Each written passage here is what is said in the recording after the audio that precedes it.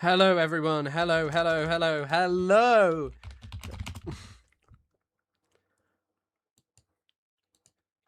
Hello, everyone and anyone and anyone and everyone. Hello, anyone and... Hello, everyone. I hope you're all good. I'm feeling so much better today. It is no longer sad Sunday. It is no longer hungover, stinky Sunday. Instead, it is Monday. Oh, I've not gone live. I know I'm live on YouTube and I know I'm live on Twitch. I'm just not live on TikTok. I was like, why is no one joining? It is no longer hungover, stinky Sunday. God, I hate the clicking noise my PC makes. Monday. Hello, Blem, and hello, Incy. I hope you're having a nice day to my supporters over on Twitch. And I know. Hello, Minifinny. Happy to hear you're perky. This is what happens when I go to bed at a reasonable time and I chill the hell out. No beers.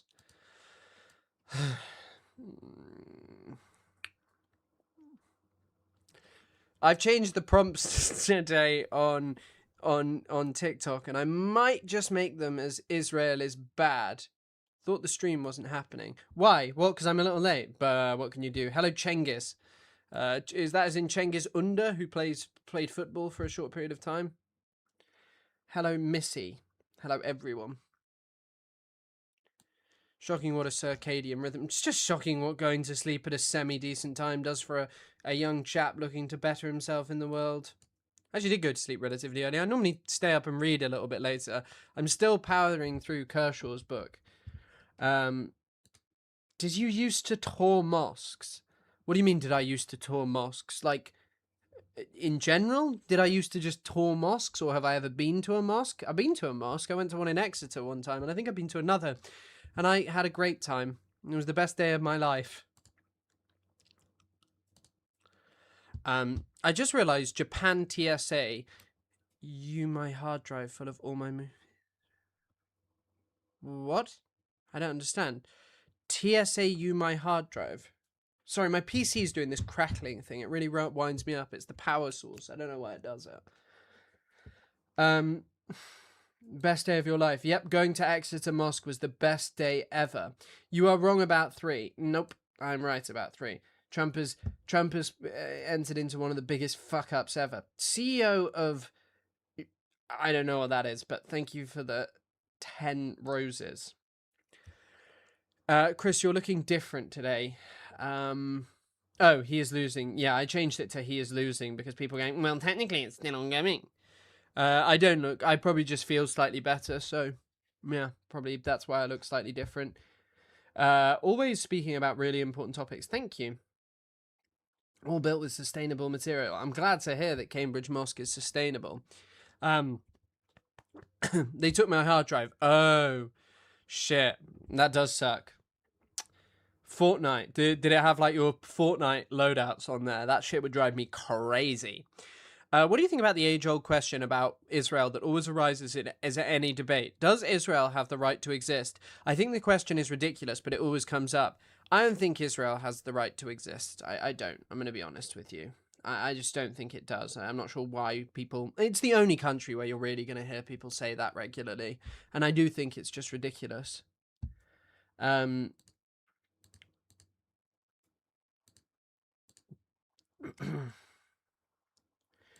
Someone requested to join, but I don't know. I'm on a blocking spree right now. I'm on a blocking. Chris is rested and it shows. Yeah, it does. You know. I'm a sleepy little guy and I feel certainly better. I'm chill, I swear.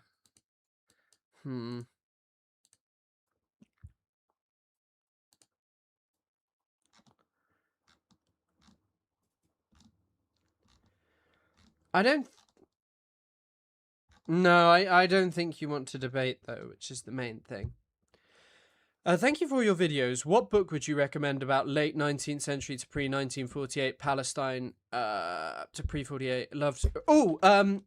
Arish Sabah Khoury Colonizing Palestine. That is a goated book that came out in recent years. Absolutely goated. Do you think Ben Gvir is LARPing or is just genuinely evil? Well, he controls the country's police and he's a politician. I don't think he'd be LARPing. I do think he's a pretty unpleasant guy, and he's pretty fucking horrible. Yeah, he's a pretty unpleasant guy. Love the new streaming schedule. I can watch in the morning. Nice, yeah, I enjoy streaming at this kind of time and then carrying on a bit later into the day. Michael Jackson. Zionism destroys Western Europe. Nah. I tend to agree with you. Woke. Okay, thank you. Thank you for saying that I'm woke. There are Israeli cafes in India, and literally one of them has strudel on offer. Indigenous strudel. What do you think about this new defense pact between Turkey, Pakistan, Saudis? I mean, I actually think it's more of a fuck you to the UAE, but maybe it amounts to nothing. I don't see it as that significant. I really don't see it as that significant. I'm pretty, yeah, I don't think it's one of the more significant things. Good morning, Chris. Side note, another earthquake hit Colombia. My family is okay, but I don't know the death count and how bad this one is compared to Venezuela. I'm sorry to hear, and I'm glad to hear your family's okay. I'm glad to hear your family's okay, yeah. But I haven't heard about this earthquake at all. Do people even know what LARPing means? I wonder that too. Live action role playing. Zionism is good. Thank you for your commentary. It's definitely not. We will always support Israel. Who is we? Because if I was to say anything, the notion that people are always supporting meine Israel Mama is just hat mir wrong. einfach erlaubt, dass meine Mama hat mir einfach erlaubt, dass ich Cola trinken darf. Jetzt zocke ich Fortnite und trinke ich Cola. Fortnite und trinke ich Cola. Yippee! God, that was hellish that played twice. I do apologize for that. Ah, shit. I think I need to delete donations off here. That is an incredibly kind donation. Thank you so much, K-Trobs. K-Trobs, keep up the good commentary, Chris. Loved watching you debate that Zionist girl. Thank you so much, and thank you for supporting the channel. Thank you for the 500 NOK. That is an incredibly kind donation, KR-Tobs. Incredibly goated. That's the donation for, like, a higher one. The problem is something is making the donations repeat, and I don't know what's causing it.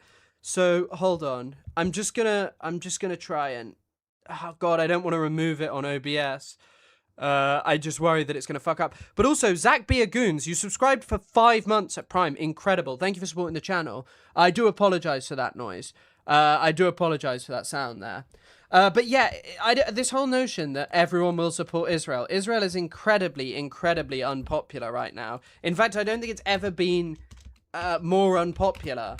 Like, throughout its history. No one bloody likes Israel. Everyone thinks it's a rubbish country, and it's well annoying. Don't remove the double labubu. Double amplified burgle. All are valid points. I love you. Thank you for letting me know that you love me. That's very kind. That's the left's propaganda for you. What's the left's propaganda?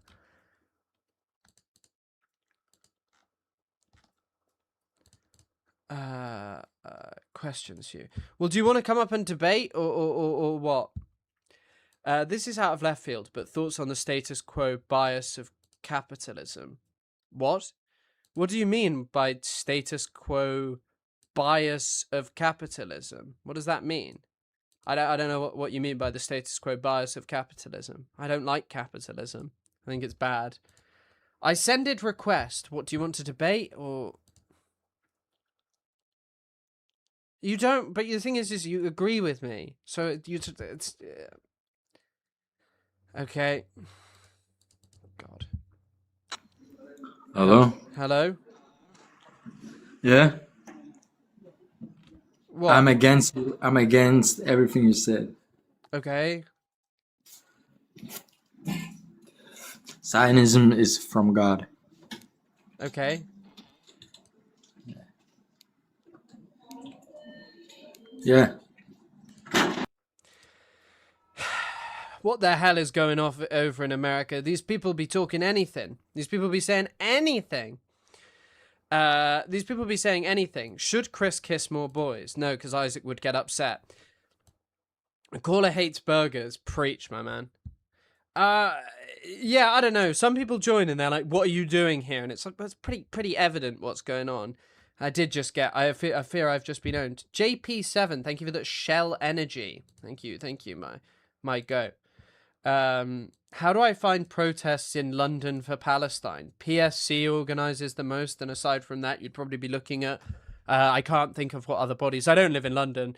There will be people you can find, but PSC are the big ones. How does it make you feel that Israel is here to stay? It makes me feel crazy because you have the craziest profile picture. Like, you're a fake AI supporter of Israel, and you also have, like, videos of Charlie Kirk talking about being a defender of the Jewish homeland. Which is crazy. Chris, you're kind of hot. What a kind word you've just said there. Thank you for supporting. Chris, how do you keep cool during the debate? So I got my fan on and the window open. Someone has just declared that I am. Yeah. Well, the thing is, you agree with me. You have to disagree with me. That's the point of the thing. No, I just looked at your contact, Zionist Chaya, and it's fucking crazy. I thought England is London. I thought England is in London. It is, I think so too. I'm pretty sure.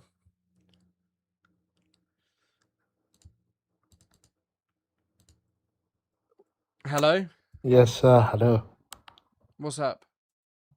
The premise that I'd like to discuss with you is I don't believe Zionism can be separated from the Old Testament, which Jews believe to be a holy scripture. I don't want to debate about religion. I don't care about the religious aspect of Zionism. But the religious aspect is one of the foundations. I mean, the person who created modern political Zionism couldn't even speak, read, or write Hebrew. He couldn't have understood it.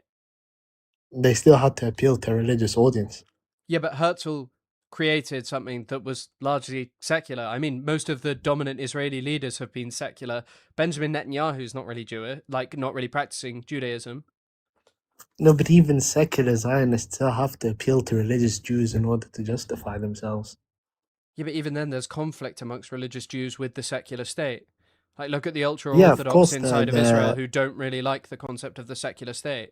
So I think this whole thing of wanting to talk about the Old Testament is just getting too specific. The religious aspect of Palestine is something to some extent that matters more than sometimes people give it credit for. But the ultimate thing is it's not the defining feature. The defining feature is a European-inspired colonial movement to go over to Palestine. Yeah, I'd say I also disagree with one thing that you said there, which is Israel being a secular state. It isn't. It is pretty secular. No, I know that there's like a blend and there is some religious stuff going on, but it is pretty secular. It's not governed by halakha law. That's the opinion of Orthodox Jewish people, that it isn't like a religious Jewish state. So it's not governed by halakhic law, but there's no formal separation between church and state. Like, there's an official rabbinate, so it's not. There's no strict separation between the church. Yeah, and but state. if you were to ask most Orthodox Jewish people, they'd tell you it's secular. Yeah, but that's from and their I'm not perspective, Orthodox Jewish, and I'm not a religious person who cares that much about scripture, so I don't really want to discuss scripture because it's not that consequential in everything. There are people, I'm sure, doing brilliant reporting on religion in Palestine, but that's not my kind of area of expertise. All right, so what's your opinion on the Israelis' claim to Lebanon? To Lebanon? Yes. Well, it's bullshit, like it's claimed to everywhere. And do you believe that Israel has a right to exist? No. And what basis? That it's premised on displacing the actual indigenous population. All right. So if I were to, obviously I'm not a supporter of Israel, but let's say somebody were to say, would you apply that same criterion to America since it was established to the same means? Yeah. And then what if somebody says that leads to a collapsing of the international system? I think a collapsing of the current international system with America as the dominant power would be a beneficial thing to the world. No, but not America only as a dominant power, America as a state. What do you mean, the collapse of America as a state? Well, like, I think America stopping being what it is currently would be a good thing. it's not only about America stopping what it is now, it's about America dismantling itself. Because just like Israel, it's established through colonialism. What? Mr. Danny is called the devil's advocate, sir. Okay. This is just very incoherent and hard to understand even what is meant by this. Some like bizarre hypotheticals. I don't even know. Hold on, let me check some of the people requesting to join. I'll check out if can you put in the chat if you want to debate me, if you want to come, if you're asking to come up. There's someone here called Truth or Liberal, which is a crazy ass name.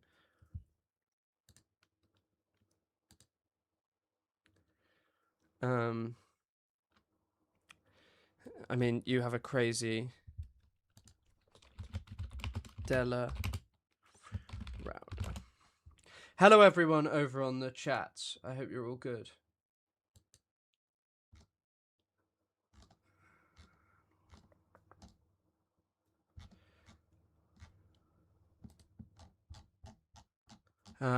No sound detected. Can I debate you? All you have to say is repugnant shit, but potentially.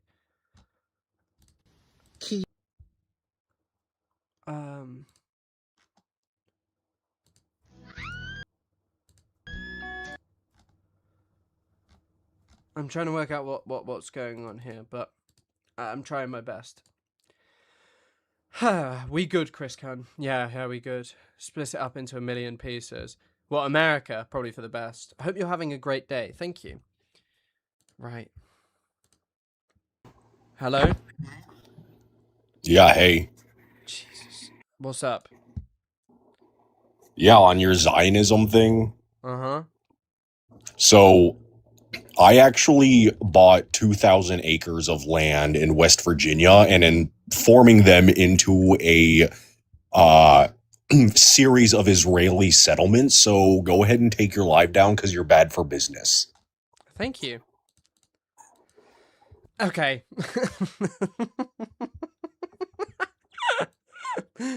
Build it and they will come. That's a nice message, but it's not very much. It's not very much a debate. It's not very much substance going on.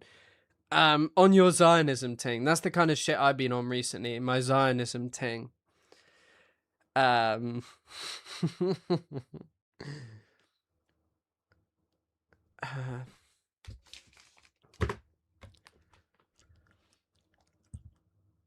What government do you like most? I prefer a 50-50 mix of capitalism and socialism. Well, I mean, unfortunately, that has not really worked very well, because eventually that capitalist government just sells off any of the beneficial things that it has from sort of like a socialist welfare state. Like, look at after the fall of the post-war consensus in Europe, things have gotten actively really fucking shit and bad in a country like the UK. Like, our rivers are just filled with shit. Chris loves Israelis. Thank you for your message. That's a very kind message. I can't debate you because I agree on all 3 points. That's nice. I'm glad to hear. I support the government of Narnia personally. Yeah, they should have persecuted Mr. Tumnus harder. That guy was creepy as fuck. He was creepy as fuck. Do you TikTok live every day? No. No, I don't. You're lagging a bit. Am I? Unstable? Am I lagging over on YouTube as well? And Twitch? Am I lagging over there, or is it good over there?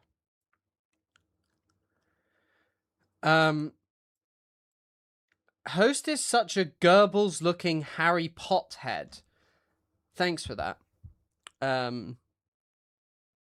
Twitch seems fine. Okay, probably just a TikTok thing. They always up to nonsense over on TikTok. I've accidentally just closed YouTube. Hold on, let me get that shit reopened. No, you're not. I'm glad to hear. The live just stopped for me for 35 seconds. Incredible. You're good on YouTube. Nice. No lag. Thank you for letting me know. Chris Rayleigh Kabutzler. Can we have a debate about C.S. Lewis? Wasn't C.S. Lewis a bit crazy? I would like to discuss with you... The motherfucking plug ringing me up. That's the motherfucking plug talk. No, that was me reconnecting to the live. Very minor lag, I think. Am I still champagne communism? We are all fuck. Chris, are you looking for a boyfriend? No, surprisingly not. Hell no. Sharia equals Arabic for law. Chris Rayleigh Kabutzler is insane. I like it. I think it's funny. Might be another TikTok update, or it's just the Zionists. I'm sure it's not. Thoughts on the IRA War of Independence? What do you mean? Like my broad thoughts? I don't think Britain should be occupying Ireland to this day. That's probably my thoughts. My government probably designates the IRA still to this day a terrorist organisation, so that obviously weighs heavy in my mind. I have a question, Chris. If you don't believe in a two-state solution, what do you do with the Israelis? Either learn to live alongside Palestinians or go. How is Zionism colonialism if Israel was gifted to the Jews? Who gifted Israel to the Jews? That's an interesting one. Now you're lagging. You've had a couple of small hiccups, but you're okay if you refresh. I don't know what's causing it. The internet shouldn't theoretically be bad, but it's probably just my fucking crap-ass internet.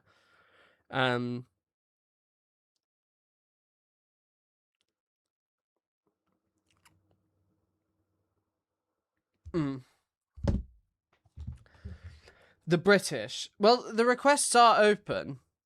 We won, lol. The requests are open. It's just there's not actually anyone requesting to debate, and you want to come up and discuss just insane stuff about like the Bible and Israel, which is not something that I have like a particularly large interest in discussing. I don't know what would have caused the internet to lag today. I did have an actual issue with my PC earlier, so hopefully it's not just giving up already.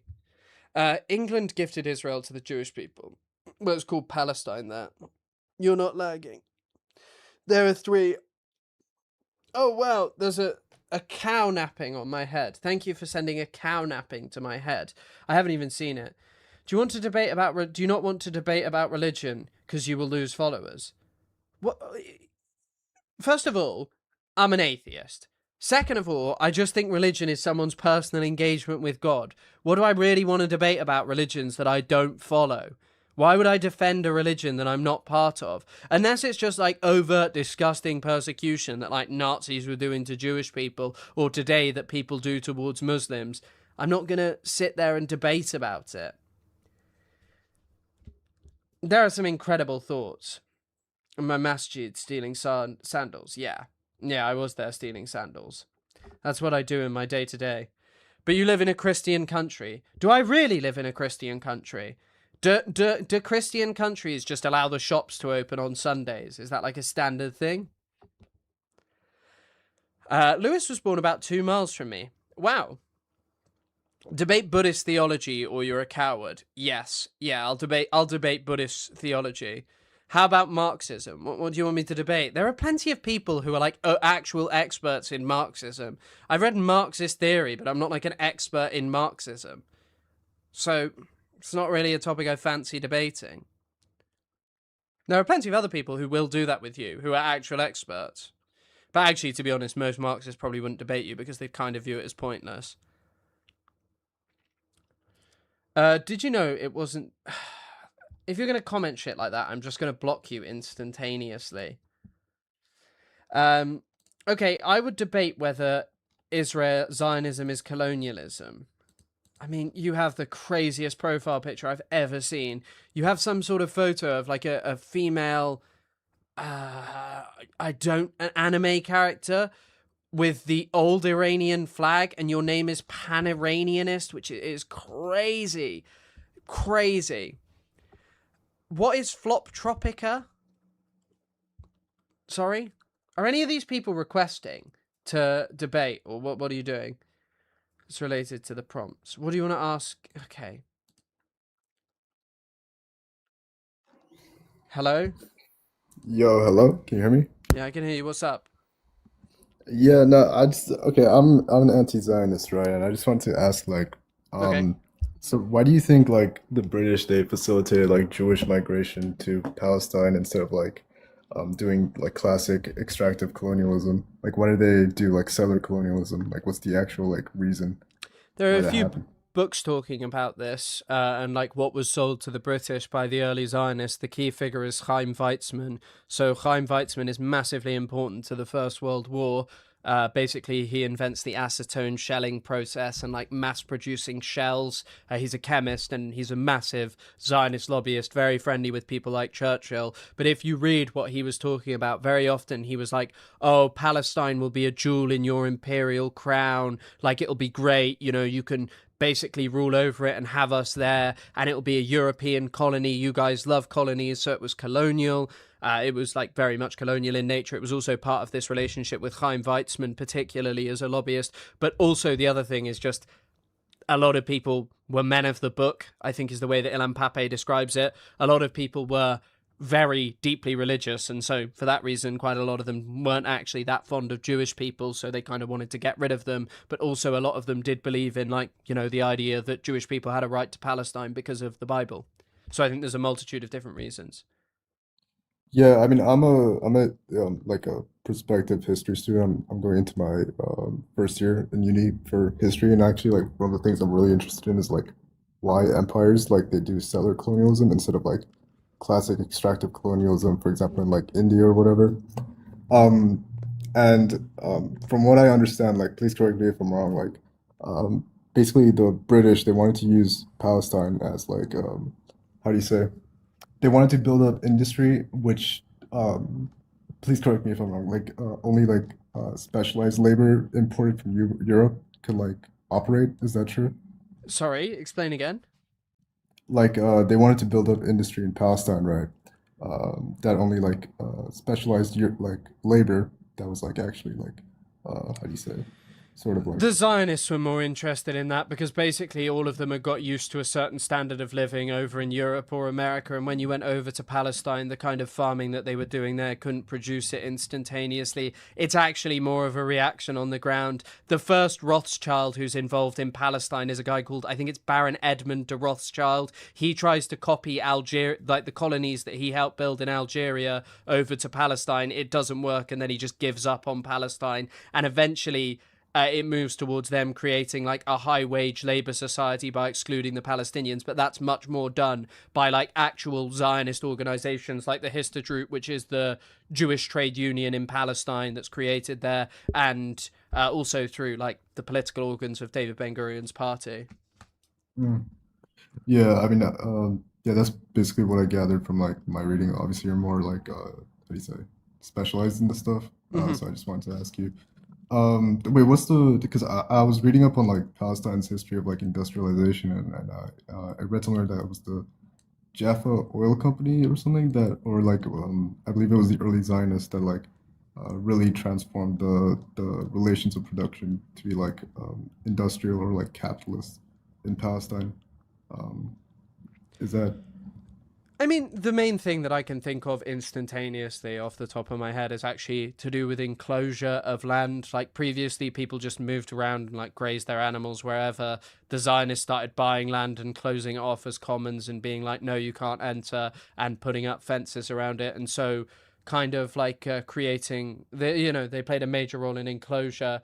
Industrialization, this is not like my area of expertise. There are plenty of people who write about this. Ghassan Kanafani has a great paper, but like there were factories and stuff in Palestine. It's just loads of them ended up collapsing as a result of Zionist immigration and the fact that the British preferentially treated them.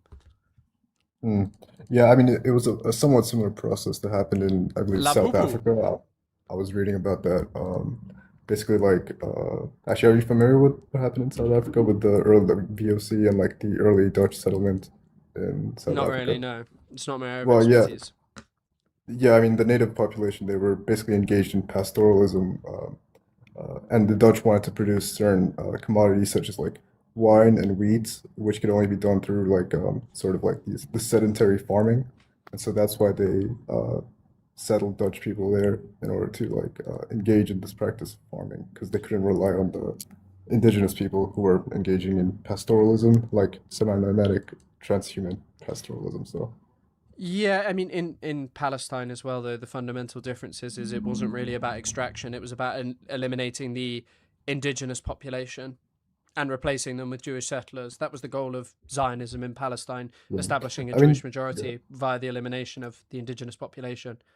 yeah, I mean, they did that to a certain extent in South Africa too, especially in the early days. But like, yeah, I mean, I just wanted to ask you about these things because this is something that I'm interested in. So, yeah, Okay. I mean, have a good one, man. You too. Thank you for coming up and asking nice questions. Intel sharing is more interesting than the debates. I tend to, yeah, potentially. Could a mod remove that, please? What? Remove what? What? Remove. What do you want removed? I don't know what you want removed. Reaction to communism and anarchism, Jewish Bund. Are you talking about Molly Crabapple's work? Thanks to the 2200 Chilean pesos, or generally the concept of the Jewish Bund.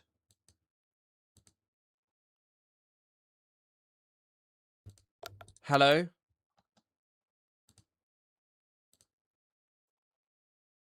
Can you hear me? I can hear you, yeah. Okay, first let's define what colonialism is. Can I ask you a question first of all? Yeah, sure. What the hell is Pan-Iranianism? Pan-Iranianism is the idea of unifying all Iranic people under a singular nation. So, like, where would you extend that out to? All the way to modern-day Kurdistan, to Tajikistan, and like Baluchistan and Pashtunistan. What about like Kurds who don't want to be part of that?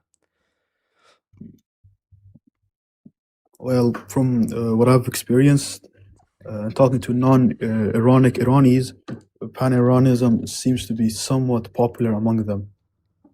Mm-hmm. Okay, that's definitely an interesting one. But sorry, what did you want to talk about? Colonialism? Yeah. Okay. So the reason why we can't say Zionism is exactly a form of colonialism is because in order for it to be a colonialist idea, the people have to have zero claim to those lands.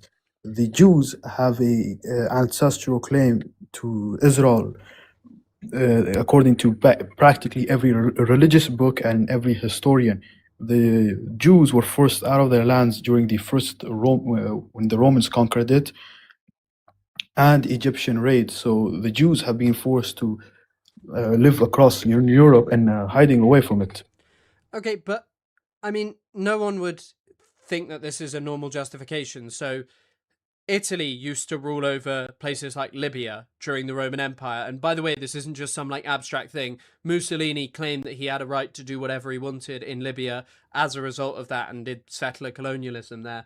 I think that the thing is as well about this 3,000-year-old history. I'm sorry, it is just, first of all, it's really not that coherent in the sense of like, this is thousands and thousands of years ago based on accounts of a couple of people who were writing at that time, like not a mass of people anyway. So those are all inflected with people's personal opinions. So kind of a bit hard to know as to whether like what the actual hard truth is. But what we can ascertain today is Zionists went over to Palestine, said they were going to do colonialism, and did do colonialism, i.e. seeking to replace the indigenous people with Jewish settlers. I mean, but the thing is, even if a few people wrote about the Jewish population, it was still the most popular of historians who wrote about the population of the Jewish people and Judea being a foundational core of modern-day Palestine, or Israel, as you would like to call it. Yeah, Judea, the concept of like that 3,000-year-old history is kind of much more in line with what was going on in Palestine prior to Zionist colonialism, because literally all of the Zionists who went there early on were like, yeah, we're European colonists going to Palestine to do colonialism. They didn't really hide it. Like, you know this, right? Like, early Zionists were openly admitting that they were colonizers. Like, they didn't hide it. They went and took the land and dispossessed the people who actually inhabited there. Based on what historical account? Because I think because the earliest time the Zionists tried a formal plea to get Palestine is when they tried to contact the Ottoman Caliph to outright buy Palestine and removing of all Ottoman debts. And I think prior to that, they were buying a bunch of lands and areas within Palestine before a Ottoman clerk took notice of it and blocked further transactions. Yeah, if I remember correctly, the Ottomans actually kicked them out because they found out that they were trying to build state institutions like banks and stuff. And David Ben-Gurion, in fact, one of the early Zionists, was removed for that. But they were colonizers, right? Like, the goal was to go there, and sure, it may have been colonization through purchase, but the whole point was to purchase small amounts of Palestine, remove the Palestinian inhabitants from the area, and continually expanding and expect legitimization from the international community so they could continually eliminate the problem of Palestine, which was the Palestinian people actually inhabiting there. Well, first of all, a lot of the Palestinians were not originally inhabitants of that land. A small minority were the original inhabitants, but once the Arabs conquered it in the 6th and 7th century, and then the Ottoman conquers and all the other conquests, there was massive migrations towards Jerusalem as it was seen as a holy site. So we can't really say the Palestinians were the original inhabitants because only a minority of them.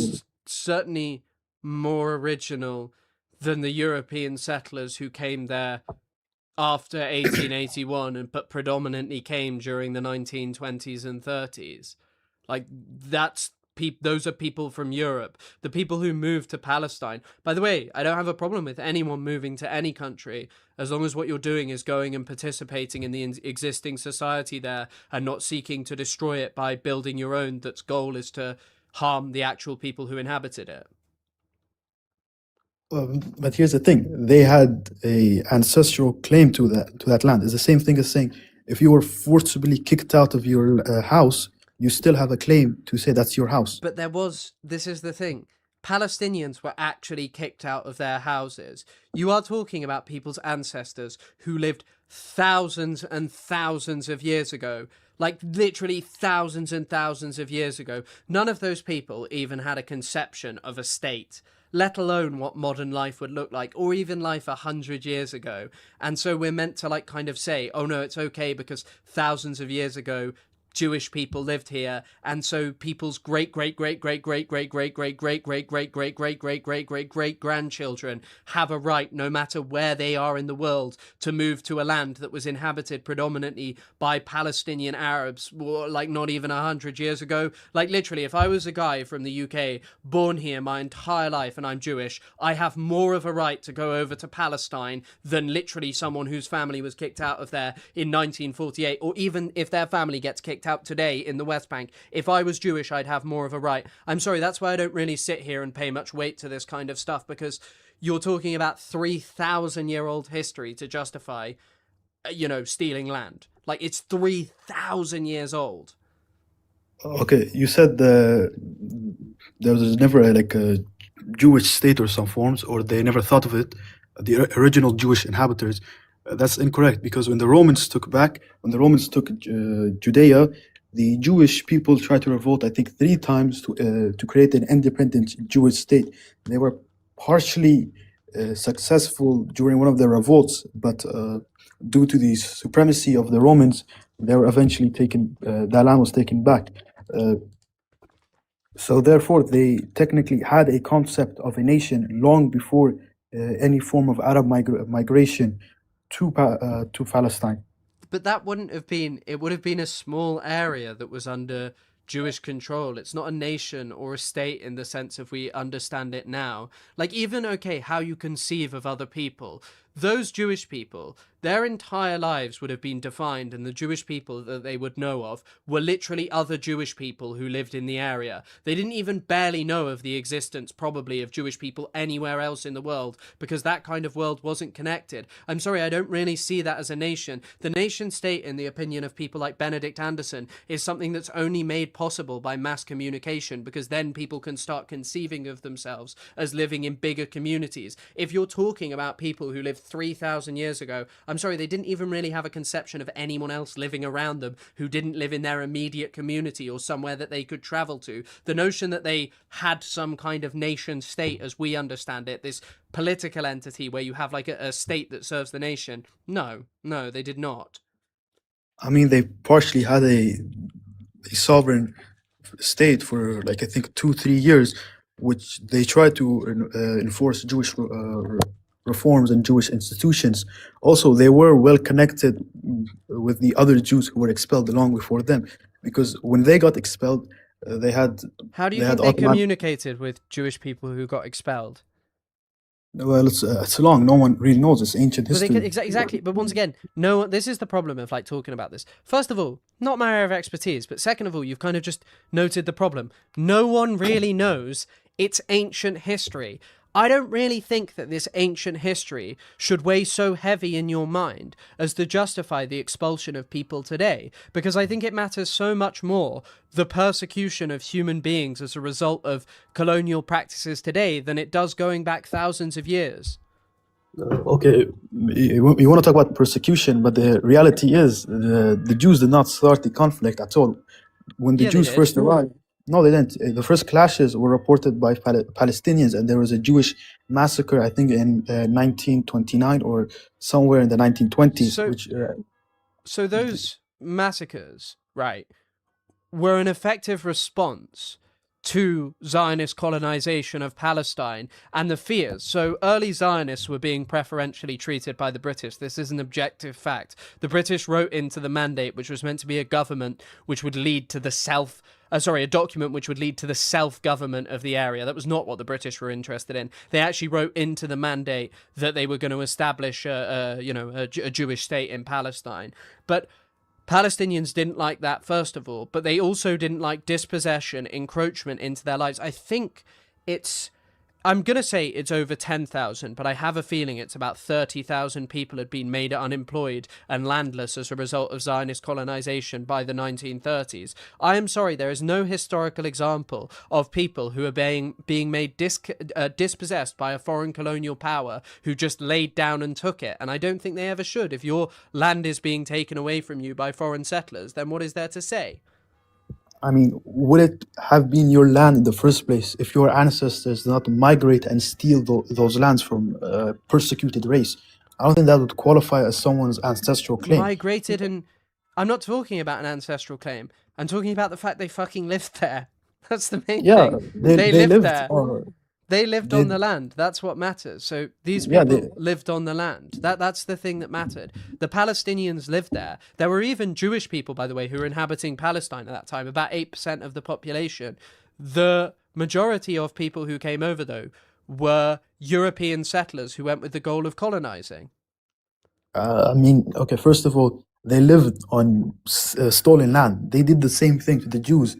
I don't think they should complain about the Jews. But fundamentally, stolen land from people thousands and thousands of years ago versus active land being thieved from Palestinians by foreign colonial powers now. I wouldn't say it's foreign colonial powers. They still had a link to those lands. It's like if someone stole your grandfather's car, you can still press charges for him, even though it's not directly. Yeah, but if someone stole your if someone's great, like great times maybe a couple of hundred grandfather's car, if someone else's grandfather did that to your great-great-great-grandfather, you couldn't really prosecute them because it's thousands and thousands of years ago, and who knows if they actually stole the car because it's based on very shaky information as to whether the car got stolen. Whereas Palestinians actually had their homes, like literal homes, by the way. Jewish settlers, with the help of their military, kicked Palestinians out of their homes, and they took everything in the homes. They took pets, pots, pans, clothing, family photo albums, everything taken from Palestinians, and yet I'm meant to weigh heavy 3,000-year-old history to justify theft? I mean, it's not necessarily 3,000 years of history. It depends when we start the year, because there was multiple waves of Arabs coming in and replacing and taking. The Arabs, they came in and started taking away Jewish properties and Jewish lands. How can you justify them? During the 7th century, the Arab conquest, the Arabs seized majority Christian and Jewish lands. How can the Jews not complain about the Arabs taking away their lands and then thousands of years ago, that would have been, I would like, if that was happening today, yeah, I'd perceive that as immoral, unjust, wrong, and unacceptable. But I'm thinking about that through the lens of rights and opinions on the world that were created largely after the Second World War. So we're talking about two completely different time periods. So yeah, it was wrong back then, but post Second World War, it's even more wrong because there's meant to be all of these international laws and guarantees that prevent this kind of thing from being done to people. Okay, but also when Israel declared independence, they also accepted a two-state solution, which the Arabs completely rejected and invaded Israel afterwards. So even if the Arabs were displeased upon the arrival of the new Jews, they still had, I think the UN proposal still gave them majority of the lands within Palestine or Israel, which they tried to forcefully make it 100%. Do you care about Mossadegh in Iran at all? I don't know what your opinions are. I believe he was a bit ahead of his time. He tried to push reforms, which Iran wasn't kind of ready for it. But the thing is he made a decision based on popular support from Iranians and a popular mandate to do something. If he hadn't done that, then Iran probably wouldn't have ended up down the path with an illegitimate monarchy of the Shah coming to power and having totalitarian power that he was never really capable of holding on to, and then eventually you get the Islamic Revolution. So is it the Shah's fault that foreign colonial power... is it Mossadegh's fault for doing something that foreign colonial powers enforced something on him? Because in the case of Palestinians, they had every right to reject foreign people, foreign settlers coming and carving up half their country when they didn't own most of that, when the only reason they'd been able to do it was because of a foreign colonial power.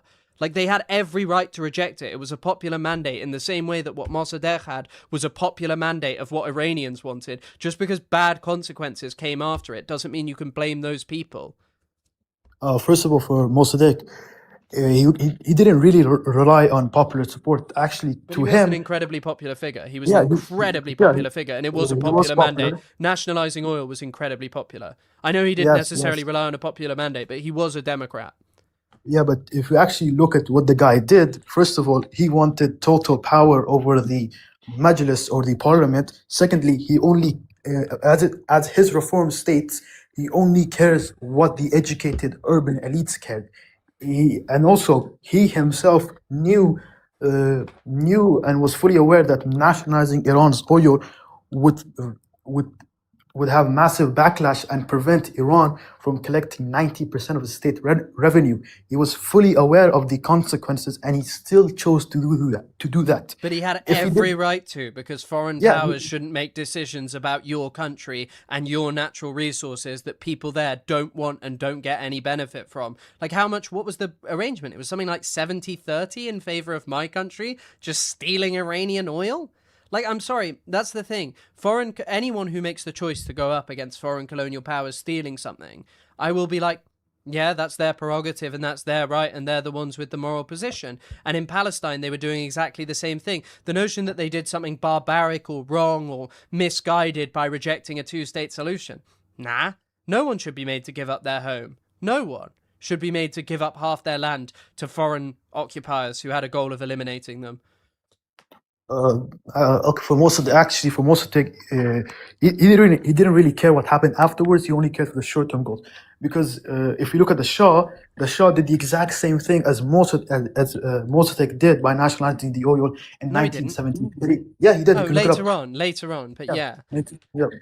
He did the same thing as Mossadegh, but because he played it like a statesman, because he played it according to the geopolitics, and he was aware of the consequences and negatives, his decision was beneficial to Iran versus... Yeah, but he was that guy was such a bad ruler that he lost his power. He was so shit. What wrongs did he do? Are you aware that... He was so rubbish. He was crap. As in, like, what he did he do that was little bad? pathetic baby, and he lost his power. He was so out of touch with the people that he was shocked when people protested on the street. He didn't even... people around him were scared to give him bad news because he was a weak little crybaby. Are you sure of that? Because he was fully aware of the protests in Tehran. As a matter of fact, crybaby. You can look this up. A general of his said, "Let's just shoot all of Tehran, and we can kill all the protesters." The Shah said, "No, if this is what my people want, what they will get." He left Tehran in a helicopter, and he gave power to the new regime. And the revolution did not happen of the local people, nor did it happen because of the religious people. It happened because of socialists, communists, and liberal. It was genuinely political one of the groups. most like popular revolutions of the 20th century.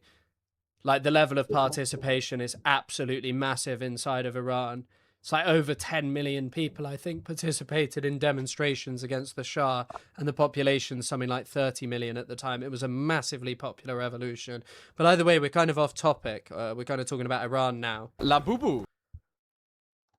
Rather than Israel. Still, but still, if you had a house, let's say, not once was it stolen from you, but 4 times in a row from 4 different foreign powers was stolen, and then the fifth foreign power comes in and says, "No, this is my people's land. This is my people's land because of new laws, new legislations, new international codes, and it ceases to be your land." La Would you Boubou. accept that?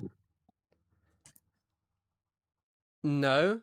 If So, people so why thieve my do, land. so why should the Jews accept that? Because their claim is from thousands of years ago, and the prerequisite of it is mass displacement of Palestinians. No, to this day, Israel allows Palestinians to become Israeli citizens. No, it And doesn't. yeah, it does. You can look this up. No, And it also, doesn't. Where does it allow them to become Israeli citizens?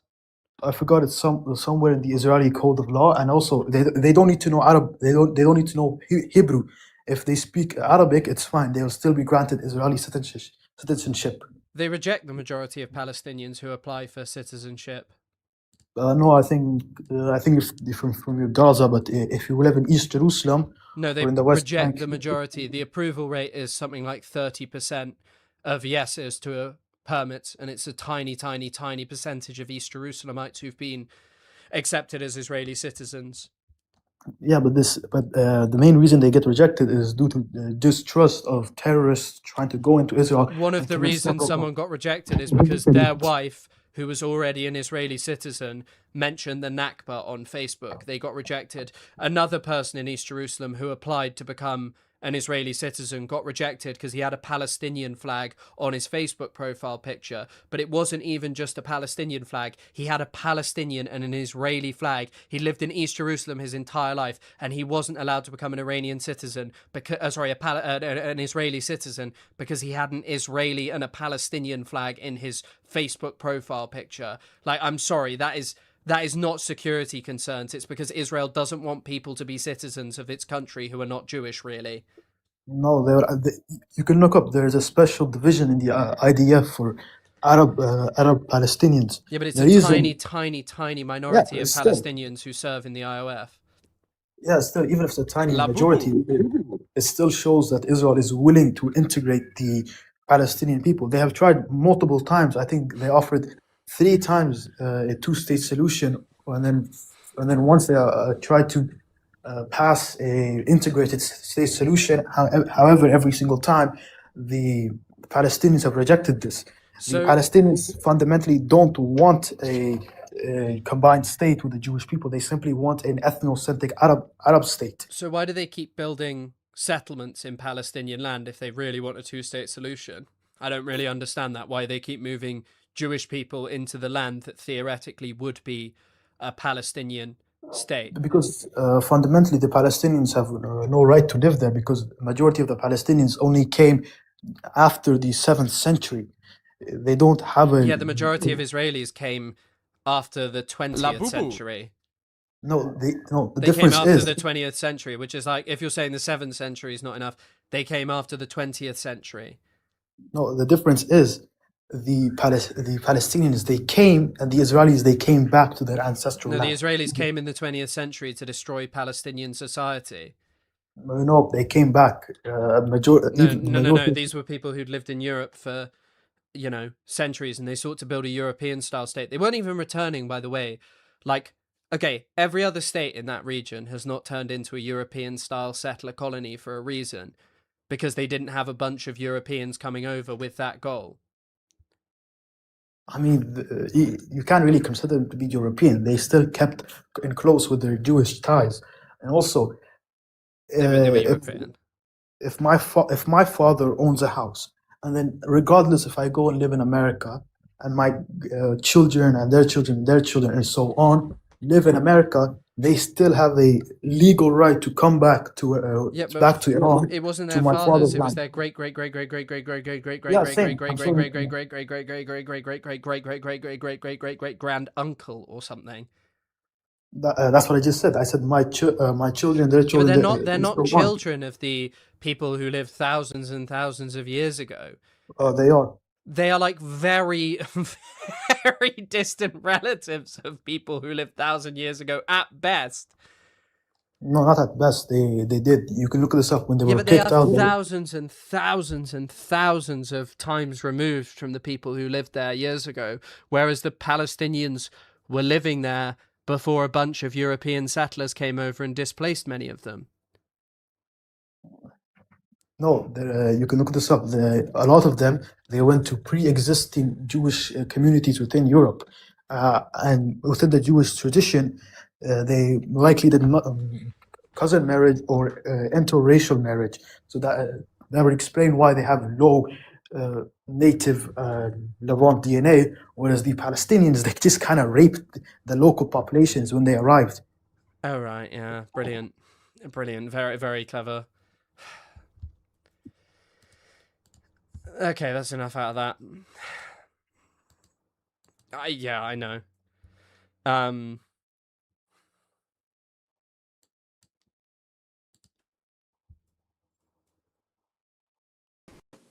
Hello? Yeah, how's it going? It's fine, what's up? How's the obsession going? It's fine, what's up? At this point, I think you're just being paid. I mean, the fact that you have the cardron to continue on a daily basis, you're just being paid. Okay, that's a brilliant insight. Thank you. Is that correct? Thank you. It's very, very genius, Mark. Thanks for your thoughts. The funny thing is like, if you're talking about being paid, we literally had someone admit on here the other day, that opinionated girl, that she actively does get paid to go on trips to Israel. Also, you said that the callers are a bit loud. I'm just fiddling with the sound a little bit. Don't worry, guys. It should be better now. Let me up. Let me have a look at your profile. You just post about Sweden. We don't like Sweden up in here. No, I'm joking. I have no problem with Sweden.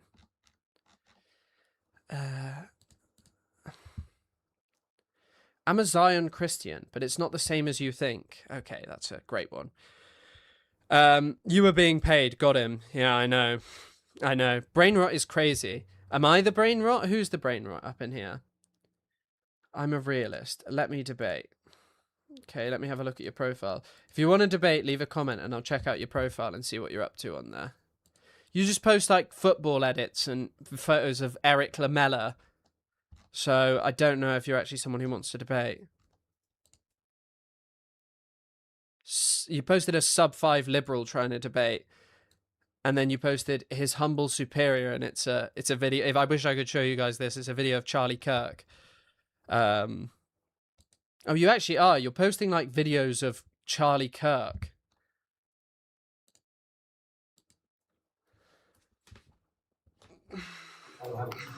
Hello? Hello? Yo, What's up?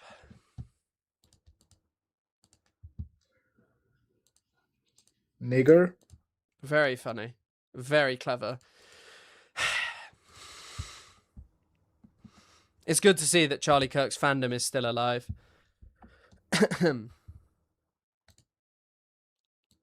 Okay. I feel like you're more likely. It's very good to know that fans of Charlie Kirk are keeping his repugnant little racist ideology alive.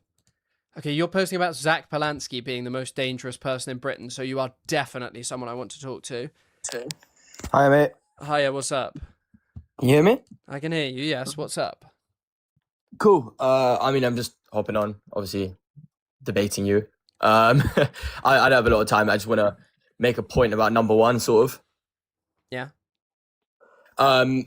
In terms of Zionism is bad, obviously we can agree on the fact that Zionism is the collective right for the Jewish people to have a homeland, correct? Yeah, in Palestine. Okay. And that's bad. Okay. So where do you want Jews to live then? I think that they should live in societies where there are already millions of Jewish people living. They can even live in Palestine, by the way. They just have to live alongside Palestinians and not have an ethno-state. Okay, fine. So in societies where lots of Jews are living, so like the UK or USA or Italy, France, right? Mm-hmm. So take France for an example. With rising anti-Semitism in France, Okay. Lots of terrorist attacks in synagogues. What's like happening as rising anti-Semitism?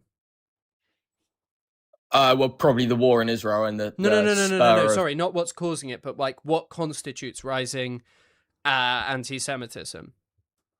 I would say rising attacks on Jewish places of worships and just Jewish people because of their identity.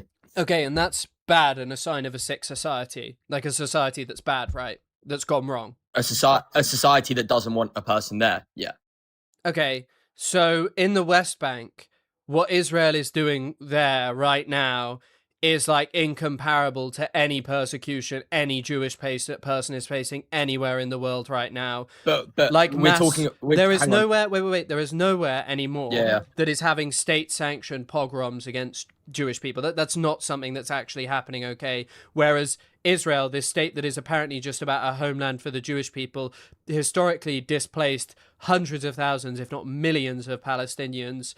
Now, right now in the West Bank, there are gangs of thugs who are basically given weaponry by the Israeli government, who have ministers that represent them, which are going on campaigns in the West Bank of just burning people's property, murdering people, doing the most heinous shit imaginable. And, you know, you're telling me that, like, oh my God, you know, Jewish people can't exist in these societies. What are Palestinians meant to do? It's pretty evident that Israel has created a society that is inhospitable for them.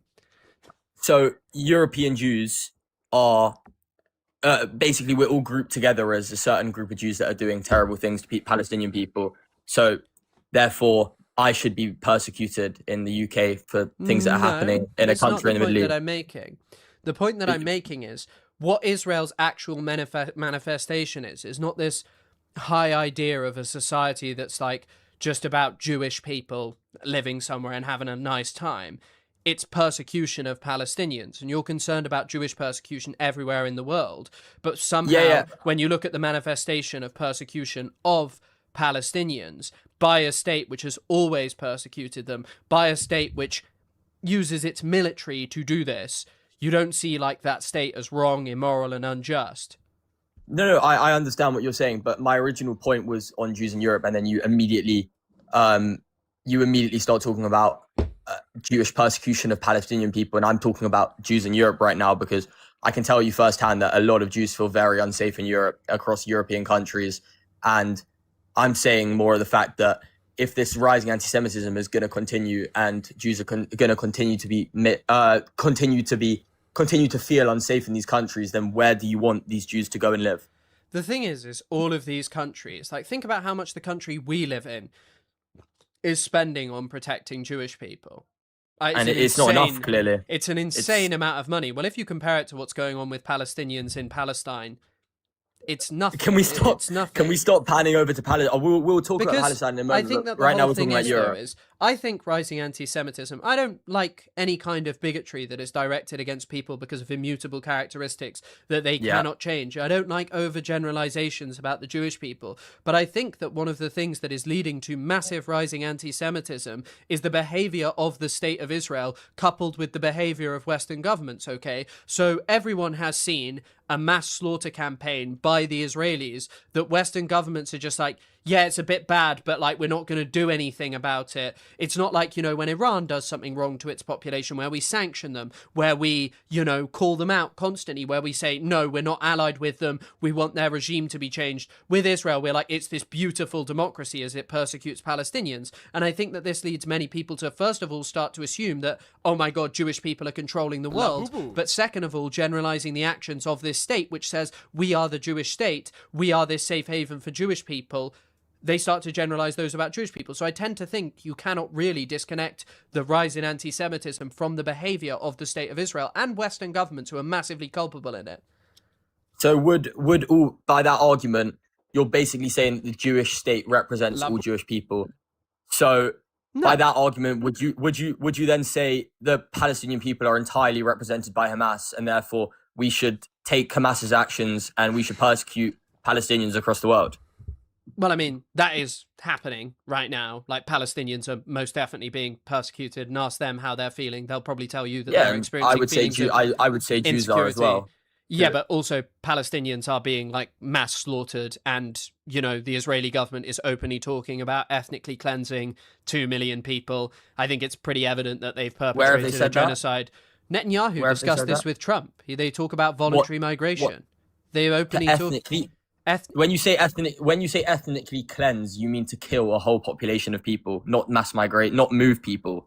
Well, if you've bombed basically all of the social fabric of a place, if you've killed scores and scores of people and wounded even more, you've destroyed their hospitals, schools, education, water, sanitation, you allow rats to overtake their society, you fill it with sewage and garbage that you don't let be removed. That's not ethnic cleansing. That is a genocidal assault to eliminate a people. It's not just moving people around. These hospitals, schools that you're talking about are unfortunately occupied by their head of state, who uses them to launch rockets into Israel from. So how do you recommend Israel to go about this and take out these hotspots of things that are going to basically try and kill their people? How would you operate that? What? How would I operate? Well, I think that the major point of contention comes from the fact of Israel's treatment of Palestinians, I'd probably take a look in the mirror. Israel's treatment, but I'm talking about. Okay, so let's say I bullied someone every single day, and that person hit me, and my reflection was like, right, I need to go blow up his house because he's hit me. That's dumb.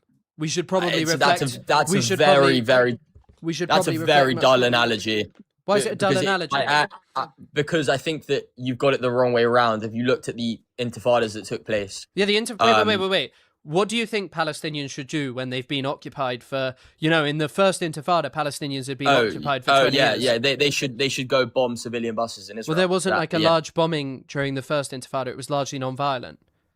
What about second intifada? The second intifada was more militarized, but look at how the Israelis treated Palestinians. About 4,000, four times as many Palestinians were killed. In Jenin, Israelis committed mass war crimes. They destroyed central parts of Jenin. They displaced huge amounts of people. They used massive amounts of torture. Because Israel developed a doctrine, which I think maybe began, I think it is older than this. Some people say it's Dahiyya, but I think it actually began in the in the invasion of Lebanon in 1982, I think Israel came to the conclusion that the only way that you can defeat militant resistance from occupied people is by targeting their support base, which is just civilians, and also just destroying a society and making life impossible for them. And so I think Israel goes on mass killing campaigns as a result of that. I think that all of those bold claims that you made at the start, Israel has never really been able to prove those massively. Israel has never proved them in the way that it has claimed. It uploaded AI-generated videos of alleged terror bunkers beneath the Al-Shifa hospital, something that it was never able to reproduce with actual footage. Where's that been proved? Where's that been proved that it was AI? Those videos? Because they used drones and they flew them into the tunnels underneath those hospitals. Well, such as the European hospital. Wait. Even in the where they flew that under, you know, there's a bunch of cuts in that video. And if you look at the area that Israel bombed, it was absolutely massive. So the area Israel bombed was absolutely massive. It's real. Well, the thing is, though, is you would think if someone was hiding under a hospital and you could just fly a drone down there and you would find them directly under the hospital, why would you need a cut in the video? because maybe the video was extensively long and they needed to But then cut it people for would purposes say, of Twitter. well, no, your video, it's got cuts in it. If you could directly prove that that person was under the hospital, why would you just not have any cuts in your video, fly your drone down a very short distance and find it? Because that's not that hard. People are doing crazy shit with drones. They're making them do backflips and blowing up Israeli soldiers, I've heard. Just look at the beginning of the video then before the cut, if you really want to. Well, the beginning of the video, before it even goes down the hole, that video has a cut in it. But what are you implying that the cut has changed? I'm implying that what the cut has changed is that there is a tunnel running underneath the hospital, no doubt. Yes, but what Israel there's a tunnel running across the whole of the Gaza What Israel Strip. claimed is that there is... Well, yes, exactly. Gaza is an incredibly densely populated area, so, tunnels are probably going to run under. But what Israel claimed is that it's unfortunate that they don't let their citizens. What Israel claimed was that there were humongous terror bunkers under hospitals and that they were all used as military command centers. Israel never proved that once. What were they used for then? Hospitals.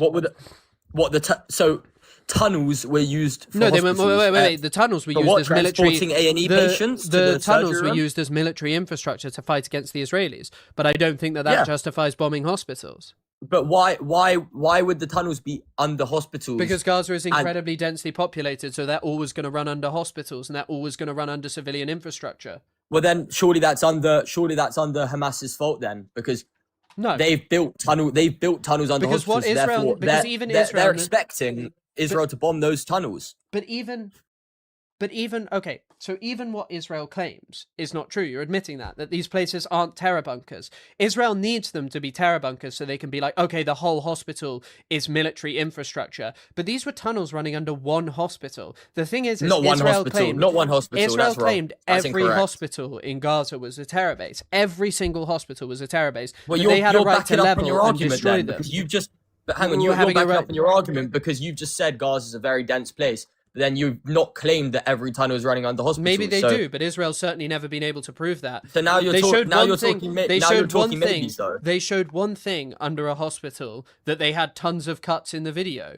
So who knows whether they're telling the truth? Are you still talking about cuts as if Israel is really fighting a war against Gaza and Lebanon right now and they're focused on cutting their videos? I really don't think they care about public opinion at the moment. If you're seeking to prove that there is, undeniable evidence of a base under a hospital, you wouldn't need to cut your video to fly a drone a few meters to show that directly under a hospital there are tunnels.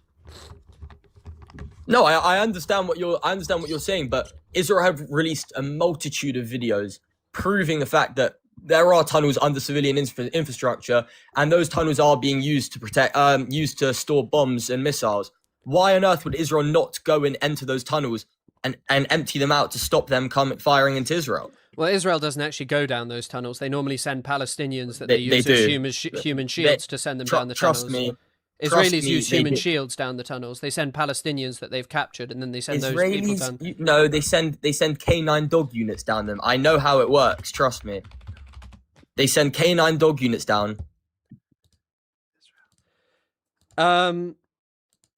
No, they send Palestinians that they use as human shields down there.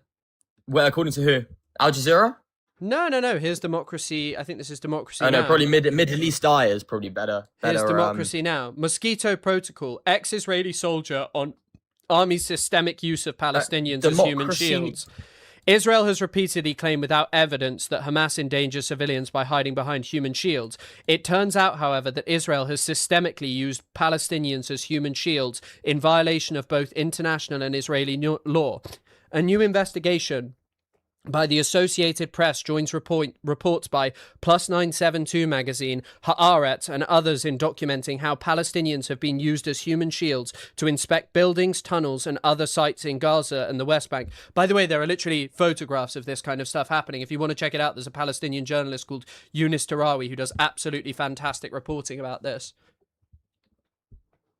There you go. What? Use a neutral source. But the whole thing is use a neutral source. What's a neutral source to you?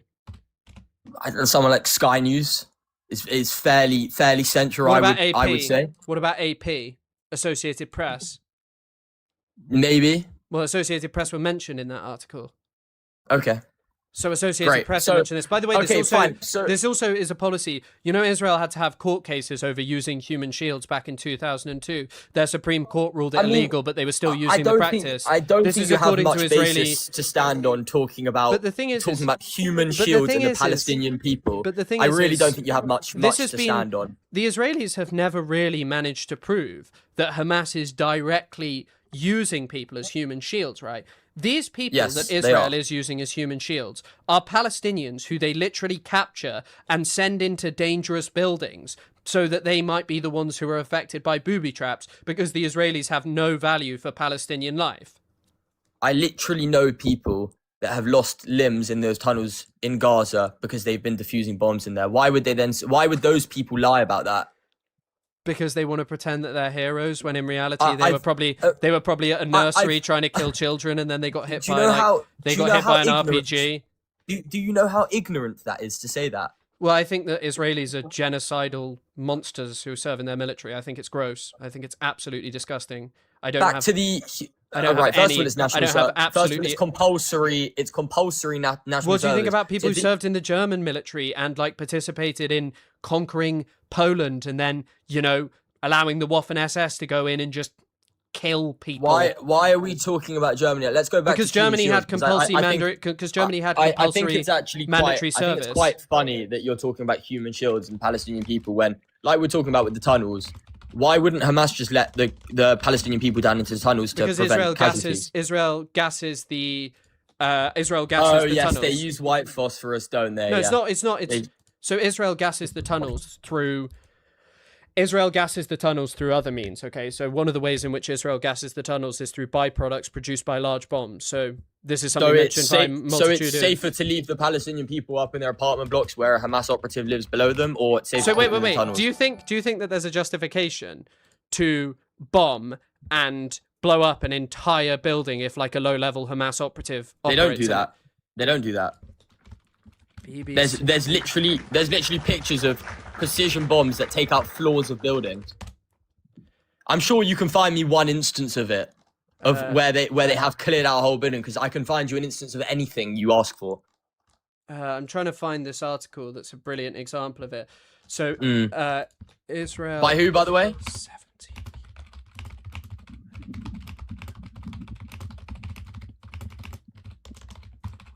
I think it's by the BBC. Oh, brilliant. If you think the BBC is anti-Semitic, you are genuinely not like. Oh my word, are you joking me? Do you know who the BBC are funded by? Who? Just they get a ton of Qatari money into them. They're also, the online section is edited by a guy called Rafi Berg, who has a signed picture of from Netanyahu in his office. And who is this this article published by, may I ask? I'm trying to find it. I actually can't find this article. I've shown it so many times though. No, it's probably not there, mate. No, it definitely exists. I actually cannot find this article for the life of me. I've mentioned it before though. It might have been taken down because it's probably unverifiable. No, it was definitely true. I can't find it. I've shown it where on is stream it? multiple times. It's from the BBC. It's just hard to find. Israel. I'm not an IDF member. I live in the UK. Killed in building were Hezbollah.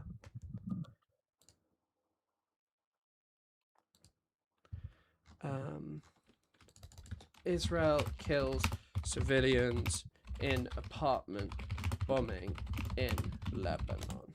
I forgot you didn't actually answer my question of where you want Jews to live. They should live in Palestine, but alongside Palestinians, or they should live in the countries that. Who should govern the state? Who should govern the state? Whoever the people who actually live there decide. Would you say that Israelis have a right to vote in that if there was a two-state solution? I think ones who haven't committed. I don't think there should be a two-state solution. I think Israel is. There we go. I think so Israel has should ruined just be a sub-state of Palestine, right? So we should just reverse the roles, and the Palestinians should be able to just at least settle on Israel. At least you admit that the No, I don't Palestinians are agree- a sub-state of the Israelis. I don't agree. I don't agree with the settlers. I don't agree with But that. the thing is the Israeli government and those soldiers who you're like valorizing and saying that I can't make jokes out of because they're such amazing people are literally the ones who protect Israeli settlers in the West Bank. But a lot of people around the world think that what the IDF are doing is fine. A lot of people think Yeah, that. but the majority of people in the world don't. Oh, so because the majority of people in the world think that the IDF are monsters, it's fine that someone's got their limbs taken off by a Palestinian bomb. Well, no, that's not what makes it fine. The actions of the Israeli state in terms of going into Palestinian land and ethnically cleansing them and mass killing them is the major problem. How are they ethnically I'm going to say how are they ethnically cleansing, but you'll have a million examples, which I can probably disprove a lot of them. But anyway, what I was saying is I just don't like this term of genocide, because what they're trying to do is they're trying to take out Hamas operatives so they don't have another October 7th. 11 cabinet members and 15 coalition members of the Knesset went to an organization in 2024 that was calling for voluntary migration of Palestinians. To where? Egypt. They won't take them in Egypt. Why? So is that okay? That they were calling for voluntary migration? Why won't the Egyptians take the Palestinians? So was it okay that they were going to do voluntary migration? What, to move them out of a war zone? Well, they're not talking about a war zone. There's a ceasefire, and yet they're still talking about it. There's never a ceasefire there. Both sides are constantly firing off. When was the last time that Hamas killed an Israeli soldier?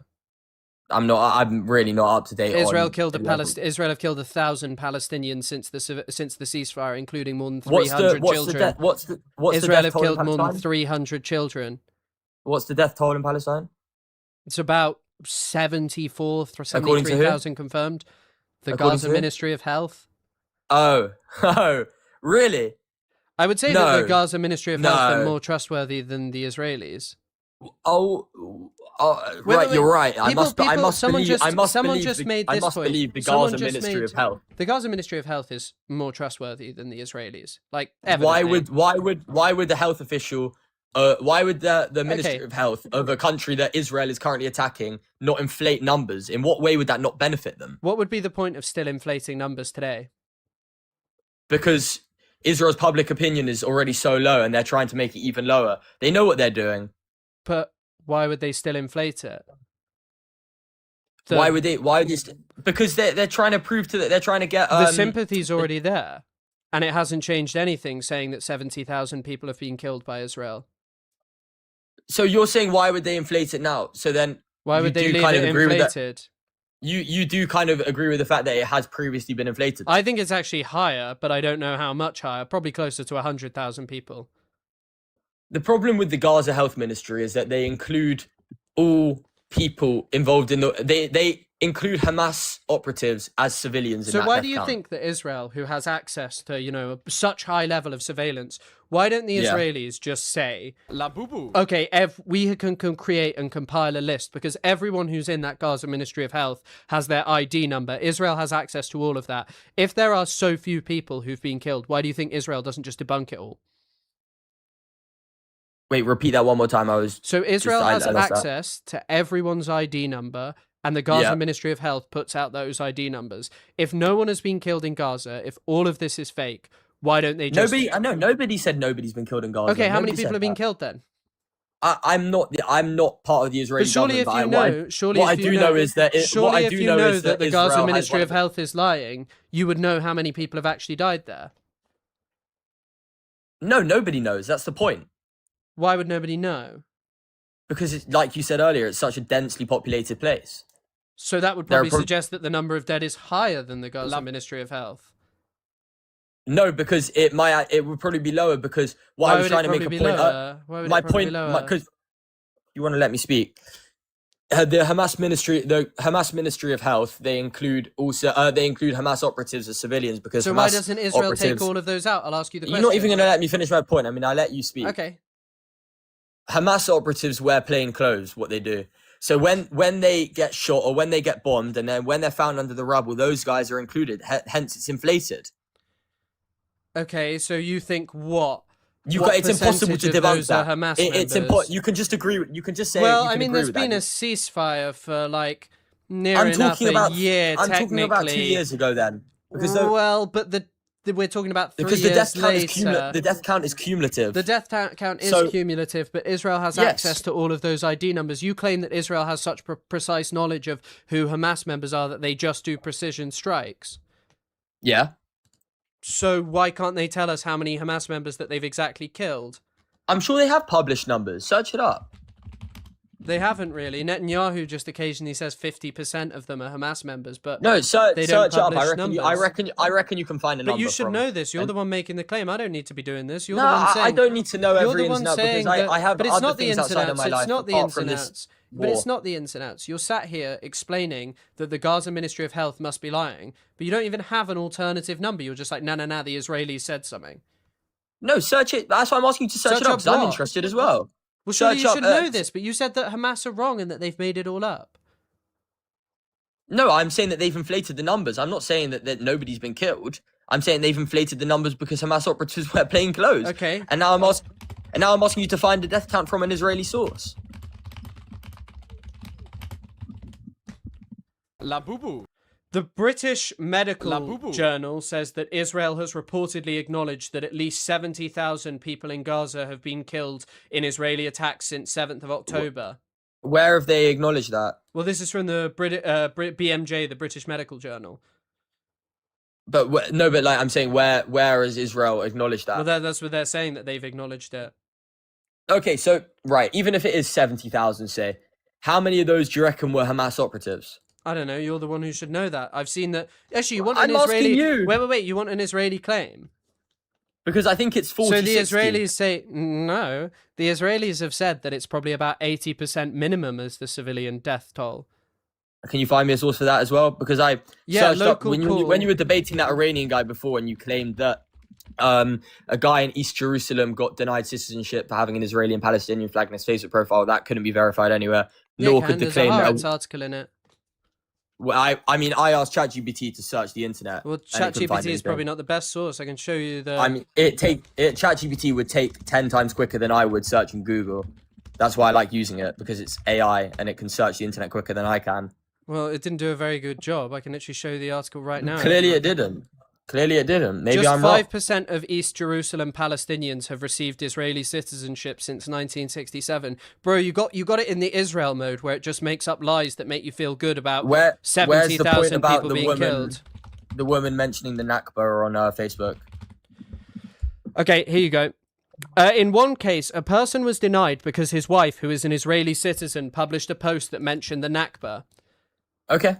That's from... Fair enough. Oh, that's just a Haaretz link. And the other one says here, another person was denied because their social media profile photo showed a Palestinian flag, even though there was an Israeli flag alongside it. That's fine. That's fine. I was interested on that. I don't know why the comments are like blaming me for using ChatGPT as if they don't all use it for their daily life. Because it's shit for doing research? Yeah, well, I mean, I was on my phone and it was about 5 minutes before I joined this call and I just wanted to quickly see what it said. 972, Israel, 80% civilians. Yeah, here you go. I'll show you this. So, you were venerating Israeli soldiers earlier, so here you go. Israeli army database suggests at least 83% of Gaza dead were civilians. Classified intelligence from May reveals Israel believed it had killed some 8,900 militants in its attacks on Gaza, indicating a proportion of civilian slaughter with few parallels in modern warfare, a joint investigation finds.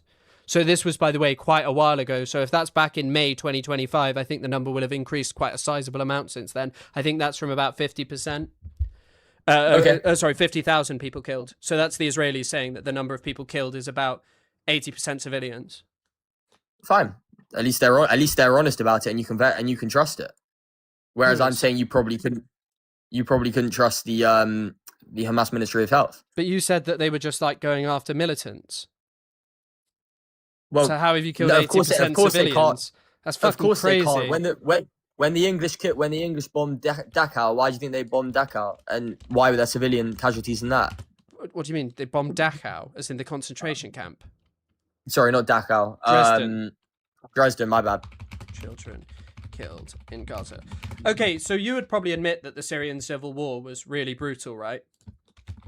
Yeah, it was. What the recent one? Yeah. When was it? Last year or 2 years ago? Yeah. No, this was the one that lasted for 13, 14 years, okay? I'm not too educated on that. Okay, well, let's just compare this to Gaza, okay? So this is 14 years of war inside of Syria that includes Russian bombing campaigns, the Islamic State, other unnamed parties, the Syrian National Army. Oh, this was when the Islamic State were in control. Hayat Tahrir al-Sham, then other militant Islamist groups, okay?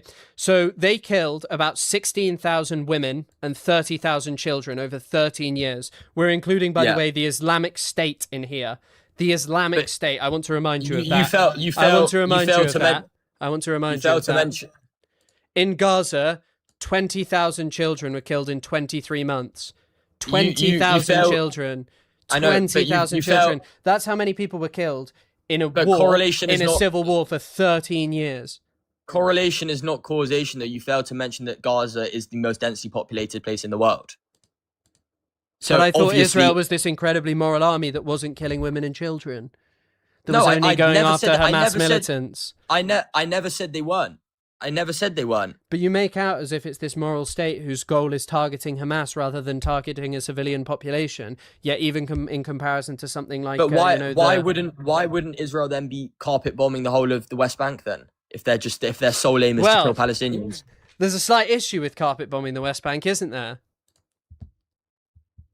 What, because of the settlers, you're going to say? Yeah, there's like 700,000 Israelis who live there. What about in cities like Hebron or Nazareth? Well, they just carry out massive military operations there where they arrest and then torture scores and scores of Palestinians. If they were trying to ethnically cleanse or commit a genocide, why wouldn't they just bomb the whole place instead of... Because I think what Israel prefers to do to prevent mass international... Like, it's pretty evident Israel cares about its international image, right? You admit that.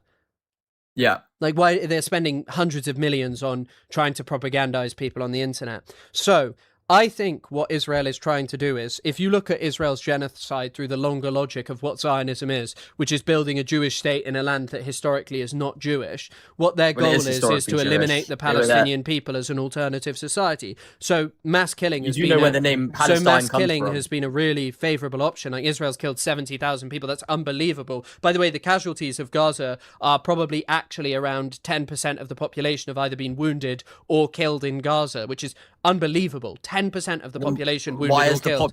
Why has the population risen in Gaza? It doesn't matter whether a population rises for genocide as well. Why? But what Israel is planning... The Jewish population decreased during the Holocaust. What Israel is planning on doing is expelling the Palestinian population. So they've actually targeted civilian areas. They've bulldozed people's homes. I'll ask you a question in response. Why do you think it is that Israel has completely wiped certain areas from the map? Places like Rafah, places like Khan Yunis, places in northern Gaza, just gone. Jabalia, wiped away. Why do you think it did that? Because in northern Gaza, they're closer to cities like Ashdod and Ashkelon, where they can send missiles over. But if they're so capable of doing this targeted operation where they're only just like targeting Hamas, why do you think that they wiped this away with bulldozers and stuff and just destroyed everything that people had there? To try and disrupt the Palestinian people. Disrupt them, why? From creating another terrorist attack like October the 7th. But the thing is that they're also evidently doing it so they can ethnically cleanse millions of people. Because the other thing that Israel has done... The point of ethnically cleansing isn't true, though, because the population of Gaza has risen since October the 7th. They're very evidently trying to expel around 2 million people. Like, this was openly discussed with...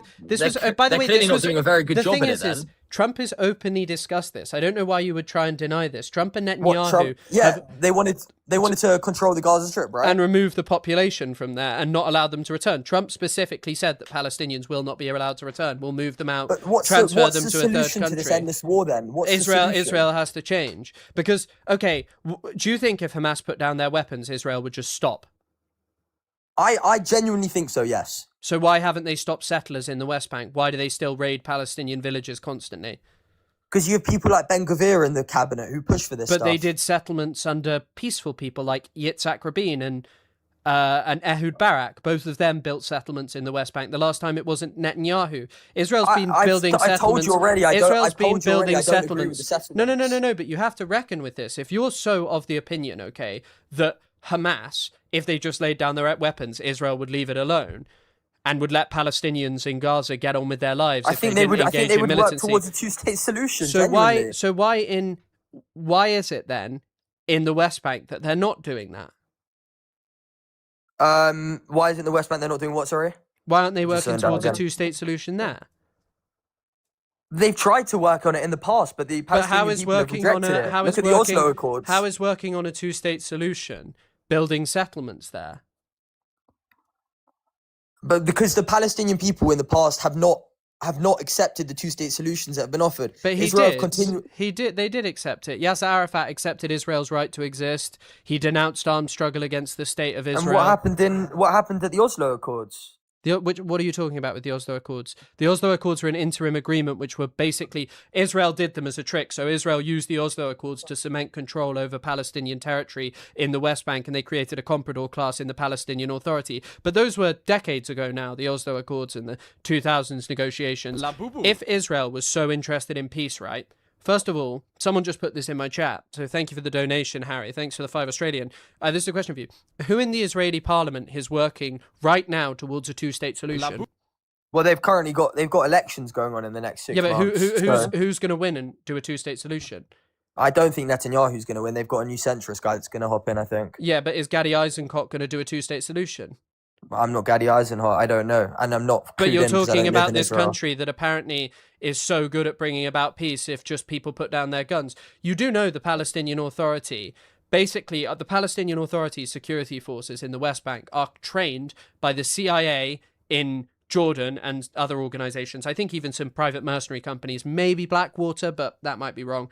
But anyway, they're trained by like CIA. There's a video of an American general called Lieutenant General Keith Dayton in 2008, and he's talking about the Palestinian fighters that they're training, and he's like, these people do not struggle against Israel, they're there to keep security for Palestinians, okay? So these people are trained by foreign organizations, they don't fight against Israel, they basically police Palestinians. They're not even, by the way, allowed to arrest an Israeli settler who goes into Palestinian land and murders a Palestinian. They can detain them, but only the Israelis are allowed to arrest that person, even if they just murdered a baby. Like, the Palestinians aren't even allowed to arrest them. Why is it that those people who've denounced armed struggle, who don't fight against the Israelis, don't have a state? I'm lost on this point. It was okay. I'm the people lost. in the West Bank. I'll put it as simply as possible. People in West Bank don't fight against Israel. Why no state? That's naive to say they don't fight against Israel. It's not naive. The government in the West Bank. When did the government in the West Bank last launch a major attack on Israel? No, but it's the people that live there. It's the people that live there. No, not all of them. Not all of them. It's like 5% of. 5% of them. Have you not learned from? Do you not learn from history? Wait. I think 100% of them have a right to take up arms against the state of Israel. By the way, in the West Bank. What, and kill Israeli civilians who are settlers illegally in Palestinian land? What about the civilian that lives in Tel Aviv that works in a bank, who doesn't agree with what Netanyahu is doing in the West Bank and in Palestine? I think and in Gaza, sorry. Under Israel's logic, with how they treat Palestinians, if that person had ever been a soldier, Palestinians could use Israel's logic to say, right, that person's guilty forever, and we have a right to even if they worked in an office block for the IDF. Would you say that a secretary in ISIS who just like did logistics for the Islamic State, or someone who just did logistics for the Nazis, was cool and chill? Someone who just worked in a Nazi office. Media. Someone who just did the Nazi, someone like Goebbels who just did the Nazi propaganda. He was chill, right? Maybe? No, I understand your point, but I'm saying that a lot of these Israelis don't agree with what Netanyahu is doing. I don't care right if they now. don't fucking agree. Do something about it then. If you do not agree with them, stand with the Palestinian people. Because if there was, but they're not doing. They're not electing anyone who's going to seriously change the status quo. There's not even anyone up for election. Well, who wants they're to change electing the status someone quo. who represents the Israeli people. That's what an election is. Well, if the representation of the well, if you're saying they elect someone who represents the Israeli people, then the people they elect are fucking mass murderers. Who are worse than Hamas. Same Israelis have elected over and over again. Yeah, but the people in Gaza. But the thing is if you're like, well, Hamas are killers, the Israelis have elected people who are magnitudes worse than Hamas. Like? Ariel Sharon. Who did? The Sabra and Shatila massacre. Enlighten me. I'm not familiar with it. Ariel Sharon told his soldiers to fire flares into the air after bringing a group of Christian fascists in Lebanon into a camp of about 3,000, more than, I don't actually know the exact number of people who were there, but there were about 3,500 people slaughtered in the Sabra and Shatila camps by these Christian phalangists who were armed, trained, and allegedly propagandized by the Israeli military that they needed to harm Palestinians. But either way, him and his men sat and fired flares in the air so they could go through the camp mass murdering unarmed civilians, and Israelis elected him in 2001. In fact, he lost his job, by the way, as defense minister because he was found to, be... I think they used the term indirectly, but he was entirely responsible for the Sabra and Shatila massacre, and the Israelis elected him. He lost his job then. And then the Israelis elected him as prime minister 20 years later. Okay. So, Great. So he's worse than anyone in Hamas in scales and magnitudes of killing. By the way, he also engaged in a siege of Beirut, which killed thousands. He was the man in charge of the 1982 invasion of Lebanon. Why did he do a siege in Allegedly Beirut? to get the PLO out. Well, to get the PLO out, that was his goal. But he targeted a whole civilian population. And the Israelis elected him. Probably to try and kill as many Hezbollah as Hezbollah. Well, Hezbollah didn't exist. It was the Palestine Liberation Organization. Yeah, who had launched a lot of rockets into Israel. So he's trying to defend his state, hence why he was a defense minister. But the war wasn't defensive. Even Israelis recognized that the 1982 invasion of Lebanon wasn't defensive. It actually caused a massive stink inside of Israel because it wasn't defensive at all. So Israel lied about the justification for invading Lebanon in 1982. They claimed that the PLO killed a diplomat inside of the UK called Shlomo Argov when it was actually carried out by Abu Nidal, which was an anti-PLO organization. The Israelis knew this, but they wanted to launch a war on Lebanon. All right. Well, I do need to go in a minute, but I do acknowledge that you do make very good points. I think, and I'm not saying we should that either reflect on side's how perfect. fucking evil. No. It's not that either side is perfect. I don't hide behind any pretense that Palestinians have never done anything wrong. But what I will say is when it comes to Israel, there is no comparison between anything that the Palestinians have done. Israel has been running a mass torture state for decades. They torture, sexually abuse, kill and harm Palestinians in their prison system. They starve them intentionally. You can go read up what they were doing during the first Intifada. Everything the Israelis did was incomparable to the Palestinians. But the thing is you genuinely seem to believe that I would Palestinians are debate this, backwards and but barbaric. I don't have time to debate this because I am going out in 20 minutes. But okay. And one more thing, you didn't answer my question on where you think Jews should live if rising anti-Semitism is making it increasingly hostile for Jews to live in Europe. I mean, I think European societies should protect Jewish people as they should protect all minorities. I think Would you protect a Jewish person? I think if you protect them from what? If there was a man about to drive a car into a synagogue and you had the ability to stop it, would you stop it? Yes.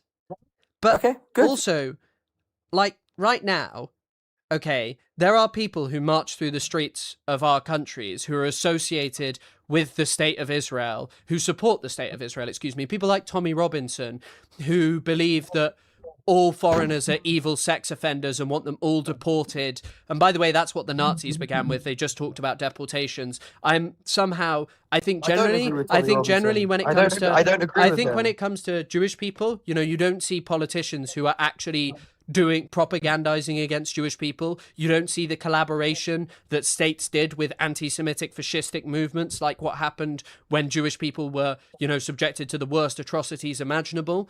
But you do see that when it comes to, I think, other minorities in our society. And I think that when you look at what's going on in our society, the greater cause for concern are other minorities than Jewish people right now, because when something happens to Jewish people, the UK government is instantly responding to it. They even say they'll crack down on Palestine protests, which obviously are not related to some guy going and harming Jewish people who's a member of the Islamic State. Like, Palestine protests didn't cause that. You say globalize the Intifada and a lot of these Palestinian protests, which I would think incites to the fact that you should go and kill as many Jews as you can, basically. Well, that's not what Intifada means. Okay, your mic's given out, but okay. Hello? His mic gave out. All right, guys, that's the end of the YouTube debate section. So I'm going to go live on YouTube and I'm going to go live on Twitch. Well, I'm live on Twitch and YouTube. You want to follow me, keep watching stuff. Yeah. Yeah, you can check me out there if you want to. Okay, see you later, guys.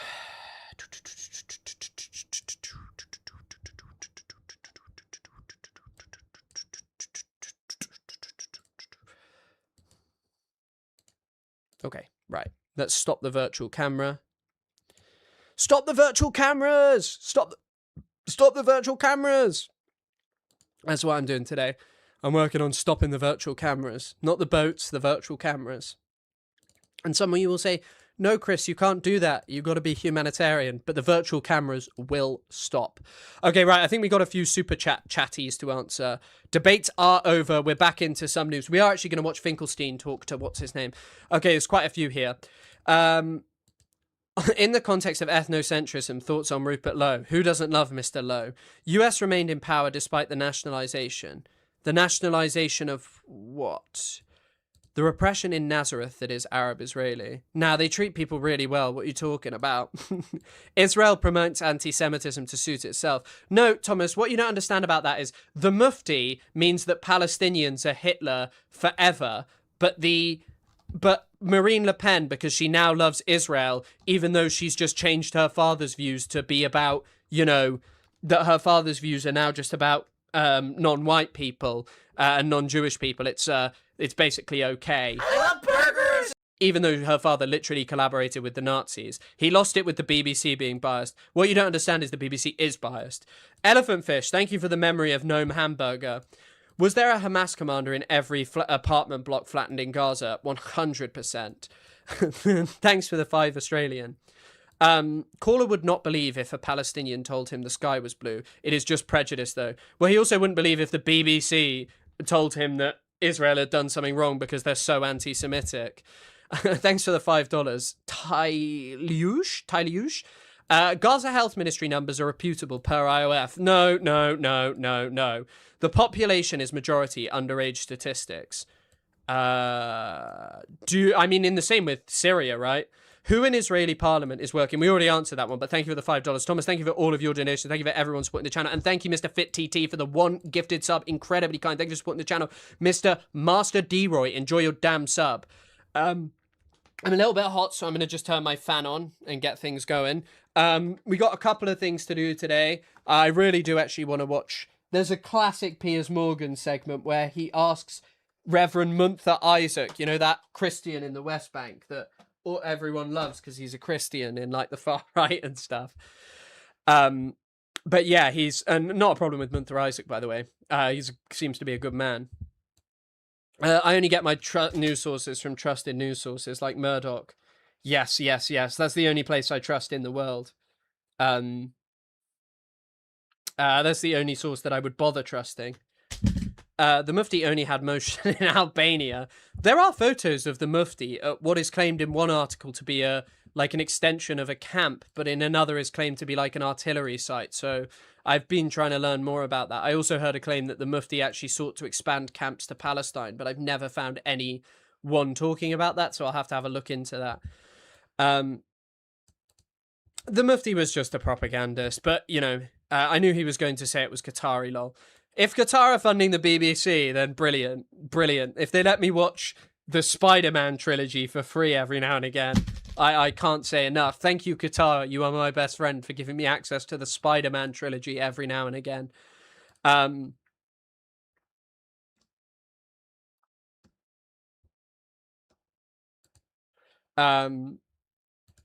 Okay, so you're saying there's been an earthquake in Colombia. I haven't heard anything about that. And no, I hate any cheese that isn't cheddar. That's the Brit coming out in me. Oh, Wensleydale. Wensleydale, Gromit. Earthquake. Did you say Colombia? Magnitude 7.4 earthquake. Wow. More than a dozen buildings have collapsed, apparently. An earthquake. At least 20 buildings collapsed in an earthquake on Monday in the Colombian city of Cali. Cali, with people trapped inside. Mayor Alejandro Eder said. The city has requested teams from Bogota and Medellin to aid in rescue efforts, he added. The epicenter was in San Jose del Palmar, a municipality in the Choco region, about 250 miles west of Colombia's capital, Bogota. The U.S. Geological Survey in Colombia's counterpart reported. The USGS said it had struck at a depth of 66 miles. That's fucking crazy. Not even a Stilton. No, I just don't really care for cheese that much. I've had Gouda on a burger. I like it. I find blue cheese gross. My girlfriend's always eating just like nasty cheeses and smelly things. I don't like it and it pisses me off. Nah, it doesn't. She can do as she pleases because I quite rate her. Provolone. Yeah, I like a bit of provolone because they say it in The Sopranos. It's hard to find good vegan cheese, but anything with a smoky flavour is my weakness. Actually, you know what? Before we start the news, I think it's probably smart that I go and get a pee in. Oil prices are climbing. Damn. I'm going to put on Phoenix Flexin' rubbers because Isaac and I talked about it on the podcast and fuck me. It's crazy. No, I'm not going to put that on, obviously. Is camembert also considered blue cheese? How am I supposed to know? I hate blue cheese. We got Riyad Awad on, so I'll be back in a second. We'll watch this Benny Morris debate because I've still not watched it.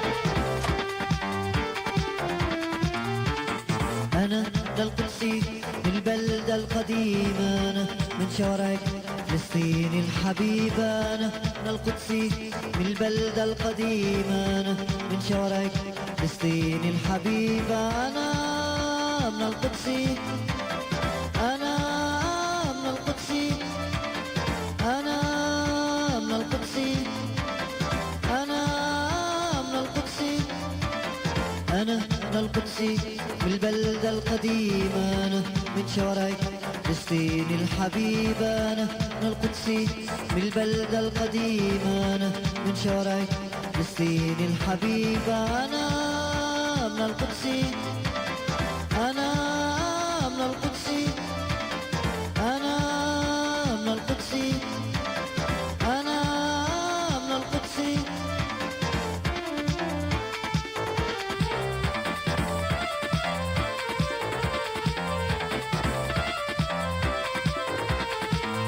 الشوارع في المزارع في المصانع في الطرقات في الشوارع في المزارع في المصانع في الطرقات سأبقى أناضل لتحرير الأرض والإنسان سأبقى أناضل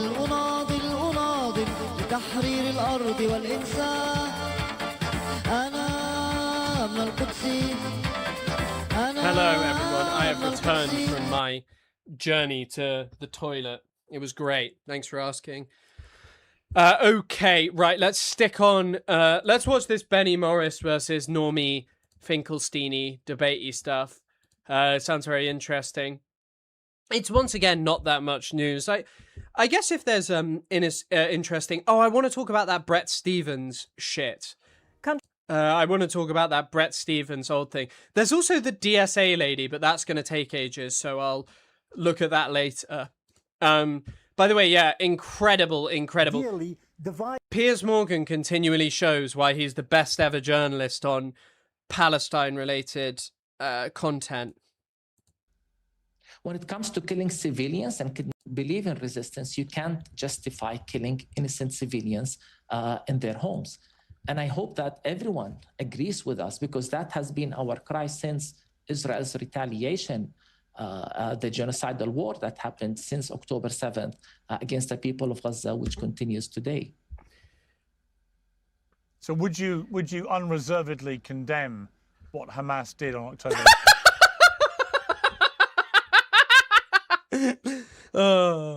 7th? When it comes to killing civilians and kidnapping children and families and going home to home and shooting, or what happened in the music festivals, yes, I can't condone that as a man of faith, absolutely. But when it comes to Palestinians' right to resist their occupiers, that's what we as Palestinians emphasize. This is what the international law guarantees us, as long as we don't. By the way, that is the thing as well about the Palestinian struggle. It is a struggle so this kind of crap stops happening to Palestinians. That's the whole point of it. But this guy's like, oh, do you condemn October the 7th? And I know people have done that thing like, well, do you condemn the days before? But it does make sense to. If your condemnation is civilians get killed.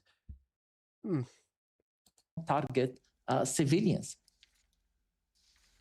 And as I said, I'm even against violence itself.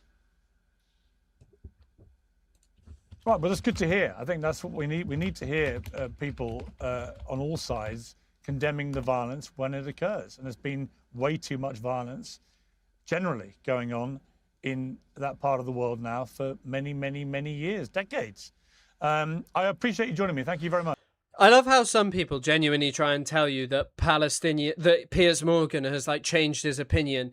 Just listen to that there's too much violence going on in, you know, that there's too much violence going on. It's just, like Israel is perpetrating too much violence. Thank you, Piers. Thank you. Well, joining me to debate this is author and political scientist Norman Finkelstein and historian and Professor Benny Morris. Well, welcome to both of you. Norman Finkelstein, welcome back to... What is wrong with Benny Morris? What is he looking at? What is this? By the way, Isaac pointed out that Benny Morris was absolutely mogged by Norman Finkelstein, which is true. Uncensored. This whole issue of what is going on the West Bank. You know, I've had Daniela Weiss saying that this is merely a case of Jewish people reclaiming their land, nothing to see here, nothing criminal, they're not doing harm to anybody. But we just heard, obviously, from a Palestinian Christian pastor who says the complete opposite. And certainly from the news footage we've seen, it's quite clear that Israeli settlers have been waging a campaign of terror on the West Bank now for a considerable period of time, which most of the international community views as criminal activity. What is your view of what is happening on the West Bank? My view on what's happening in the West Bank is basically this, that the expulsion of the population in the West Bank and in Gaza is deeply rooted in Zionist ideology. You can't see Benny's beautiful face. Oh, I do apologize. I'll go down because you should see him. He looks wonderful today. As Benny Morris himself wrote, the idea of transfer, which is just a euphemism for expulsion, the idea of transfer is inherent and inbuilt in the idea of Zionism. And as Benny Morris himself said, the problem with the Israelis, or the problem with Ben-Gurion, David Ben-Gurion, Israel's first prime minister, the problem with him was that... By the way, sorry, I've just been thinking so much about, like, David Ben-Gurion. You know these people who've started this obsession with, oh, well, actually, Palestinians' names are from Egypt. David Ben-Gurion's real name is David Grun. Like, it's not David Ben-Gurion. He had to change it. Quote, he didn't complete the job. That's what Mr. Morris said. And also, Mr. Morris has written that that's a tiny spot of land, and there's no room, I'm quoting him, there's no room for two peoples in that land, and that there should be only one people there, one state, a Jewish state. So all of that is not new, but as your previous guest stated, there has been an escalation. He's trying to find his soul on the floor. Yeah. Actually, you know what, Elephant Fish? This man is ancient. There is no way he cares and looks for his soul. This man gave up his soul a very long time. Thank you, Scythe. I haven't seen the Hasbara bingo. I'll actually show it in a second. I'll be careful not to show, like, your email and stuff. Don't worry. Since October 7th. And that was pretty predictable because, as you know, the cliche, every crisis... So this is Benny Morris. I'll go down for Benny Morris, yeah. So Benny Morris is... I didn't know this, by the way. His name... and it makes me feel... I already thought that... I can see why people problematize the term new historians, okay, already. But the term new historians is actually invented by Benny Morris. So Benny Morris, Ilan Pape, Gershon Shafir, Avi Schleim was maybe a member, or maybe Avi Schleim wasn't. I'll actually just tell you. New Historians Israel. Basically, they're a group of Israeli historians who... You know, Avi Schleim was, I am correct. So Avi Schleim, Benny Morris, Ilan Pape, and then this guy, Sima Flapan, who's probably the least remembered out of all of them. I thought Gershon Shafir was also in it. Yeah, so Tom Segev, are kind of included in it. Shlomo Sand, Baruch Kimmerling, Hillel Cohen, Joel McDowell. So these are the two. Like, some of them I'm not so familiar with, but like Tom Segev does great work. Baruch Kimmeling, I've read some of. It's interesting. Schleim's great. Pape's great. But basically, these were people who effectively came to the belief that the Palestinian narrative about 1948 was correct and that Israel was lying about it by looking at Israel's archival records showing that Israel had done mass ethnic cleansing. Now, Israel is trying to hide this stuff today. They actually have a unit in the IOF that reclassifies this kind of information that was actually used by people like Benny Morris because it's so injurious to the Zionist narrative. But yeah, that's who he's debating. This guy's like a fan. He's not a Montrealer. No. My girlfriend was asking this. I don't know if Benny Morris has a kid or something. I don't even know where one gets a McGill Dad sweatshirt. Shall I get one? You guys let me know. Is also an opportunity. And the Israeli cabinet, not unlike, by the way, my own American government after 9/11, they shed some salty tears. Here I refer both to my government and the Israeli government. They shed some salty tears. God, Piers' lips are crazy. How Piers Morgan ever made it as like a media host? I'm sorry, imagine if every time I was watching something, my lips were just puckered like this. He has no lips. By the way, also, a little factoid. I have a family, I've mentioned this before, but probably there's a lot of new people in here. I have a family member who went to school with Piers Morgan, and they say he was or a family friend, excuse me. It's not actually a direct family member, but they hated Piers Morgan. They absolutely despised him. They said to this day, like, if you ask him about Piers Morgan, they'll tell you how much they hate them. After that he thinks he's awful. What is with the McGill shirt? Billy Beelzebub, we don't know. We're going to have to get some people to investigate it. I'm saving for the Kirk statue. Bro, we got to get to 100K. I think we can get a McGill Dad sweatshirt before we get that. The massacres, and then rub their palms in glee. Here is an opportunity. In the case of my own government, the opportunity was first Afghanistan, then they thought Iraq, then they thought Syria, then they thought Iran. That was their plan, to exploit to the maximum 9/11. In the same way, Israel, since October 7th, yes, the salty tears were shed, and then they rubbed their palms in glee. Here is a unique opportunity. Has anyone noticed that he keeps on saying this as a that he keeps on saying this as a rhyme? He keeps on going.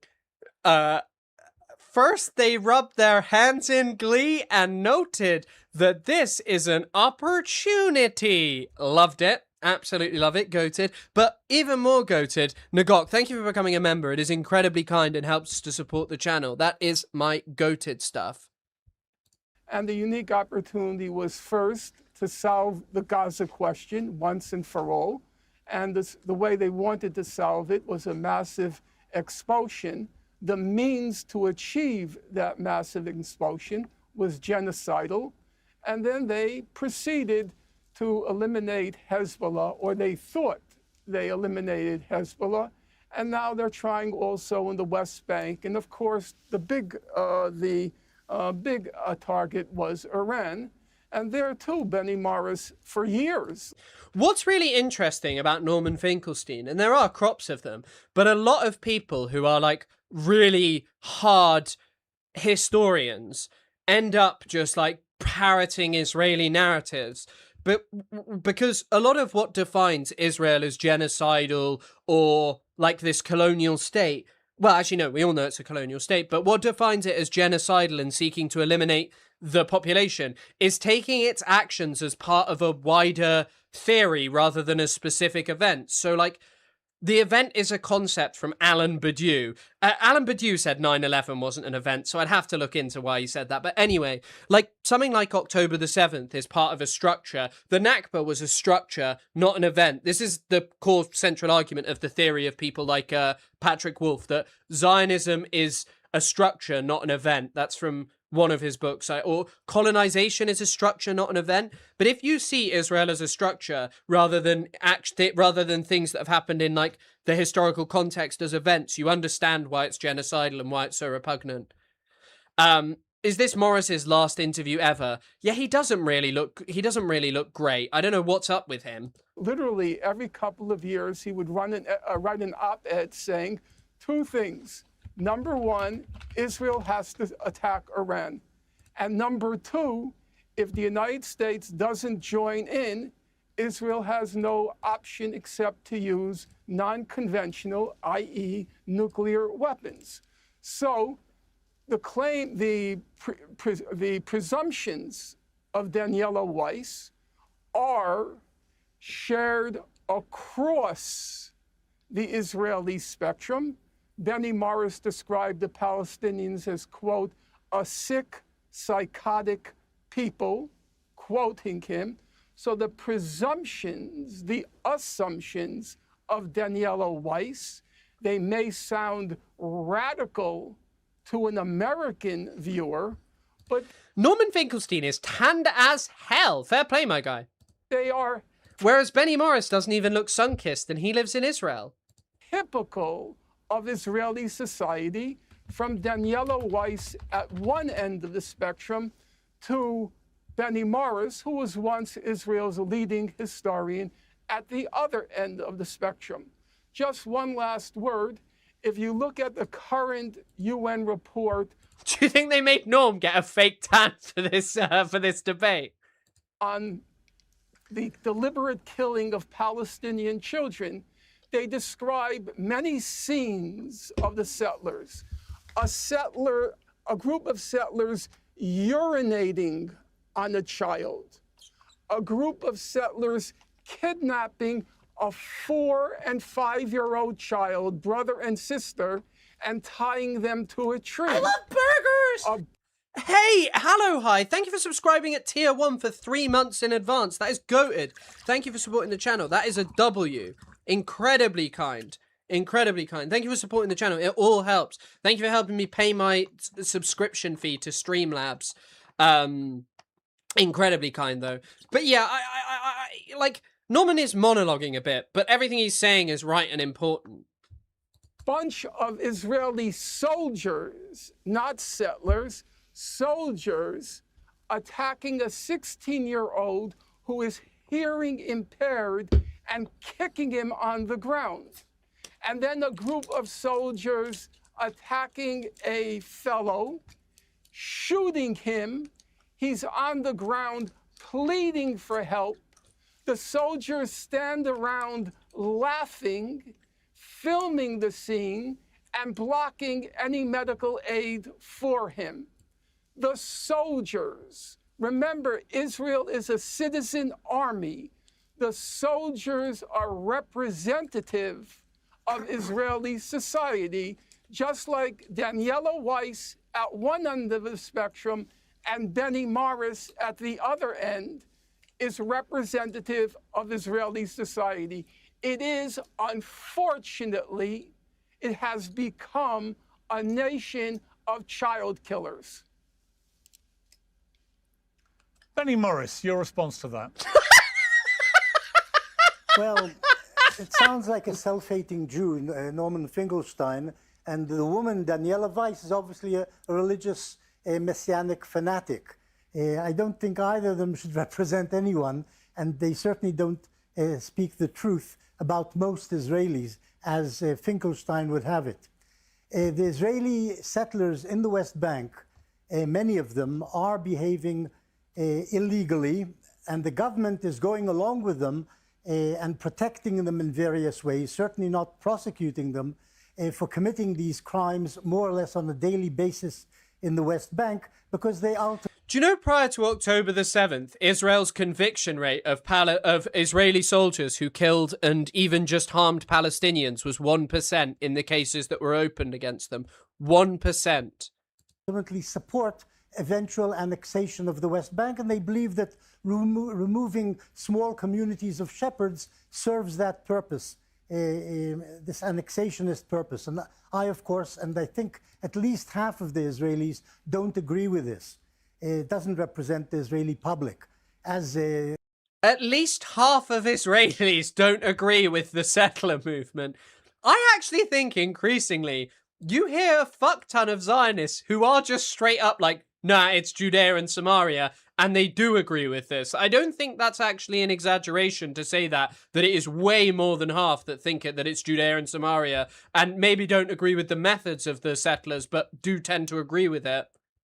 Miss Weiss, who's, as I say, a fanatic, doesn't as well. I did use the phrase psychotic, and the Palestinians certainly behaved in a psychotic way during the second Intifada, when they exploded bombs in buses and in streets and killed over 1,000 Israelis during that second Intifada.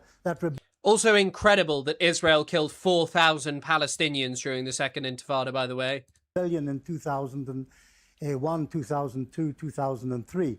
But I wouldn't call the Palestinians in general psychotic, but they have behaved very poorly. They're very poorly led. They're divided between one fanatical movement, which is misogynist, the Hamas, misogynist, homosexual, anti-homosexual. The misogynist homosexuals over in Hamas. That's what their new ideology is, the radical misogyny and homosexuality. Homophobic, Jew-hating, they're anti-Semitic, and they hate the West in general, much like the rest of the Islamic. By the way, I think that for a historian, that is genuinely a really bad reading, because, like, Jimmy Carter and plenty of Westerners have been able to get along with, like, members of Hamas, and I know it's individuals, but this notion that they just have some, like, fanatical hatred of the West that's innate to them doesn't actually really align with, you know, their organization. Wait, where does Benny homosexual come from, Benny? Also, by the way, the funny thing is like, what do you think the views of members of the Israeli cabinet are, multiple cabinet ministers are towards homosexuals? Like, they're not good. Like, I find the term homosexual a bit weird. It's quite antiquated. Norm probably loved that. He's like, thank you for speaking my language, Benny. Because Norm's got some interesting views, but yeah. Islamist world. And here we have a problem which Finkelstein doesn't seem to understand, that the war in Gaza was the... Sorry, also, by the way, I was laughing about the concept of a homophobic, misogynistic homosexual. Those people genuinely exist. Like, there are quite a large group of gay men who are homophobic to other gay people and are also against women. Like, it's not even really a joke. First step in an Islamist, pan-Islamic war against the Jewish state, dedicated to eradicating the Jewish state. The Hamas began on the October 7th. The Hezbollah of Lebanon began the next day from Lebanon, and eventually the Houthis in Yemen and the Iranians from Iran itself all attacked successively the Jewish state. And Israel is surrounded by the Islamists who want to destroy the Jewish state. The Jewish state, Israel, doesn't say it wants to destroy the Islamic world or Iran or Lebanon, but this is the way it is, and Israel... It does actually want to destroy any Islamic world that is not just a comprador class of dictators, basically. That's the only people it accepts. Israel was more than happy to be like, with the destruction of, you know, Morsi. They didn't give a shit that Morsi, an actual Democrat, was, you know, removed from power. Also, sorry. Yeah, well, I'll talk about this in a second. I won't jump around. Has basically been defending itself. I don't like the Israeli government. I don't like the way it defends Israel. It's done so incompetently. I don't believe, incidentally, in expulsion. I've never said that the country between the river and the sea belongs only to one people. That's not my position. There are two peoples there, both with claims to the land, and it should be ideally divided between the two peoples in two states. That's the ideal solution. The Palestinians have always rejected it. Today, the Israeli government also rejects it, but most Israelis... By the way, this is the guy that Lonabox and Destiny both base a huge amount of their worldview on. He is just like an old, kind of dumb... Like, I do say dumb because I really don't think his understanding of the world is great, and I don't think any person who considers themselves a Western leftist should actually be understanding the world in any kind of way like this man, because it is just repugnant, you know, and spewing this notion of Palestinians didn't want a state.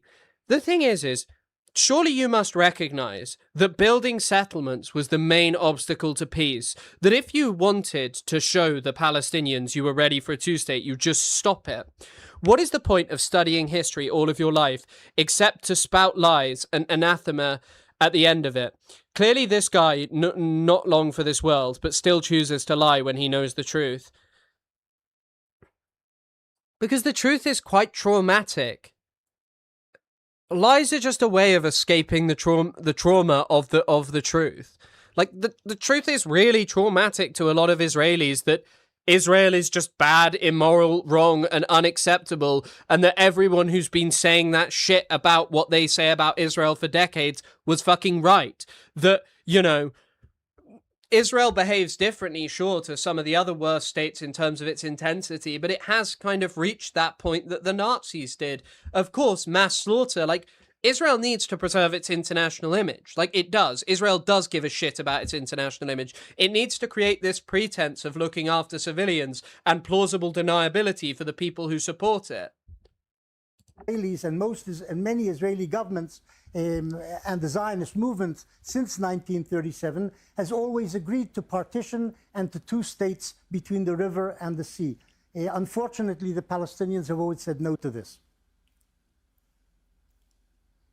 Okay, Norman Finkelstein, I want to play you a clip. This is from the Hamas spokesman, Ghazi Hamad, who came on Uncensored on Monday. Made a lot of news. Let's take a look. Hamas as liberation organization, we never commit crimes. We never kill civilians. We try all the time to liberate our home from the Well, that's occupation. complete nonsense, Mr. Hamad. He did keep on saying mistakes happened in this interview, but I don't know if they'll include that. They maybe will. Sorry, I have to interrupt there. When you say you don't commit crimes and you don't kill innocent civilians, we all saw what happened on October the 7th in 2023. You had 3,000 members of your organization, Hamas, pour over the Israeli border and commit a series of despicable crimes in which you massacred innocent civilians all over Israel. You then captured over 250 of them, including Holocaust survivors. You know what is crazy about Candace Owens, and the quote you've just put there is, Candace Owens, when she held those kind of views about Hitler, the Nazis, and shit like that, Candace Owens was like at the Israeli opening of the embassy in Jerusalem, if I remember correctly, and she had those kind of views then. It is only since she started opposing Israel and maintaining her anti-Semitism that Israel has had a problem with her. Survivors and a baby. Again, so the idea you've not committed crimes is ridiculous. No. I say 100%. I'm confident that 100%. We never commit crimes against civilians. Maybe some mistake happened, but it is not the policy of Hamas. It is not the command. Well, there weren't mistakes. You've gunned down innocent people. And Norman, I mean, it is plainly ridiculous for the Hamas spokesman to try and pretend they didn't commit any crimes on October the 7th. I presume you would agree that's ridiculous. Yes, I've said on several occasions, and here I'll echo your previous speaker, Montier, I guess his name is. Is that Does he speak Arabic, Norman Finkelstein? Because come on, Mantia? correct, his name? I don't want to mispronounce it. Munter, yeah. I'm not sure quite how the local pronunciation is, yeah. Yeah. He said, when you quoted him from his sermon right after October 7th, he said he wasn't aware of the magnitude of what happened on October 7th. And as you know, I have said the same thing. But once it was clear the magnitude of what happened, it was clear that crimes of a significant magnitude, war crimes, I know some human rights organizations will also say crimes against humanity, so crimes of a significant magnitude occurred on October 7th. So there's, as far as I could tell, no disagreement between us. I would say, however, some of the claims that were made about October 7th, for example, that Hamas had weaponized rape and sexual violence, I don't believe those claims have been borne out by the available evidence. If you allow me, Mr. Morris, you'll have your turn. They weaponized rape. You'll have your turn, Mr. Morris. But Allow me to have mine. Why are you lying? Why are you lying? Okay. Pierce, you'll have to decide how to litigate at this point. Allow me my time. He will have his time. So as I said, there were crimes of a significant magnitude. Okay. Thank you so much. So on that point, there's no disagreement. The two issues, as I see it, between us, if you allow me, and you can, of course, disagree with me because I'm interpreting you. The two issues between us are, number one, the allocation of moral responsibility.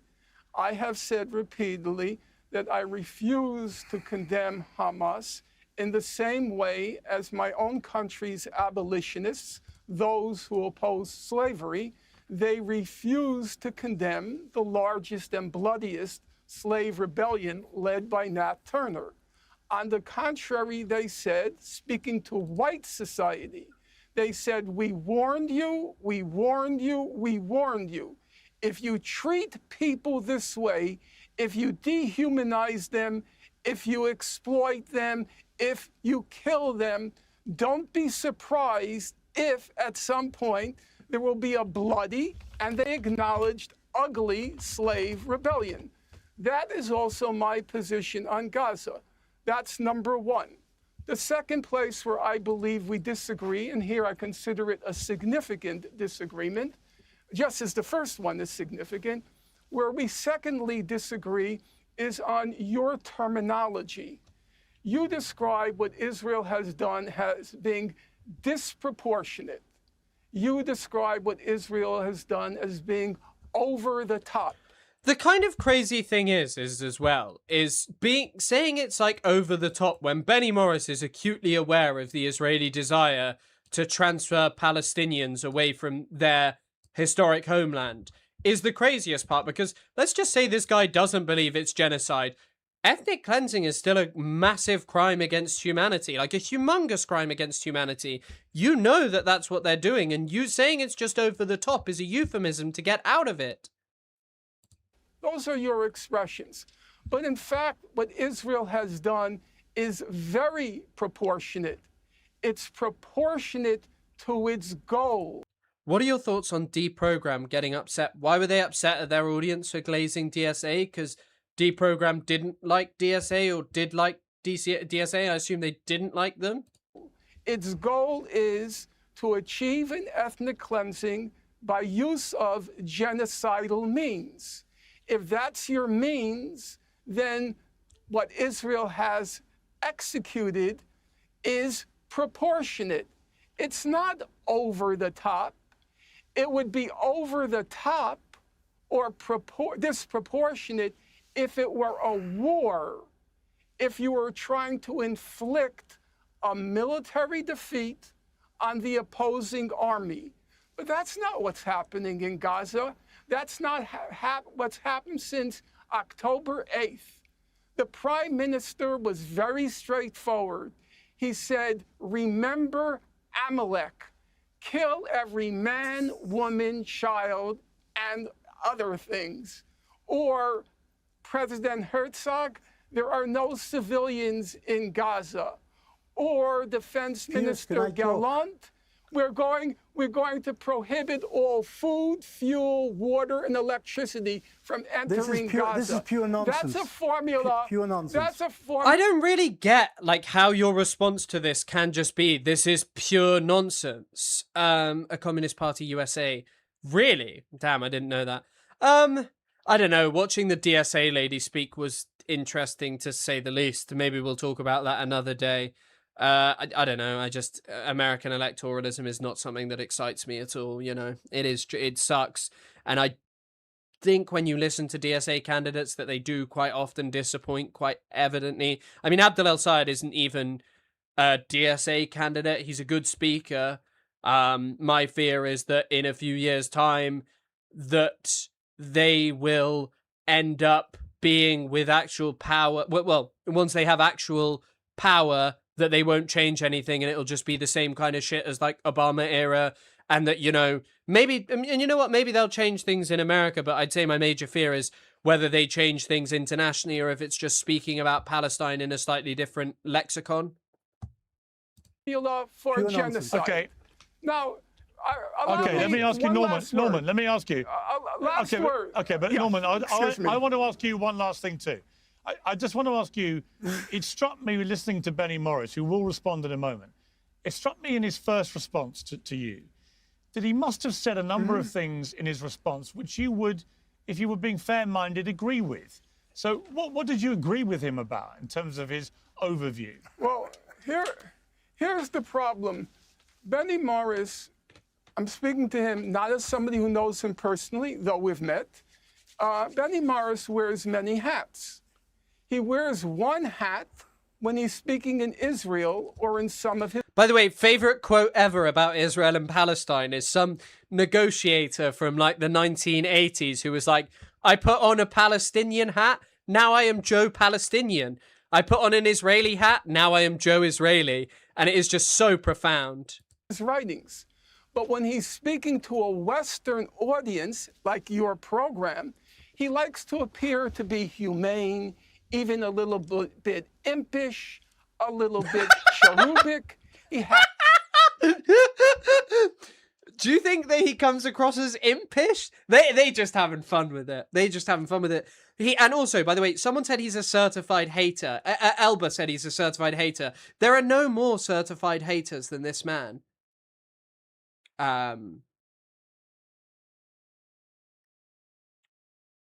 Was on the Hague building, and yeah. What?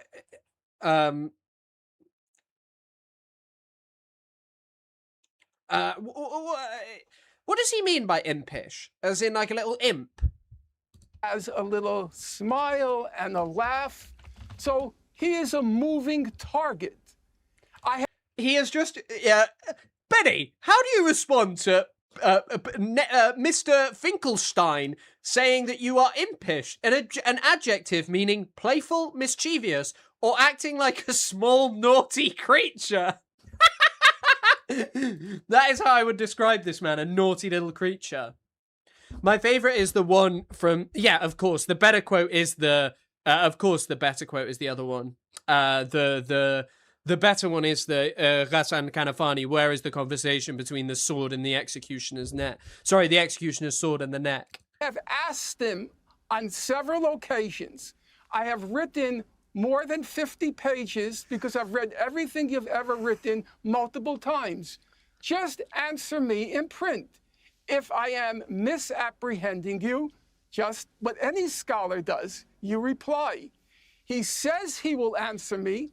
Right now, he'll probably say, oh, of course I'll answer Finkelstein, but he never will. So finally, you have to pull down the facade and expose somebody who on all political and ideological issues is indistinguishable from Daniela Weiss. Okay.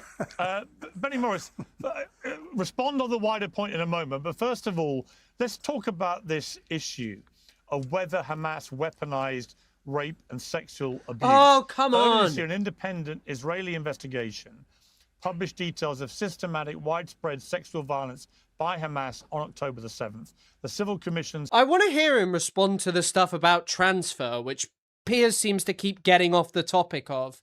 Silence No More report says in addition to interviews with survivors, it has more than 10,000 photographs and videos filmed by attackers. I have seen other reporting by people like Christina Lamb at the Sunday Times in the UK, who is one of the best journalists, I would argue, in the world, and certainly not partisan in any sense, reporting extensively on the weaponization of rape and sexual assault by Hamas. And yet there are people like Norman Finkelstein who are adamant it never happened. What do you say to that? Well, as I said, it's nonsense like most of what Finkelstein talks and says. As you say, there were witnesses who ended up alive and saw rapes. There were lots of women who were raped and murdered and looked like they'd been raped and murdered. And there were also rapes, incidentally, of Israeli hostages, women hostages, and I think at least of one case of a male hostage raped by their Hamas captors while they were held in Gaza after October 7th. So I think this is pure nonsense. I noticed that Finkelstein said that he doesn't condemn the Hamas attack on Israel because it came after a lot of Israeli oppression of the Palestinians over the years. And incidentally, that's a point I have made myself, that the Israeli occupation since 1967, and if you like, what happened in 1948, in some way explains how the Hamas did what it did on October 7th. But this doesn't justify what happened, as Finkelstein was saying, and as this priest was trying to say, who incidentally, you asked him to condemn the Hamas invasion of October 7th, and he said, I don't condone it. He didn't say, I condemn it. He didn't say what you asked him to say. Yeah. I don't know if you noticed that. I did. Look at him mogging. This man doesn't stop. The weak Benny Morris with his lack of chiseled face is just being mogged by the King Fink. Well, that's what happened. He didn't actually condemn it. But look, Finkelstein's take is ridiculous. I don't want to get into a academic dialogue with him. I've written what I believe is true of the history, and I've also written journalistic pieces regarding various things.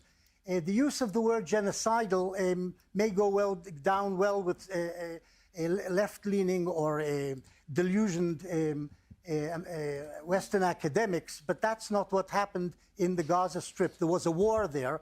Hamas took the first stage, started. Hey, Bifrov, thank you for the gifted membership. Thank you for supporting the channel. Lydia Cruddy, enjoy your gifted membership. Incredibly kind. Thank you for supporting the channel. It just goated. Thank you. The thing is being like, oh, crazy Western academics. As an academic yourself, you should probably have somewhat of a respect for a scholarly field that you're not really, a part of, which is genocide studies. Welcome to the Burger Reich. Pretty evident that most of genocide studies does actually tend to agree with it. Bifrov, I don't know if you just became a member yourself. It's doing strange things. Oh no, you gifted another membership. Wow, thank you for the second gifted. That is goated. Thank you for supporting the channel. W my YouTube gang. The war, launched the war, and Israel struck back. You can say that Israel may have struck back disproportionately. That's a question which is up to, I don't know who, to decide whether it's disproportionate or not. But the Israeli counteroffensive wasn't against the population of Gaza, it was against the Hamas. The Hamas was embedded. It's really annoying that he won't answer the question about transfer. To the Burger Reich. What the hell is going on up on that YouTube business? Terratrove, thank you for the gifted sub. Incredibly kind. It's annoying it doesn't do like a train thing like fucking Twitch does to like give some like flash and shit on screen to make the kids go crazy for it. But thank you so much for supporting the channel. And Spunkius, enjoy your gifted sub. Among the people there, in the houses, in the residential buildings, in underground tunnels, under hospitals, under mosques, inside mosques, etc. And for the Israeli troops and Air Force to get at the Hamas fighters, they ended up collaterally killing the people among whom they were embedded. By the way, the other thing that this doesn't explain at all, because there are some people like Lonabox who make the justification of that everything was booby-trapped in Gaza. I don't buy it because Israel actually used civilians to do it. Israel sent mostly civilians in to do a lot of the bulldozing because they simply didn't have enough bulldozers in Gaza, to do the bulldozing in Gaza. But either way, they did they sent civilians to do bulldozing in Gaza. It was pretty obvious that it wasn't military necessity, but rather to effectively ethnically cleanse the population. I do have to wonder what he's even talking about at this point. Who incidentally supported the Hamas, who are their children and brothers and fathers, etc. They're not divorced from the general Gaza population. This is an idealized version of what... Once again, it is incredible how Israelis openly state their explanation for pretty much every, the explanation for pretty much any and every killing of people ever. You know, like by militant organizations. Like, he's like, oh, they're not in bed. What do you think happened on October the 7th? How far do you think those people were removed from the Israeli military? Goes on in the Gaza Strip. But in any case, there was a war. Israel killed tens of thousands of people in its counteroffensive, but told most of the civilians in most places, get out of this district, that district, the next district, and even individual houses called people up in their homes and said, we're about to attack this house because it contains Hamas positions or Hamas personnel. You have an hour to get out of here. We're bombing it. And they told people to leave. This isn't what people do. I don't really get the whole telling people to leave. Like, what's the, with Hamas? If you told like a Hamas operative leave, why wouldn't they just leave? Like, oh, there's a Hamas operative there. Surely they're the first to fucking leave, and they just leave amongst people hiding. Chris, you are the most appreciative streamer on YouTube. Well, I'm just incredibly grateful that people support this and enable me to stream. It's incredibly fucking kind. I unfortunately, though, Autumn Leaves, I am the least appreciative streamer ever on Twitch.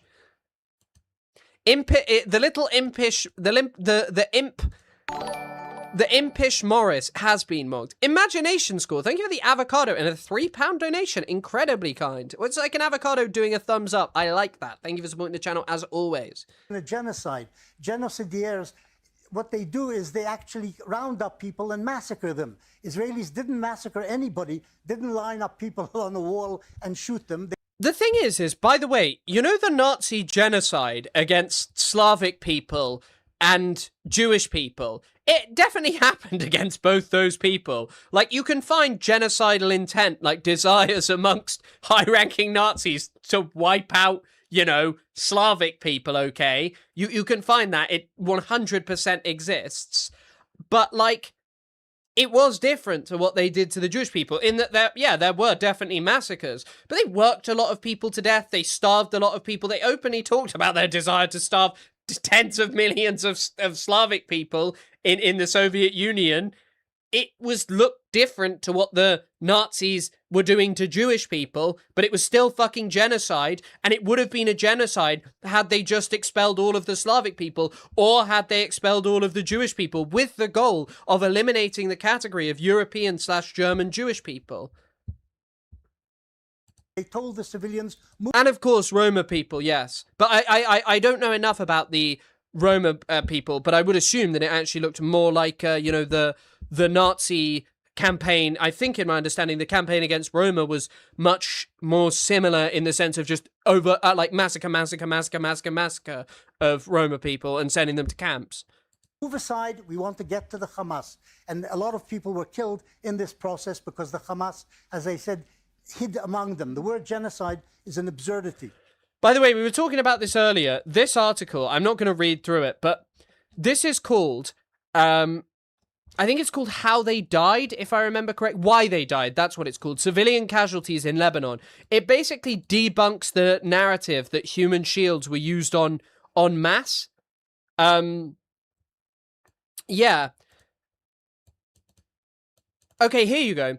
Israeli officials have made the serious allegation that Hezbollah routinely used human shields to immunize its forces from attack, and thus bears responsibility for the high civilian toll in Lebanon. Apart from its position near UN personnel, Human Rights Watch found only a handful of instances of possible shielding behind civilians, but nothing to suggest there was widespread commission of this humanitarian law violation or any Hezbollah policy of encouraging such practices. Remember that the onus is on Israel to prove this, and the best they have is just fucking saying it. I've actually studied genocide, the genocide by the Muslims. Let me add one sentence. I've actually studied thoroughly one genocide, not the Holocaust, the killing by Turks, the Turkish Muslims of the Christians in Turkey over the years 1894, 1924. I know exactly what a genocide looks like.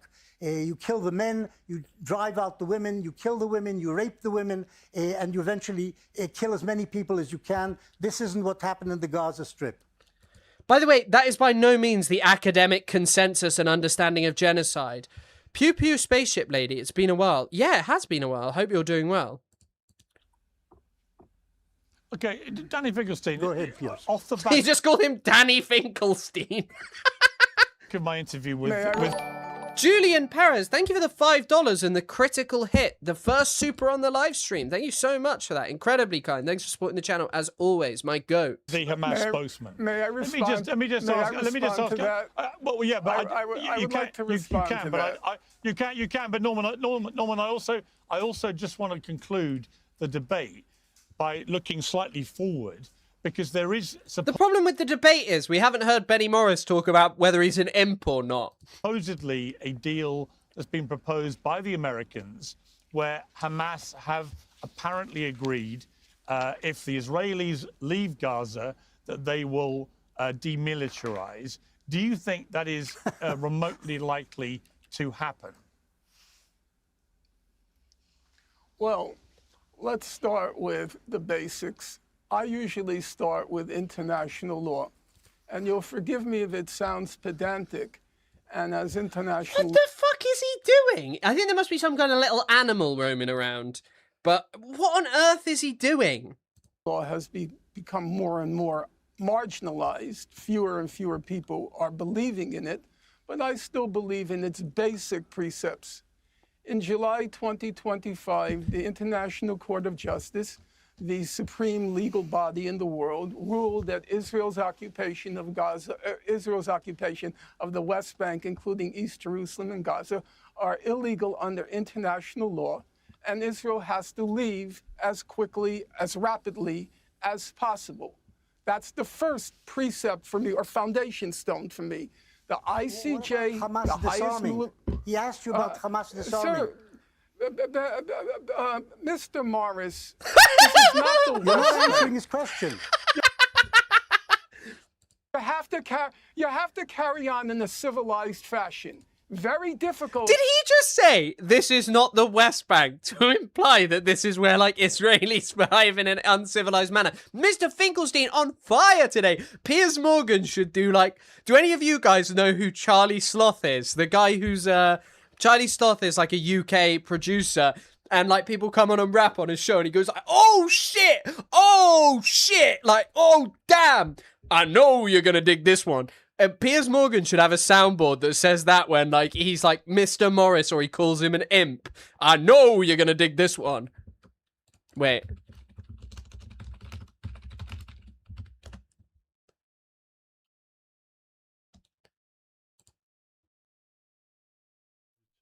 Let me see if I can play it.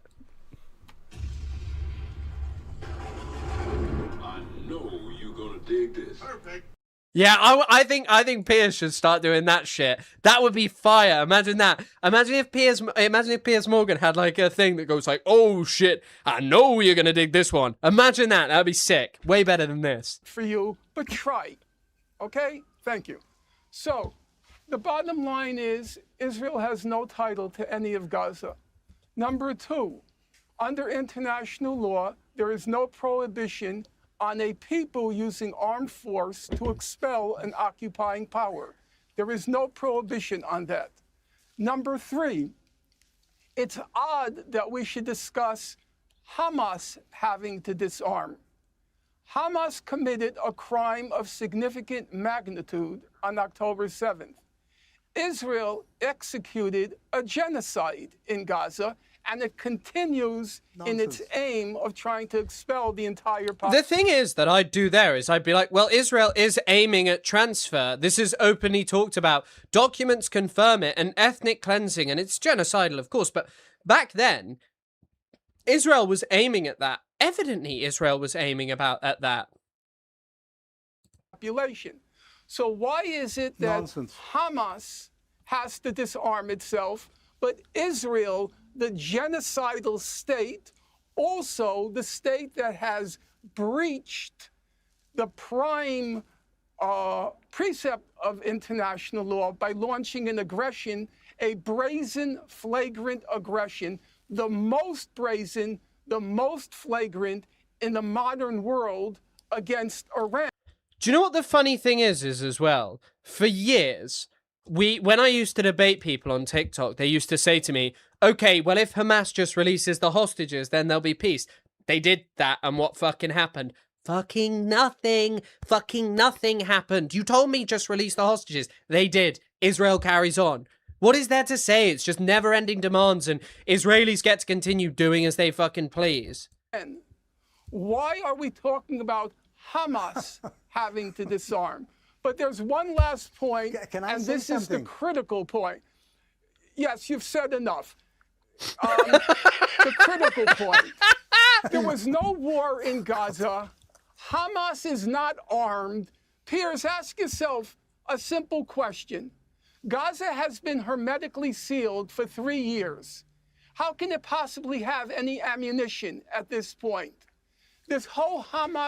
excluding indigenous manufacturing, mate. Do not put the Palestinians down in terms of their ability to manufacture weaponry. Disarmament is a red herring. So, guys, I'm actually really sorry. I was hoping to wait till the end of this. I am going to have to run and pee again. I'll leave this on. So let me just get my Twitch set up so I can keep up to date with what you guys are seeing. So hold on. And then I'm just going to run and pee. I've got so much necessity to pee right now, and it is crazy. This is what happens when you drink a coffee and energy drinks. Hold on. And then I'm just going to run and pee. I've got so to enable Israel to finish up the job it began on October 8th. And it has as its Piers, point can I say something? Nikolai Mladenov, who gives vomit a bad name. Okay, Benny Morris, a final word to you. Israel wants the Hamas disarmed because it doesn't want a repetition of what Hamas did on October 7th against Israel's civilian population in the south of the country. We don't want a repetition, and we don't want Hamas to do exactly the same thing. If you want to talk about Iran, you should mention that the Iranian regime slaughtered 30 to 40,000 of their own people, Muslims, Iranians, a few months ago. So I wouldn't call it a very innocent country or a very innocent regime. Israel is afraid that the Iranians are trying to get atomic weaponry, and they have said they want to destroy Israel and will use that weaponry to destroy Israel. And that's why Israel has launched its attacks against Iran last year and this year, and that's why America joined them, incidentally, because Trump, whatever his shortcomings... Hold on, we need to go back. I just heard atomic weaponry. That's why Israel said they want to destroy Israel and will use that weaponry to destroy Israel. And that's why Israel has launched its attacks against Iran last year and this year. And that's why America joined them, incidentally. Yeah, also, by the way, hearing Mr. Expert Historian say 30, 40K, like, I don't think this has ever been proven at all. Because Trump, whatever his shortcomings, understands that atomic weaponry in the hands of fanatic Islamists in Tehran are a danger not just to Israel, but to... I like it when fanatic Jewish people have have nuclear weapons for decades. By the way, Chud the Builder is fucking free somehow. The Middle East and perhaps the world itself. I agree on that point. I'm going to leave it there. Thank you both. I've got to leave it there, Norman. I'm sorry. Norman, I'm sorry we've run out of time. I thank you both very much indeed for a very interesting debate. Thank you. Wow. By the way, do you guys want me to go back and cover the Daniela Weiss stuff? Because Daniela Weiss calls in earlier. Daniela Weiss is the one who's chatting with Piers earlier. If you don't want to see her, I totally appreciate that. There's like 18 minutes of it, but up to you if you'd like to see the Daniela Weiss stuff too. If not, there's a couple of other things I want to cover. Yeah, I don't know how Chud the Builder got out of prison. Apparently he's bonded out, so I assume he's been able to pay. Has bonded out of middle jail. This is according to Nashville local news. Put Chud the Builder back in prison. No, it wasn't a very good debate. Norman Finkelstein said cool things, so I enjoyed that. Do you have pet animals? No, I don't, sadly. Oh, wait, actually, I do have something that I want to show, but I need a second to get it up. So, Silent Scythe has made a Hasbara bingo statement, which I think, or like a Hasbara bingo checklist that we need to transform into an actual, like, usable list, I think. Okay, right, these are the Hasbara bingo. That's not how you spell Knesset. Jesus, I'm accused of allegations. Knesset, you must know how to spell Israeli words. It's very, very important. Anyway, okay, so these are the Hasbara bingo. Knows a guy, yes. Knows an I think that should be expanded to knows an Israeli soldier. By the way, good guess. I am actually a cat person. I really like cats, but not right now, I don't think. Maybe when I'm older, I'll get one. My girlfriend really doesn't like cats, but my friend had a cat called Cisco that is just the goated cat. Norm is a one-trick pony. What do you mean a one-trick pony? Around Palestine. Yeah, his other views are not great. Yeah, that's the crazy thing about the 30 to 40,000 people. It's just so obviously made up. But that doesn't change the fact that the Islamic Republic probably did oppress and kill like a sizable number of people. But these people are so hot on this 30, 40,000 to actually, if you look at this, it's to undermine the Gaza death toll. Oh, actually, wait. Before we look at this, I just want to show you one thing. I absolutely love this tweet. So Adam Tooze, someone who I'm interested in, who's like an economic historian, says, saw the film of the moment. And what have we even been discussing? Forget finer points of historical detail or textual interpretation, even on its own terms. Just as an action quest, this version of the Odyssey is a grotesque puerile failure. Okay, I'm not sure many of you actually really care about the opinions of the if any of you care about the opinions of Adam Tooze about the Odyssey. This guy called Kevin has responded to him.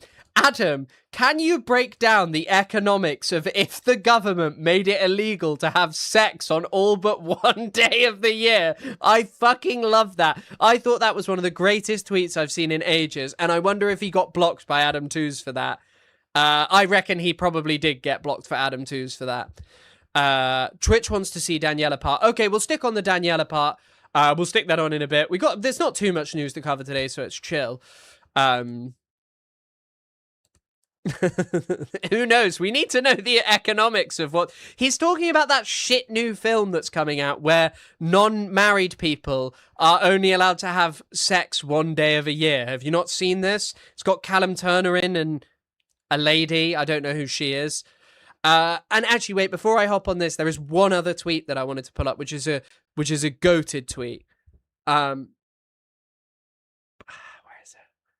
Oh, this is it. I saw it on Reddit. I brushed past this the other day. This account is funny. Okay, it says, America is a beautiful melting pot of monarchist Iranians, Shenyun Chinese, Orange County Vietnamese, White Russians, Cuban, can I say that word? Anyway, Cuban, I don't know if I can say it on Twitch, Miami Venezuelans, Afrikaners, Eduardo Bolsonaro, a rainbow of people who have had their servants taken away. You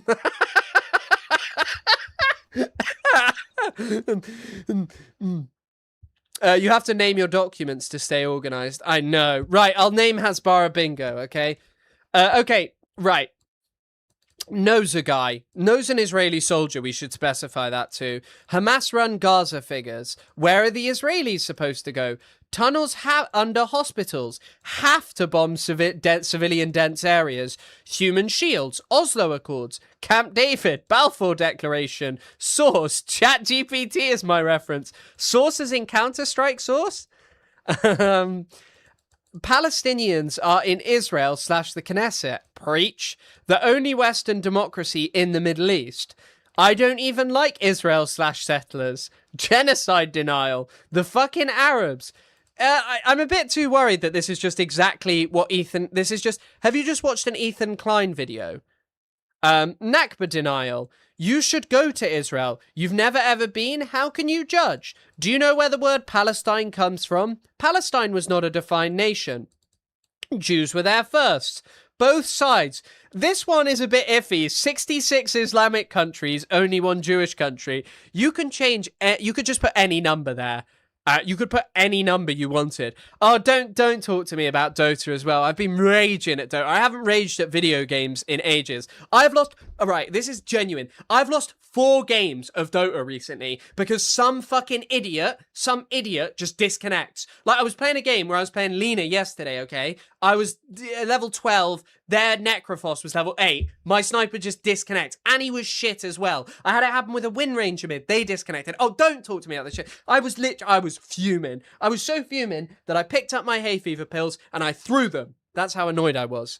I was actually raging, to be fair. Just thought I'd let you know. 66.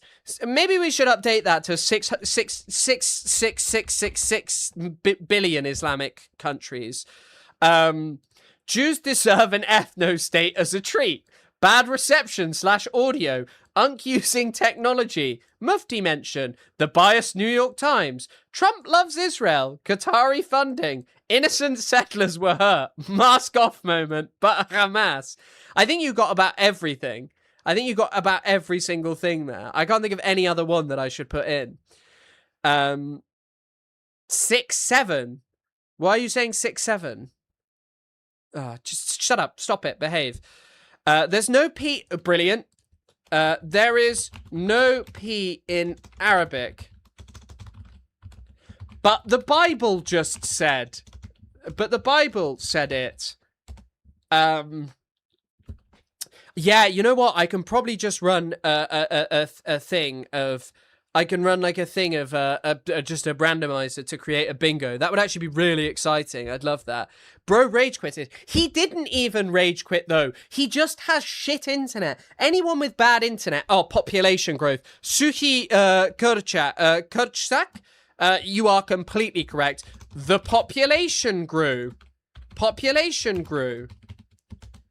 Palestinians are evil. Come on, Chris. That's was a bit silly of you. What was a bit silly of me? What did I do that was chosen people? Brilliant. There are bingo generators. Oh, promised 3,000 years ago. 1,000 years ago. The Pope, Pallywood, the Pope was, by the way, talking about Muslims the other day. The Pope was just like, you should stop being so rude to Muslims. Chris hates poor people who have bad internet. Well, I'm a person with bad internet. I appreciate your struggle. I'm part of the struggle. Fist bump. Pallywood. Unk using technology. God. Wait, but what about World War II? Hello, Random Vector UK. Good to see you, my man. Garzans. Is Garzans in here? No. I'll put Garzans in here. Oh, excuse me. Pinkwashing.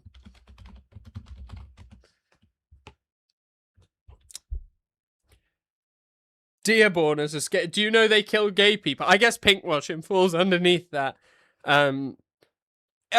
Wait, if someone hits all of these, I'll give 10 subs on Twitch. If they hit all like all 1,000, all however many of these there are. Is there a way to quickly number this? Like, is there a way to quickly number it? I don't know. Oh, no famine. Judea and Samaria.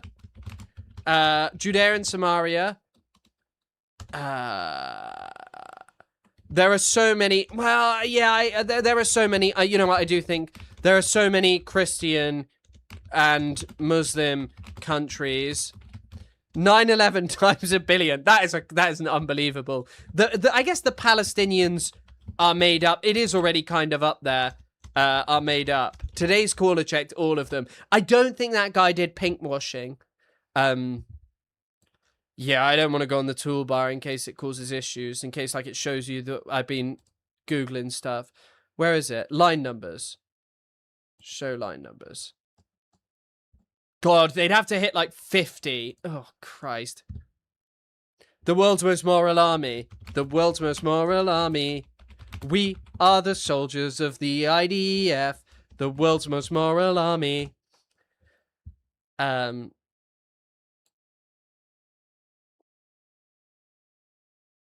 Is that, sorry, what? Is that true, Potato Power?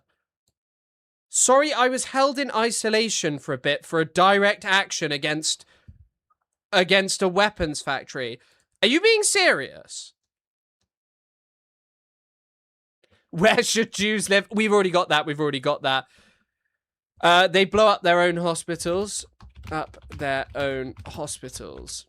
I found a bingo that goes up to 49 spaces. I'm not sure that's fair to do 49.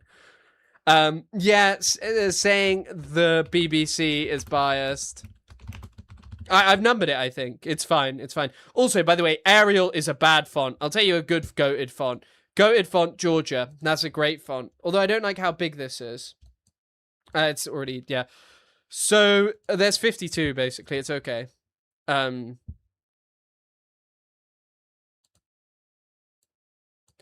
Palestine kicked us out 4,000 years ago. Kicked us out 4,000 years ago. Right, okay, I'll leave that for there today, but we will do that one day. I feel like some spaces could be consolidated. That is true. That is true. Mention Far For The Mouse. Far For The Mouse is like a gem being mentioned of like, do you know Palestinian TV? I guess I could do. Like, a little fun one would actually be to generate, like, a 5x5 bingo and gift a sub, like, a sub, because then it's more likely to happen, and it, you know, one day when I'm a big streamer, I can do that, I promise. Tunnels, beheaded babies. I think we've got tunnels. Okay, right. Let's have a quick watch of Daniela Weiss. So this is the end of the introduction. Let's have a quick watch of it. Share with the mods. Okay, I will actually share that with you. Welcome back to Uncensored, Daniela Weiss. We just saw a clip from the BBC report in the West Bank interviewing Yehuda Shimon. That's that. By the way, we saw that clip the other day. If you haven't seen it, it's an Israeli lawyer living in the West Bank who says a Palestinian life is not even worth 1/1,000,000th of a Jewish life. Lawyer was an organization that represents Israelis arrested for violence against Palestinians. Now, when a top Israeli lawyer says on camera to the BBC that one Jewish life is worth 10 million Palestinian lives and says he knows it's racist to say that. She actually, by the way, actively looks like a Draugr. I know we use that statement a lot, but this is the... Actually, I don't even know. I think she looks like a Hollow from Dark Souls. Like, genuinely, she is moving like a Hollow today. I don't know what is up with her. A Dark Souls 1 Hollow as well. She actually, this is not an exaggeration, she genuinely looks like a Hollow from Dark Souls 1. Why is it a WebP file? The best photo that I can find of one is a WebP file, which I hate. Like, tell me she ain't looking a bit like that today. Tell me. Tell me she doesn't look like she's about to try and whack you with her sword for minimal damage and return minimal souls when you whack her back. It feels pretty outrageous to the rest of us watching. Were you outraged by what he said, or did you agree with him? It's an expression that I did not use, so you should ask him about it, and I am responsible for my expressions. So this is not the kind of sentence that I would use. Would you say that a Jewish life is worth exactly the same as a Palestinian life? That one life is worth the same as another? I'm sorry, I didn't get the full sentence or the full question. Could you please... She's suffering from... We've already hit the bingo. She's not got a... she's got it as a... She's already hit the bingo of bad Israeli tech. Ask it again. Would you say, therefore, that one Jewish life is worth the same as one Palestinian life? It's not... I mean, I just said it, but I'm ready to say it again. I know that according to my religion, human beings were created. The human being The first Adam was created by God, and all human beings were the result of this creation. So why do you bring me into this channel? It's very interesting that she won't just answer this question. Of comparing one to the other. I respect people of other nations, people of other religions. The only situation where things clash is when other religions, people of other religions or other nations clash with us, with Israel or with Jews. I don't see us attacking others or clashing with others unless they start. And I think it's well known. Oh, that is all Israel does, just clashes with other people. What's it doing with Iran right now? Oh, is it because they got a nuclear bomb? Okay, lad. I don't think so. I don't know what corner you are in now. I really don't understand. You well, no, know I don't. our I'm sorry. Just to religion. be You clear, know the Jewish religion. just to be right, but just to be clear, somebody else that follows your religion, Yehuda Shimon, who's a lawyer with a big organization that represents Israelis arrested for violence against Palestinians, he is the one that said a Jewish life is worth 10 million Palestinian lives. I think it's interesting and notable that you don't agree with him, but I'm just asking you in the context of what he said. I didn't know about it. I don't know the person. And Right. if you want to dwell on this, it's your decision. I have so many things to think about. No. I'm going to come to other issues. I guarantee you. This is not why we got you on the program, but it is a story that's happened in the last few days. It has caused a lot of outrage. I think it's notable that you don't agree with what he said, but I just want to be quite clear. No, I don't. Because you seem to want to give. I don't agree. But just to be. No, but am I right in concluding that you believe a Jewish life is worth the same as a Palestinian life, and a Palestinian life is worth the same as a Jewish life? Do you agree with that statement? I tried to listen to the previous item of your program. It was about men and women. So like what you're asking now about Jews and other people, it reminds me like comparing between a man and a woman. Each individual has his characteristics, his nature. This woman is crazy.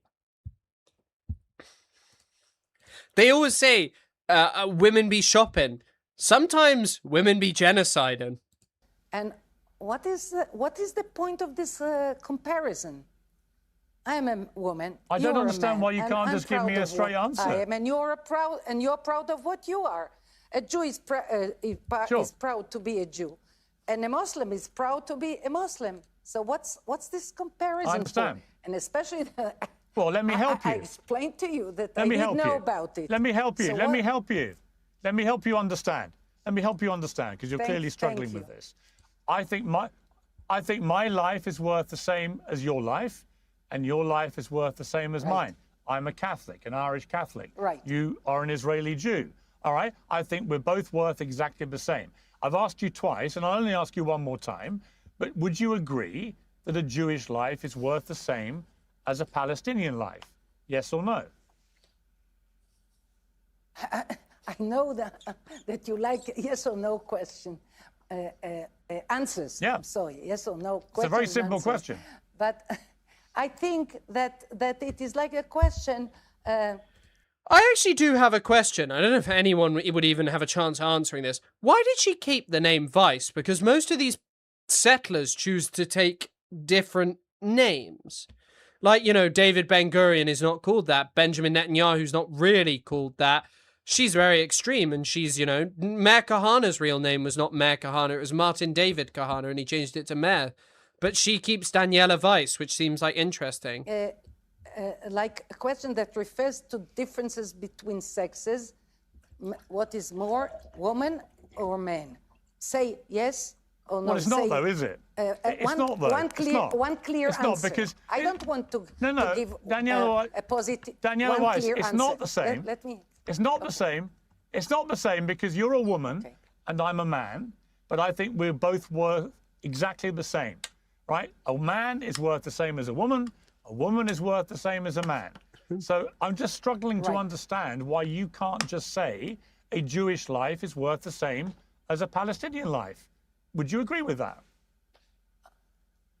I think that all human beings I know, are you've the said same. that several but times. The point is why. But the point is why you came to this point. Why you're asking me this question? It's on the basis Well, you know of why. some clash. I just told you why. So what? Daniela Weiss, I told you why. Because a senior Israeli lawyer says that a Jewish life is worth 10 million Palestinian lives. I told you why. I do not. I don't understand why you can't. I do not You use. keep talking about gender and everything else. I'm like, look, it's a very simple question. Do you think a Jewish life is worth the same as a Palestinian life? Yes or no? You either do or you don't. I think that all human beings were created by God.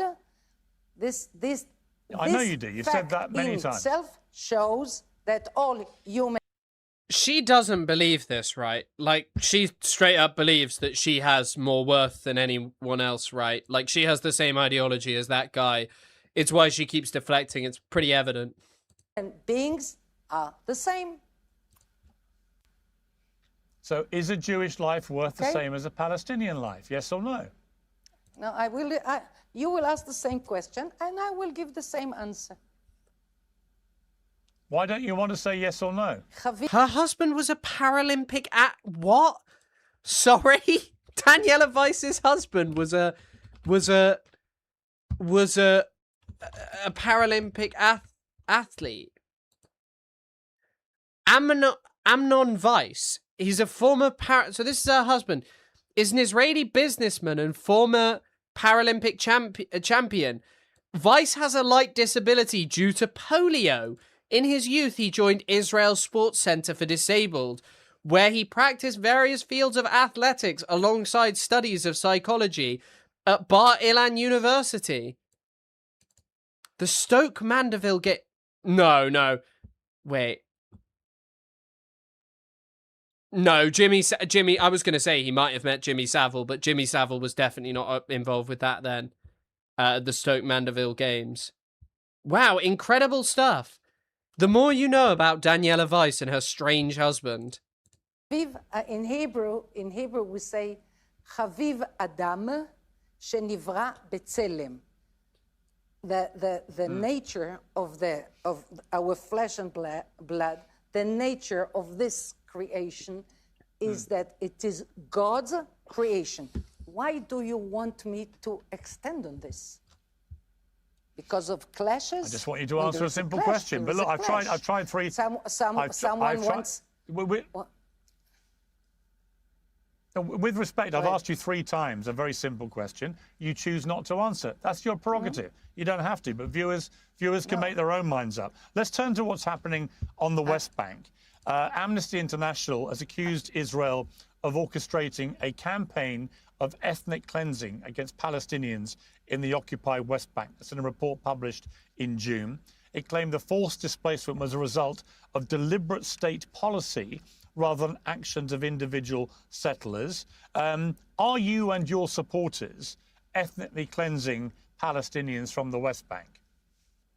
The thing that I do, and people from my movement, Nahala, and the activists and the settlers all over, what we do, we establish communities, many communities on government.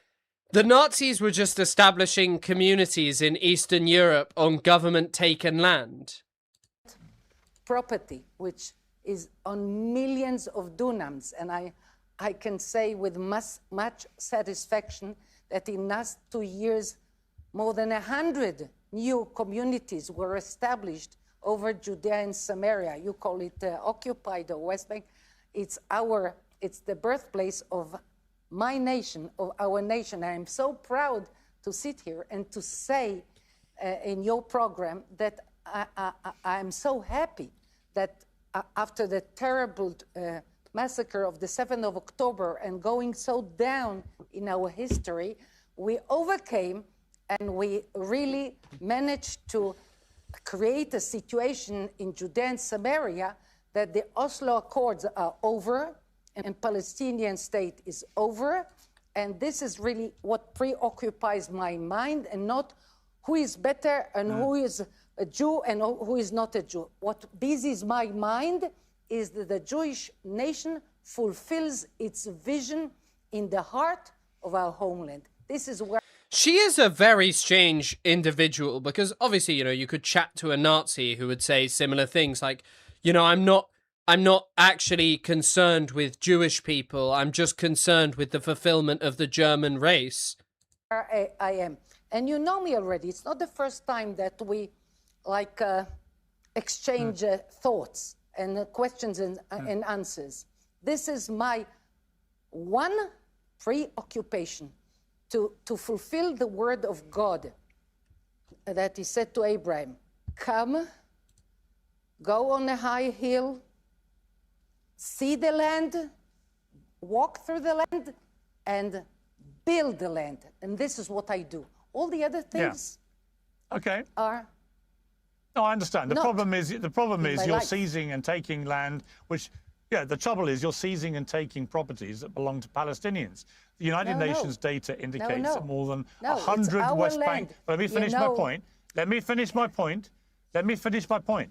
The UN data indicates that more than 100 West Bank villages were fully or partially emptied between January 2023 and April 2026. Last week, the UN's Human Rights Office warned that violence in the West Bank is worsening.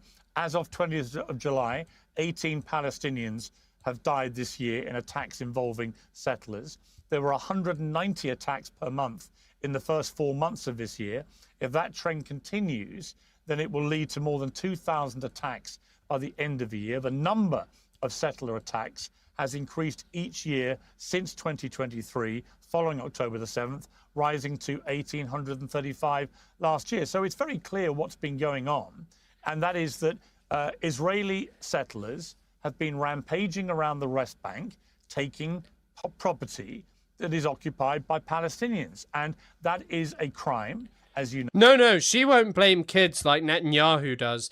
This lady will say that they're just going to their land and that it's all Palestinians attacking them. Like, that's what she'll say. No, it is illegal, and it is condemned by most of the rest of the world.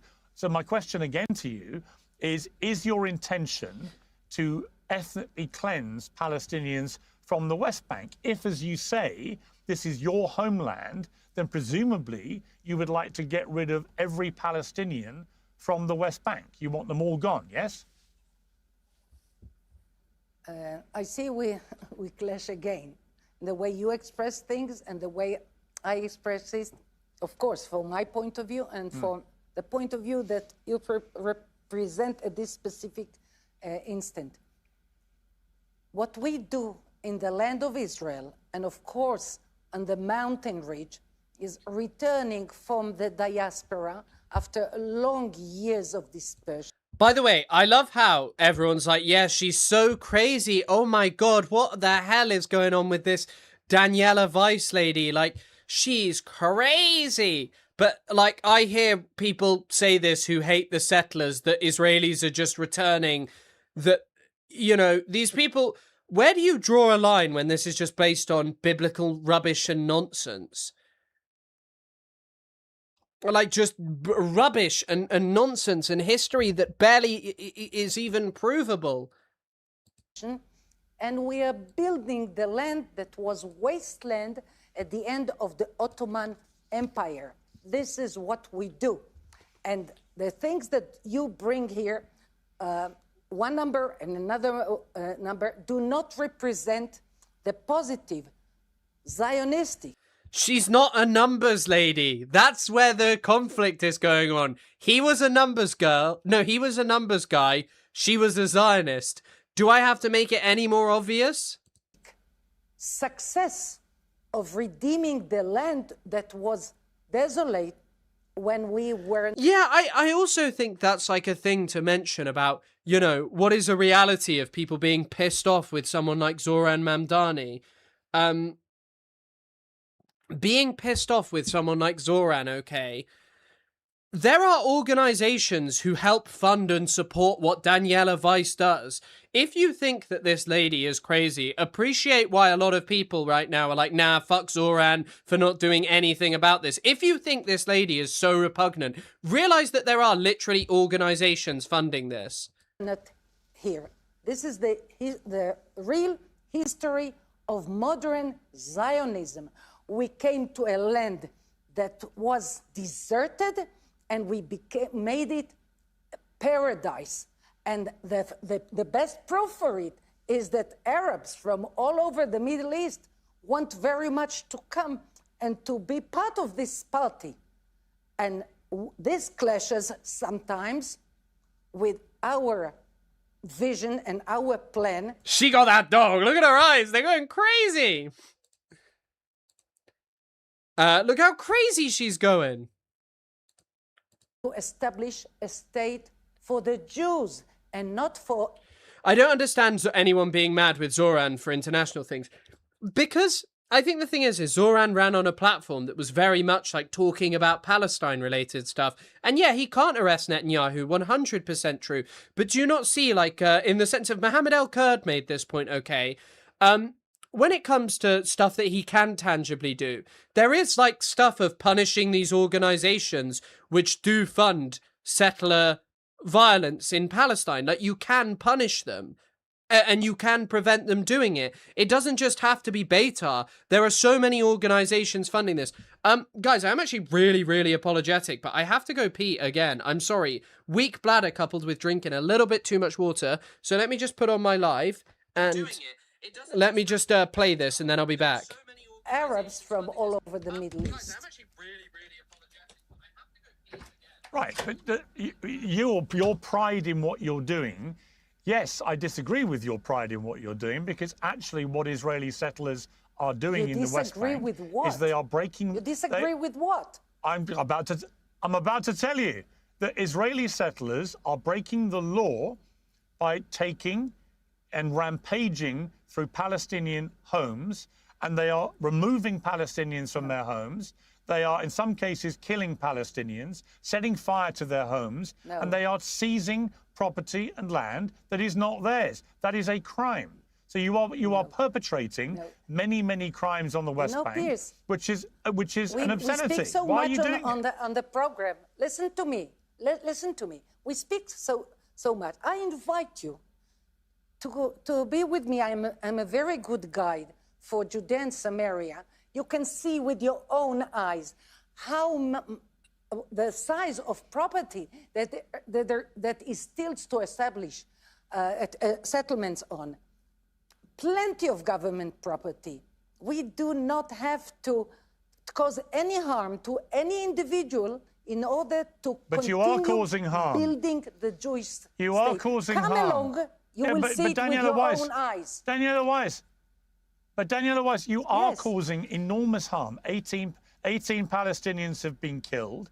There were 190 attacks per month in the first 4 months of this year. You are attacking Palestinians almost every single day. So you are causing enormous harm to Palestinians in the West Bank. And many people believe... Right. Sorry. Hello. I am back. Sorry. I am just peeing. She attacked Louis Theroux, lol. What does she mean she's nice? She didn't attack Louis Theroux, did she? 190 attacks harm. 18... Her smile is so discomforting. Oh, 100%. She's a creepy lady. 18 Palestinians... She is hitting hard on the bingo card, which is surprising, you know. You expect like a more... But once again, actually, does that not just point to the point that I was just making? Like, Silent Scythe can make like a fucking random bingo card of shit that people say who regularly are like, oh, I oppose the settlements and I oppose what Israel does. But then it's like, yeah, just like, this is the same shit. She did push Louis Theroux. Oh, I forgot about that. I forgot about her pushing Louis Theroux. Have been killed. Pea hand. No, I got wet hands because I washed them so well. They smell like... I don't know, it's like lavender or some shit. 190 attacks per month in the first 4 months of this year. You are attacking Palestinians almost every single day. So you are causing enormous harm to Palestinians in the West Bank. And many people believe that your real plan is to get rid of all the Palestinians from the West Bank and ultimately Gaza too. Can you tell me, would you like Palestinians to all be removed from the West Bank? No, this is not this is not the attitude of my religion. As a Jew, I go by the Bible, and I go by Joshua's, the biggest settler ever, by his laws. The people who live in Israel and accept Israeli sovereignty can live. Those who fight us, we fight. Those who do not accept the fact that... Yeah, like, I would love to see, to be fair, actually, if you showed her a video, there's no point. Her response to a video would literally just be, oh, well, that video is like, you know, the Palestinians caused it, the Arabs caused it, oh, it was their fault, the Arabs provoke us, and they burnt down their own house. In the land of Israel, the Jews are the only government, the only sovereign. They cannot stay. So either you accept our sovereignty, if you fight us, we fight, and if you do not accept it, you just, your item before your interview with me was about Morocco coming to Spain, if I'm not mistaken, but it was a bit not clear, but this issue is going on. So every country every nation wants her country to be country for the people of this nation.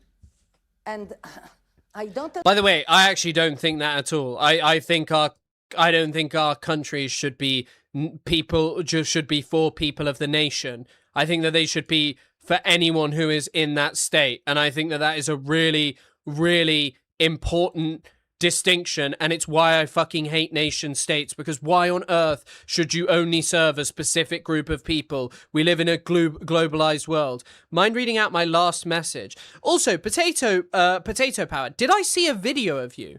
The Bible literally says that the ethnically cleansed the native Canaanites.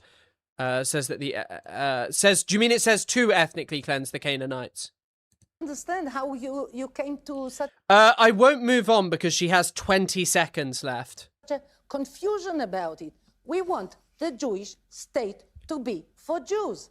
It is such an obvious, such a clear, such a universal acceptance. So, okay, I repeat the problem is, come and see it with your own eyes. The problem is it's obvious to you. It's not obvious to the rest of the world who perceive what you're doing. Very recently, the video of people involved in an arms factory incident in Scotland. In the West Bank to be crimes. But we're going to leave it there. Daniela Weiss, thank you for coming back on Uncensored. Thank you for generating the bingo thing, or sending that bingo thing. I will check it out. Thank you so much, Scythe Goated. We'll just stick on Munther Isaac because we've seen the end of it before, but we didn't watch this first minute or two. And Munther Isaac is obviously a Palestinian living in the West Bank, but he gets given 4 minutes in comparison to Daniela's never-ending state. Well, joining me now is a Palestinian Christian pastor, Munther Isaac. Munther Isaac, welcome to Uncensored. Thank you for having me, of course. What is your reaction to that interview with Daniela Weiss? Because from where I was sitting here listening to that, it seems to me pretty clear what her intentions are on the West Bank. But the problem with that is that the Israeli settlers are rampaging around, grabbing any Palestinian homes that they can get their hands on, which is a crime. Yeah, don't listen to me. Listen to the settler leaders themselves. Listen to Ben-Gvir and Smotrich and others. They've called it, we need to encourage Palestinians to leave. We need to encourage Palestinians to migrate. That has been the Zionist plan since the very beginning. And it has certainly accelerated since this government took over. But the building of settlements is not a new endeavor. What we're witnessing today is an unprecedented violence that takes several forms. Of course, the death of Palestinians is what's being reported, but beyond that, it's arsons, it's burning homes, burning trees, uprooting trees, burning mosques, it's polluting water. They're doing everything they can to encourage Palestinians to leave these villages. And as you said, they managed to succeed to empty many communities. That's obviously the plan that they state. And unfortunately, because of the silence and impunity of Israel enjoys in the international community, the plan continues.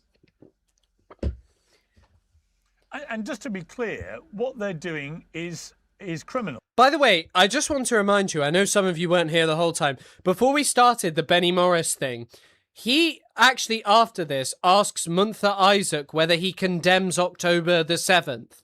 That was what he had to ask Munther Isaac about. What they're doing is horrific. We're afraid for our lives. Every time I drive on outside of the Palestinian-controlled areas, the cities, and of course... Yeah, by the way, Israel declared Taibeh a closed military zone today. The entire village of Taibeh, so solidarity activists can't go there anymore. Here you go. The Israeli army has declared the Christian village of Taibeh, the last entirely Christian village in the West Bank, a closed military zone, prohibiting Israelis, foreign nationals, and journalists from entering. In practice, this means international activists, human rights observers, and journalists will no longer be able to enter the village to document or respond to the daily attacks by Israeli settlers. This is a deeply alarming new measure and another step by the Israeli government and army towards the forced ethnic cleansing of the last entirely Christian village in the West Bank. They want to do it in silence, without witnesses, without journalists, and without the world noticing. Instead of arresting the settler terrorists responsible for these attacks, the authorities are banning the journalists and activists who document them from entering. If this continues, the survival of the last entirely Christian Palestinian village in the West Bank about 3 times, but yeah, I appreciate what he's saying. So this is the entire village of Taibeh has been declared a closed military zone. But don't worry, he proceeds to ask, do you condemn Hamas? Of course, even within the Palestinian cities, I'm in Ramallah now, and we see the Israeli military all the time. But whenever I drive with roads that we know settlers are around, I'm afraid for my life. We live in constant fear from what they're doing. And Palestinians are defenseless. We can't defend ourselves. And when Palestinians try to defend themselves, the settlers enjoy the protection of the Israeli military. And that's why I think we need to continue to emphasize that it's not the problem of radical settlers as if they are outlaws and the government can't control them. The military protects them. The military accompanies them. And they are helping implement the plan of the current government of Israel and many governments before that to annex more and more land from the West Bank. And when we say annexing the land, they want the land, the geography, but they don't want people in it. And that's why... Talking to a Palestinian at all about October the 7th at this point and proceeding to ask them, do they condemn it, is insane. But what makes it so insane is, you're right, Munther Isaac is a Palestinian in the West Bank. He's not even ruled over by Hamas. The government allows these attacks to happen with the hope that they succeed in pushing more and more Palestinians outside of their towns, their communities, their villages, while of course making empty statements to the international community that they condemn these attacks. But we know that they're doing nothing to stop them. Actually, they're protecting these settlers. Your previous guest invited you to come. I invite you to come and see the horror Palestinians in villages live in on every single day. And I invite you to come and listen to the stories of horror that has been well documented and that has been allowed. By the way, this is actually what it's like happening to that happened to Jewish people, like just full-on state support of persecution. Do you condemn the PA? Yeah, I condemn the PA. I don't know if Munther Isaac would. Obviously, by the way, I don't know if you PA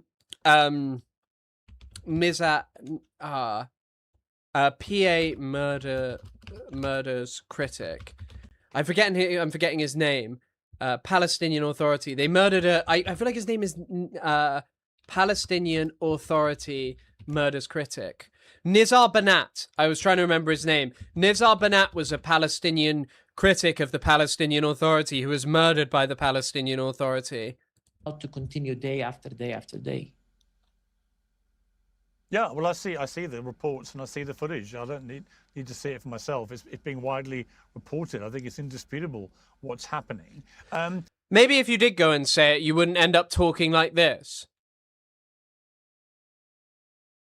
Now, you yourself have been quite a controversial figure. The Jewish Insider described you as the high priest of anti-Semitic Christianity.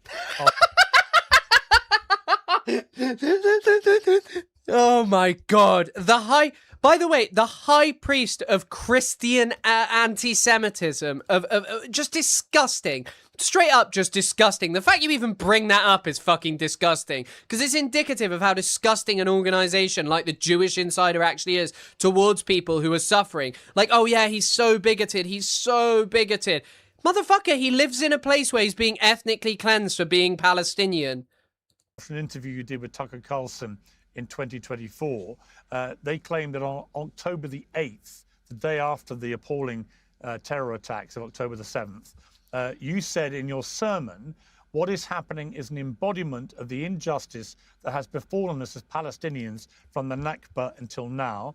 Anyone following the events was not surprised by what happened yesterday. One of the scenes that left an impression on my mind yesterday, and there are many scenes, is the scene of the Israeli youth who were celebrating a concert in the open air, the Nova Music Festival, just outside the borders of Gaza, and how they escaped. What a great contradiction between the besieged poor on the one hand and the wealthy people celebrating as if there was nothing behind the wall. Gaza exposes the hypocrisy of the world. Now, do you stand by those? Damn, my guy is spitting fire. Comments, because many people felt that they were effectively trying to justify Hamas slaughtering 1,200 Israelis, including hundreds of young people at the music festival. Yeah, thank you for asking me about that, Piers, because these words were said the day after the attacks, when what was reported is that we didn't know the exact numbers. No one fathomed that 1,200 people were killed, and we didn't know that a massacre took place in the music festival. And I certainly condemn the killing of civilians, innocent civilians in their homes, or the kidnapping of children. Nothing I said condones or justifies violence. I'm trying to explain what happens. And namely that the attacks happened as the aftermath of a brutal siege. In fact, Piers, if you look at my talks, my writings, over the years, I've been consistent in believing in nonviolence and in believing that every life is worth the same. All lives are equal. Every life matters to God. All of us are created in God's image. And that's why I've never believed that. By the way, all of these people, like Piers Morgan, I don't know if he did, but so many of these people supported the Iran, like what happened in Iran, and they were like, killing Khamenei is brilliant. On that same day, they killed hundreds of people. Violence solves things. At the same time, when we try to explain to people, so much has been said about the horrific events of October 7th and their impact on the psyche of the Israeli society. Now, imagine how many October 7th did the Palestinians endure over their lives. And that's what I was trying to explain, that the people of Gaza... Why do I have the subhuman build? Love from Jakarta. What do you think describes me as having a subhuman build?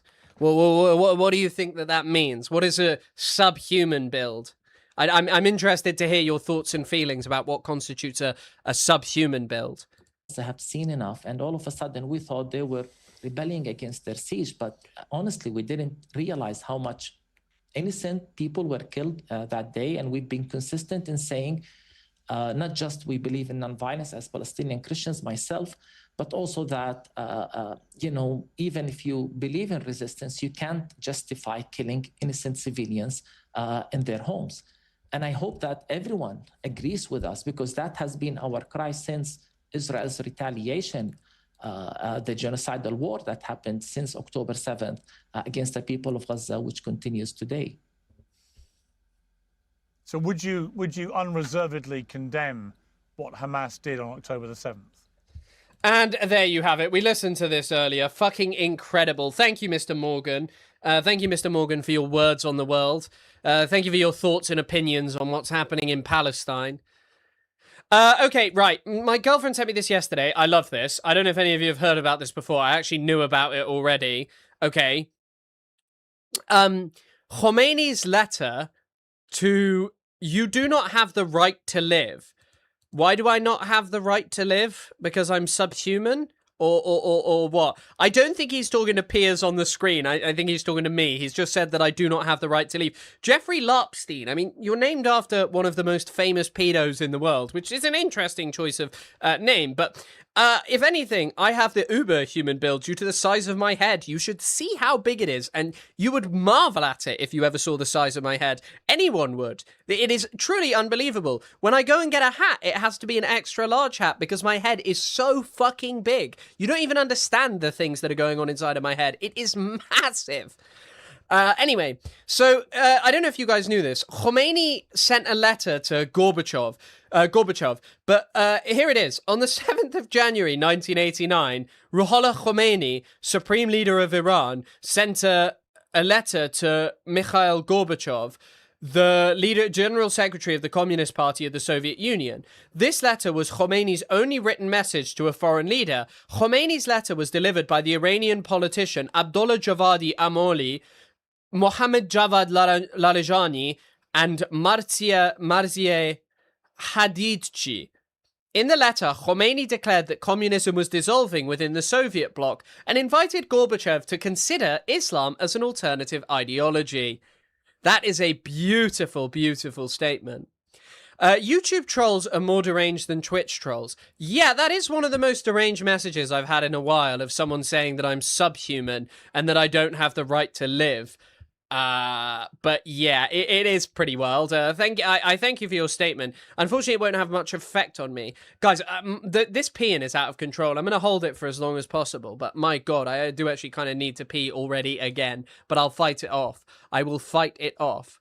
The kettle, boiling cover, actual.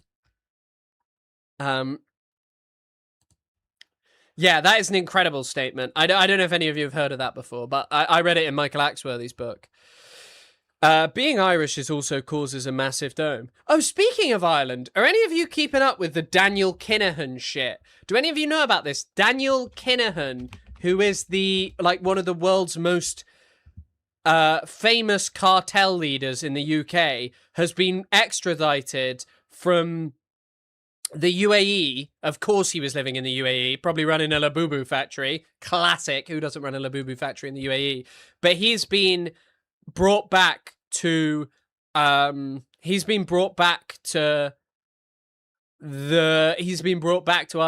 Is it better to go pee or not? Because I've literally peed 4 times this stream, and quite often I don't pee during the stream.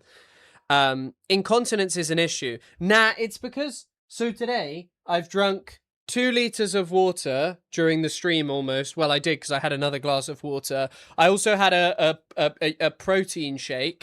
I had a white Monster, which I don't normally drink. I had 500 milliliters of water alongside that this morning. So I think I'm good. What's going on there? Have you not heard about this? Yeah, Daniel. Okay, you know what? I'll run and piss really quick. Intifada, Riyad Awad. We'll stick on a different Riyad Awad song. We'll stick on My People, My Homeland. I hope everyone's enjoying the stream today. We'll do a slightly longer one, so it'll probably be done about 7, so probably about an hour's time or something like that. Do I have a UTI? No, I don't. I just have to go pee.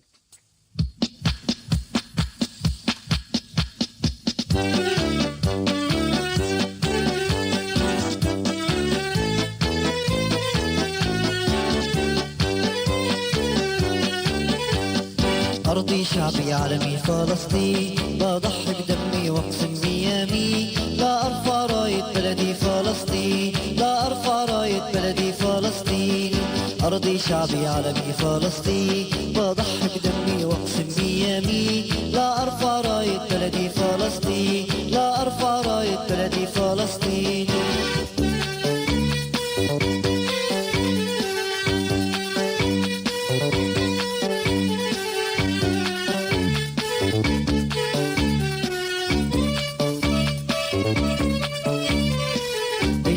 بالحجر أشعلنا الثورة بالإضراب كسرنا قيودنا وبالوحدة عززنا صمودنا والتحرير صار صوب علينا بالحجر أشعلنا الثورة بالإضراب كسرنا قيودنا وبالوحدة عززنا صمودنا والتحرير صار صوب عليه أرضي شعبي عالمي فلسطين بضحي بدمي واقسم بيمين لا أرفع راية بلدي فلسطين لا أرفع راية بلدي فلسطين أرضي شعبي عالمي فلسطين بضحي بدمي واقسم بيمين لا أرفع راية بلدي فلسطين لا أرفع راية بلدي فلسطين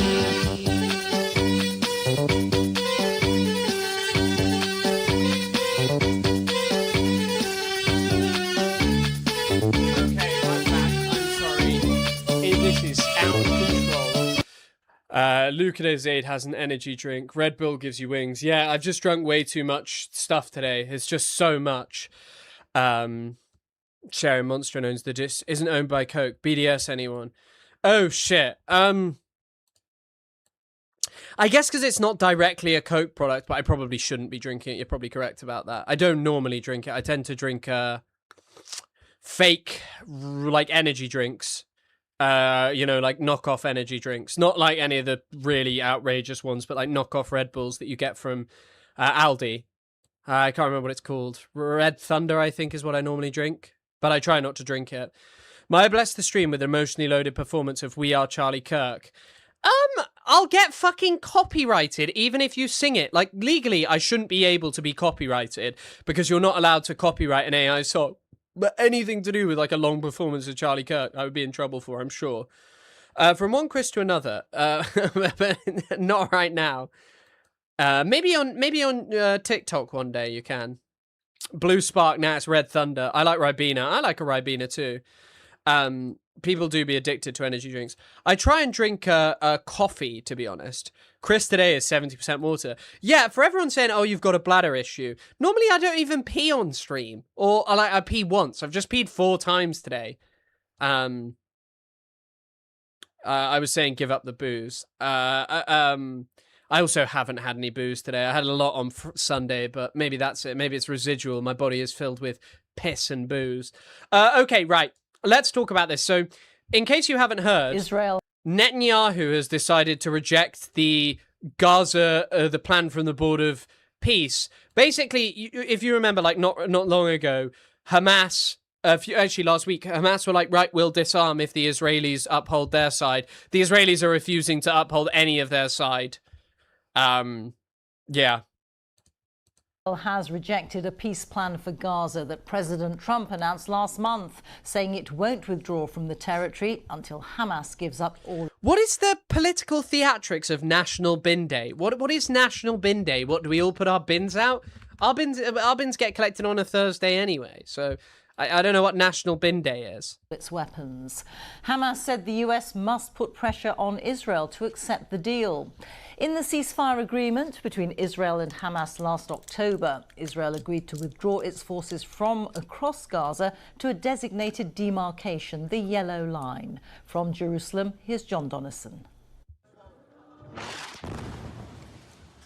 The war in Gaza never really ended. This. Wait, I just want to make sure that there's not any violence in this, so give me a second.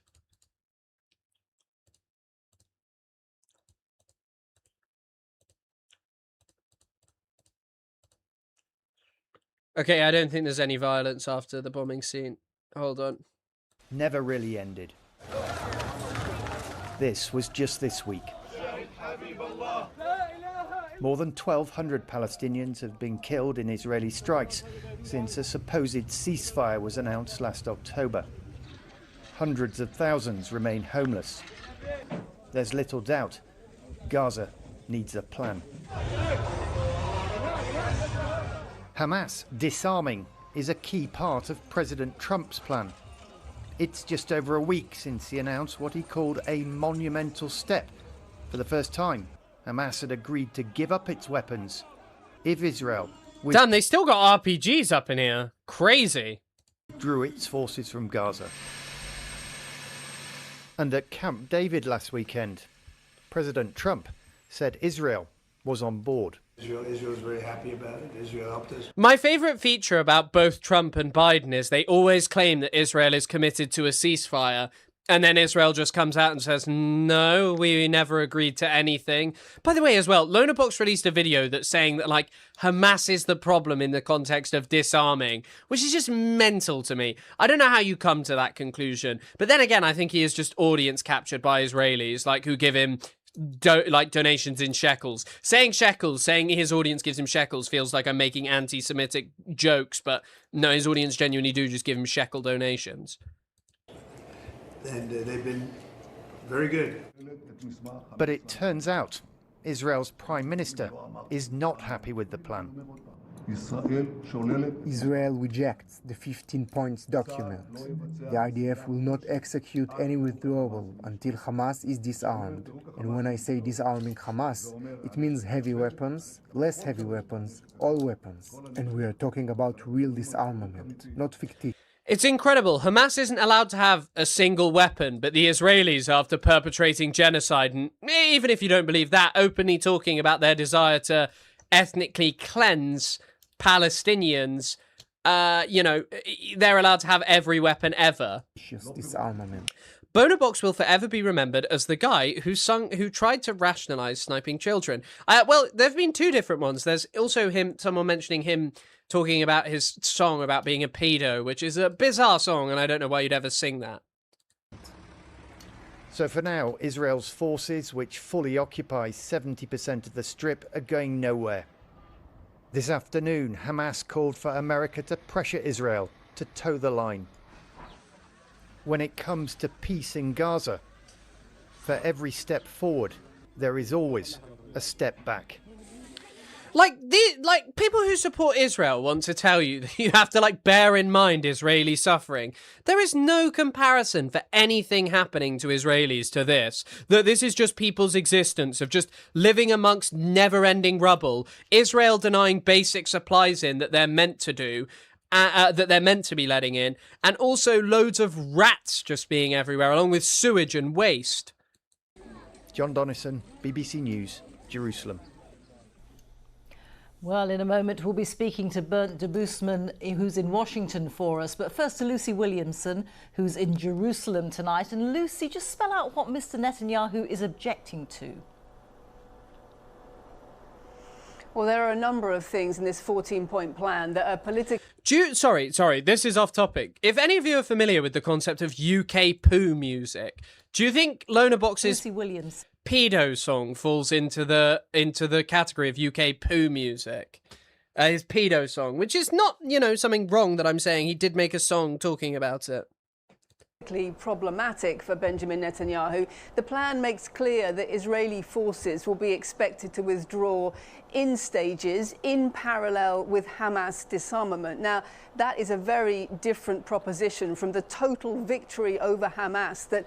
Do you know what's also crazy of this thing of Hamas are meant to disarm before Israel withdraws?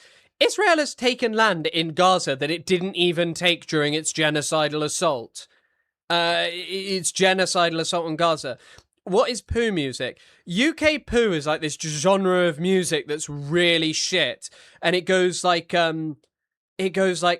slap me, come slap me again. That's one song, and it's just like bad music from the UK, basically. That's what UK poo is. It's just bad music from the UK, and I think Lonabox's song would sort of count. Mr. Netanyahu had promised his voters. The plan also makes clear that if it's implemented, it will create the conditions for what it calls a credible pathway to a Palestinian state. That's something Mr. Netanyahu has said he would never agree to, and he repeated that again. I'm sorry, how can you, as someone who's apparently analysing Palestine from a perspective that's more rational than the extremists and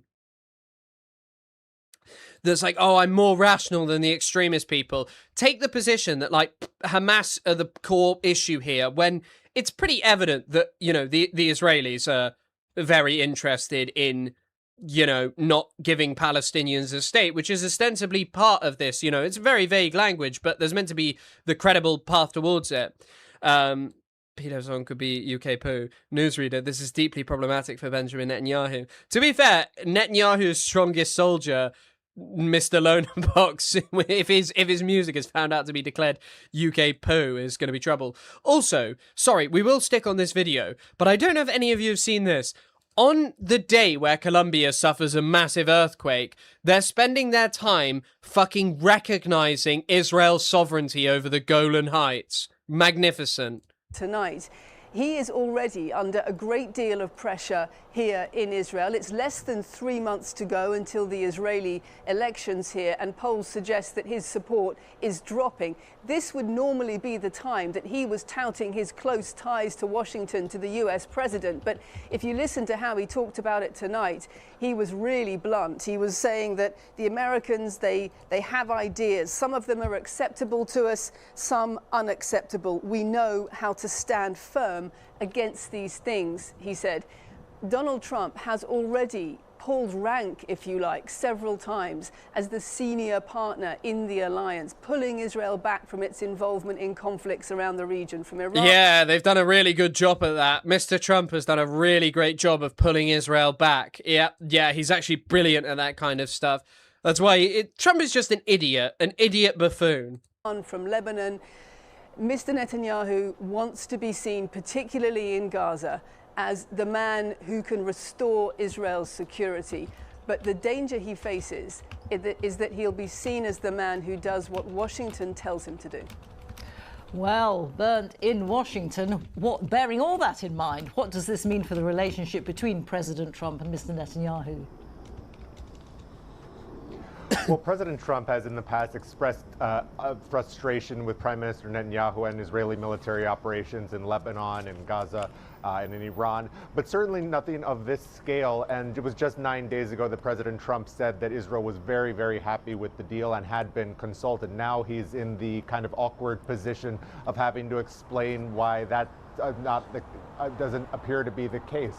And I think President Trump, we haven't heard from him yet, but it's certainly... You know, when I was talking to that guy about, like, anti-Semitism, right, and it rising, and I'm like, yeah, I don't think governments help that. Do you think it really helps that there's this whole pretend thing of, like, you know, the UK government going, oh my God, you know, the US government of going, oh my God, we've told Netanyahu that he's agreed to a ceasefire. Oh my God, he's agreeing to it. And then Netanyahu just goes, nah, I didn't do that. I didn't do that at all.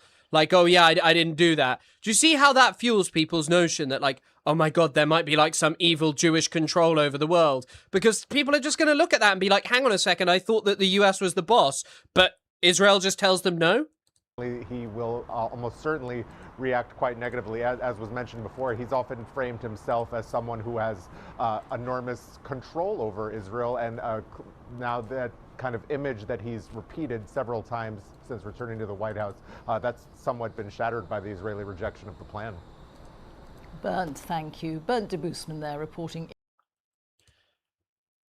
That ended abruptly, but yeah, I just think this thing of like sitting there and listening to, oh, there's an analyst talking here, let's listen to her. But this thing of just like how the US acts is just crazy. Yeah, also, by the way, don't know if any of you saw this, Israel's foreign ministry posted a photo where they'd conquered, where they were taking southern Lebanon forever. Like they just posted a photo where they're, where they have control over southern Lebanon, which is, you know, unsurprising because they are going to seize it. But of course, everyone was just crazy and anti-Semitic to act like Israel was this out-of-control genocidal nation seeking to thieve as much as it could from other people. I'll see if I can find it. Hold on. Because they definitely did do this. Like, this is not an exaggeration. Yeah, here you go. Look at this. The Israeli Foreign Ministry released this. Look, they've just taken part of Lebanon. There's just part of Lebanon is gone. The only part they're like is Gaza. It's just mental. Genuinely mental.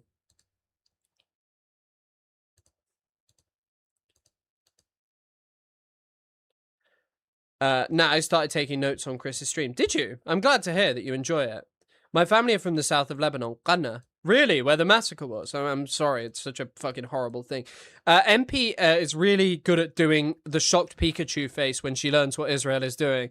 Yeah, that's the trick that Western governments play. They're just like, oh my god, I can't believe that Israel's doing genocide and ethnic cleansing. Who could have known?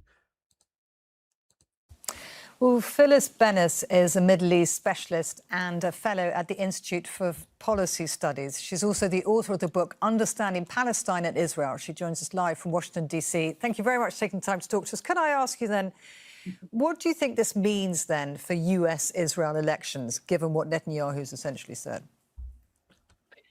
Well, it certainly isn't surprising that Netanyahu's decision is we simply aren't going to follow what we said we would, only hinting what they would have done before. In Trump's own statement, he said that this agreement was going to be carried out in what he called carefully structured phases. And he talked about how the disarmament of Hamas and the withdrawal of Israeli forces would go on together. They would be simultaneous in these structured phases. And then Netanyahu says, no, we're not going to do that. There's clearly two parts to this. One is, as we were hearing in Noor's report and Patty Culhane's report as well, about the elections, the election here in the US that's coming up, and the election inside Israel, where Netanyahu is under enormous pressure, both from his electoral coalition in the Knesset and public opinion, which is very much in support of his very hardline position.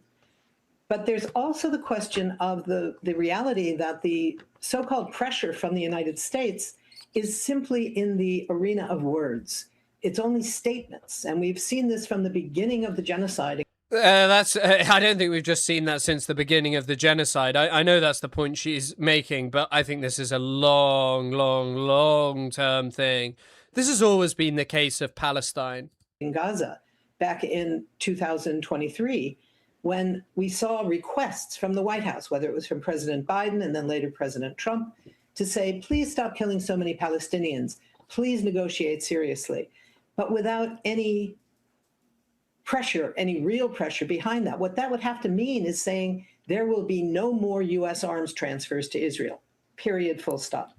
There will be no more military aid to Israel, period, full stop. Or just threaten de-recognizing the Golan Heights or de-recognizing anything.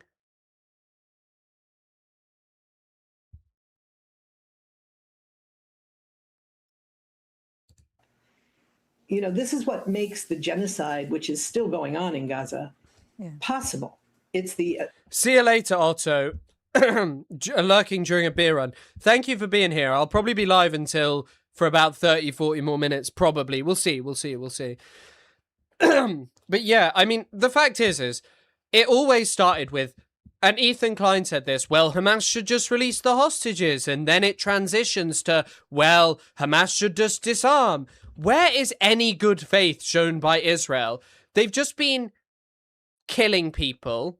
They've been stealing more land. Like, what is this? Support from the United States, support diplomatically in the United Nations, protection from the International Criminal Court, etc. The reality is the pressure is growing on President Trump and the Republicans, partly with the report we were just hearing about how much support for Israel has become a partisan issue in the United States. Not only the question of support for Israel or not, but AIPAC money, the biggest component of the Jewish sector of the pro-Israel lobby. There are many sectors of that lobby, but AIPAC has been one of the most powerful. Their money is now toxic among a huge sector of candidates, particularly Democratic Party candidates, who know that if they accept AIPAC money, it will discredit them in the eyes of their own base, the base of their own party.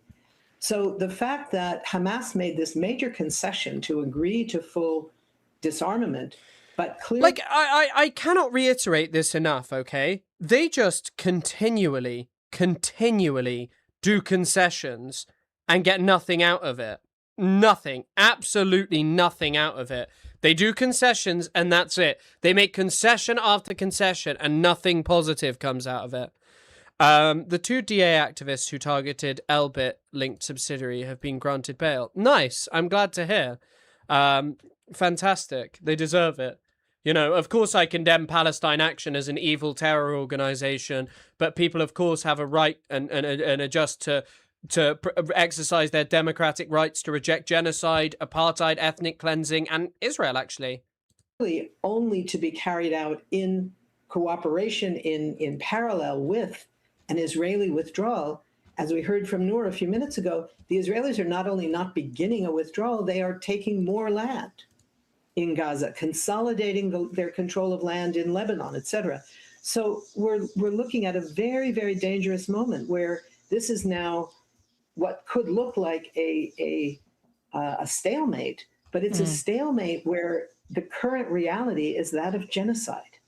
You know, there have been 1,100 people killed in Gaza by Israeli strikes just since the so-called peace deal, the ceasefire deal, was passed in October of last year. Yeah. So I mean, the notion that the genocide is over. I don't really buy that Palestine is that big of a partisan issue. The outright uncivilized Zionism is what's not flying anymore and killed old Hasbara. Liberal Zionism is alive and well. Liberal Zionism is amongst politicians, but like, mate, prior to October the 7th, you could get away with a lot as like a liberal Zionist, and people will just be like, oh, you know, they're like liberal Zionists, and oh, they still care about the Palestinian cause. Mate, look at how people treat liberal Zionists now, and I know that hasn't quite manifested in politics fully yet, but generally amongst the populace, there are a huge amount of people who are like sick to death of what previously constituted liberal Zionism. It's simply not the case. And if there's just a stall, if it goes into stalemate, that means the genocide is continuing. This was what's so dramatically dangerous about this. Well, as you said, Netanyahu's primary concern is popular opinion in Israel. Same for Donald Trump in the United States. So what tools then do the United States have? What tools does Donald Trump have to kind of force the border peace to then move to the next stage? Well, I don't think he's going to be able to force the board of peace to move, because those governments. I do agree amongst the it's functionally a liberal Zionist and people love him. Yeah, I know amongst politics that change hasn't occurred as of yet. I think the Mamdani stuff is Mamdani, even beyond like what he does himself.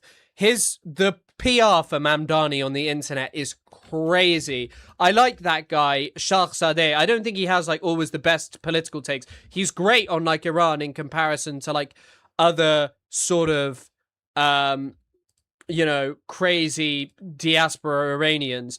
But like, have any of you seen his new like propaganda? Well, they're not like propaganda. It's something he did organically that like Mamdani has even recognized himself. The man's PR is like unstoppable. I don't know if you are familiar with these.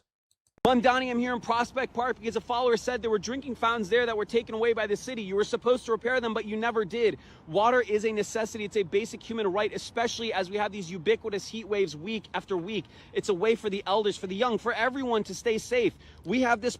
He started this genre of just going, Mamdani, and then... Someone posted a Mamdani video about a pothole in their street, and they were shocked to find after 24 hours that it was fixed. Don't be shocked, my friend. The format is... Like, I don't think that there is anything that this Mamdani thing, and especially Mamdani's also been incredibly lucky, by the way. You are never going to win this argument as well, because Mamdani has been incredibly lucky. Like, I'm assuming most of you don't live in New York, but if you do, New York has been quite blessed in terms of a couple of certain things. Like, okay, for example, the Knicks winning the basketball, the NBA, is that what they won? Whatever they won, I don't care. I hate basketball. I don't hate basketball. It's just not my thing. I appreciate why people love it so much. But anyway, the Knicks winning that thing. It's like if Keir Starmer's premiership had started with the, you know, England winning the World Cup. There would be like, you know, charitability. Oh my God. Also, someone who lives in New York should do that and be like, Mr. Mamdani. Oh my God. Shall I make a TikTok about that, Marcus?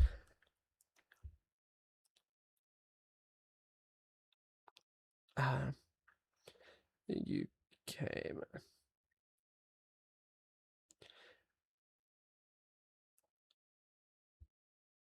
man. Wait. Illegal land sales. in the UK. But yeah, I think the thing is, I think the thing is that with Mamdani, I think the thing is with Mamdani, you are just never winning this, especially against people who are in New York. That's not to say that you shouldn't criticize him, but like his PR is mental. Like, look at these videos. Mamdani, this is prime public. 5.4 million views. This guy has just found like Mamdani, this is a pitiful. He's found the formula of just saying Mamdani, Mamdani, and people are lapping this shit up. And his whole point is they're public servants who should deliver.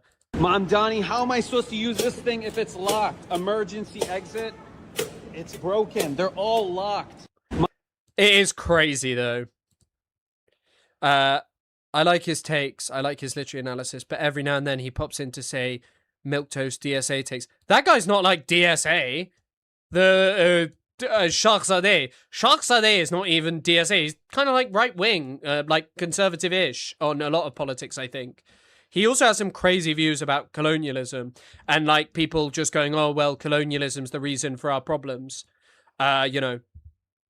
Governments have made very clear they have no intention of, for example, the countries that have agreed to send troops to be part of this so-called international stabilization force under the supervision of the Board of Peace.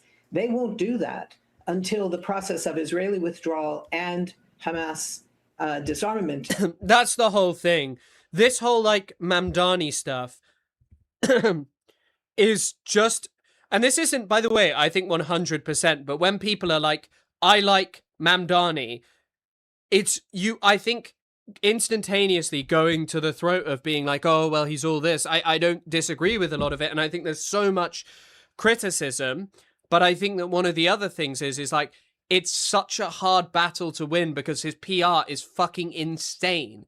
Like, it's insane, you know? And it does, one of the other things that is helping all these people is go watch an interview of Abdul al-Sayed. Like, the guy is just pretty fucking good and sharp in interviews. And so it's, you know, yeah, it's, people will be so much more interested in the aesthetics of what these people deliver on social media than the actual reality of their failure to deliver as left-wingers. To chat with Professor Dave. I don't know enough about Professor Dave. I know he made a video about Destiny. I'm sure he's a decent fellow. You can suggest whoever you want, by the way, as long as it's not like, if you're suggesting Candace Owens, I'm going to be like, I don't like that. I don't like that. Or if you're suggesting like Hitler, I'd be like, hey, cut that out. But yeah, within reason, you can suggest ever. Welcome to the Burger Right. Nah, Juan Polo, sticky one still. Thank you for subscribing and becoming a member. That is so incredibly kind. Thank you for supporting the channel. I wonder if I get enough members, I can do a members only stream. I need to check how many I've got. That probably would be fun. Is complete. So that he doesn't have any basis to be pressured. But again, thank you so much. Pretty sure Mamdani has almost fixed almost like 2,000 potholes in his first 100 days. Fucking crazy. Pressuring them. It's possible that the Board of Peace countries, which includes a number of Arab countries across the region, other Muslim countries, both regional and international, that they could put pressure on Trump to, in turn, pressure Israel. Whether Trump is prepared to do that in terms of his own assessment of where his base lies, and his base tends to be divided on the question of whether or not to support Israel. Mainstream Republican support is strong. Mainstream of the old version of the Republican Party, the MAGA movement, so-called, the Make America Great Again movement that supports Trump most powerfully, they are divided over the question of Israel. Increasingly, the Democratic Party is more and more unified against support for Israel. So the question of how that gets defined by Trump's political... That's the thing, though. If someone like John Fetterman can still be in the Democratic Party, I'm not quite sure how the Democratic Party is unified against Israel. This guy literally just does not believe that there is any criticism of Israel that should be allowed. And also, please don't mention me peeing, not because it's weird or anything, but just because I'm always desperate for a pee. Advisors, we simply don't know yet. There is the possibility that there could be real pressure put on Israel to say no more money, no more weapons, and we're taking off the agenda this notion, this very dangerous notion that is now on the agenda, having been passed in the House of Representatives as part of the... Hamas shouldn't have taken over Gaza back in 2007. Well, they shouldn't... what do you mean? Hamas took part in an election that was organized by the international community and was celebrated by them. The international community just didn't think Hamas would win. They thought that the PA would win in Gaza. And by the way, the only reason that they allowed an election to happen was because Arafat had died, and they thought that they could basically have the PA there. Terror supporter. Caleb, if supporting Hamas is terrorism, like having the American flag and the Israeli flag is a far more overt celebration of terrorism. Caleb da Christian. I also want to start uploading more like epic debate videos. Like he tried to come with facts. I destroyed him. The military budget to embrace the US and Israeli militaries and the military producers. They want to make that a much tighter relationship, to say that's not on the agenda anymore. No more money, no more weapons, and no more deals to be closer until or unless Israel goes ahead with what they had originally agreed to in terms of a structured, phased with... I also one of my favorite things is the concept of the two-state solution, because when people are like, well, how do you reach the one-state solution? How do you reach the two-state solution when politicians have refused to deliver on it? Like, how do you actually reach it? I'm really interested. Draw. But when you said potentially pressure put on Israel, do you have a timeline? Would anything happen before the elections and the midterms? I think it's very unlikely. You asked me what could happen. I'm saying this could happen. Do I think it will happen? Unfortunately, no. But I think that leads to a further stalemate facing the not only the Republican Party, not only the White House, not only President Trump himself, but in the context of an apparent stalemate emerging in the US-Israeli war against Iran. These are not wars that are popular in the United States, in either party. And there has been a great effort by the Trump administration to try and end the war with Iran, the US-Israeli war against Iran, in time to rebuild consciousness in the US that we're not at war anymore, something that he promised when he came into office. I'm against these permanent wars, he said. Turns out he's not so much against them. He's... God, that was definitely my favorite talking point of Trump 2 propaganda, of like, Trump is really against wars. It was brilliant. It was absolutely, absolutely magnificent when people kept trying to maintain that and saying, no. It was actually fantastic. Actually carrying one out and enabling another. So I think that there is a serious problem facing the elections. We don't know how he's going to respond to that. Some of it may be that he's more concerned about... I think also, by the way, on the Mamdani stuff, one thing is maybe we should like look at this deprogram thing. So like they were getting mad at their audience over the Mamdani stuff, okay? But like one of the things is when people were like, no one was really calling out Obama initially. So maybe things are changing. Who fucking knows? Who fucking knows? It's hard. I can't see the future. There's the one thing I can't do. I can do many things, but predicting the future is impossible. About his own reputation. I actually do know a little bit about 09A, a tiny bit from TrueAnon, but that's it. His own popularity than that of his Republican colleagues in terms of their elections that are coming up just in a few months, that he's looking ahead only to 2028.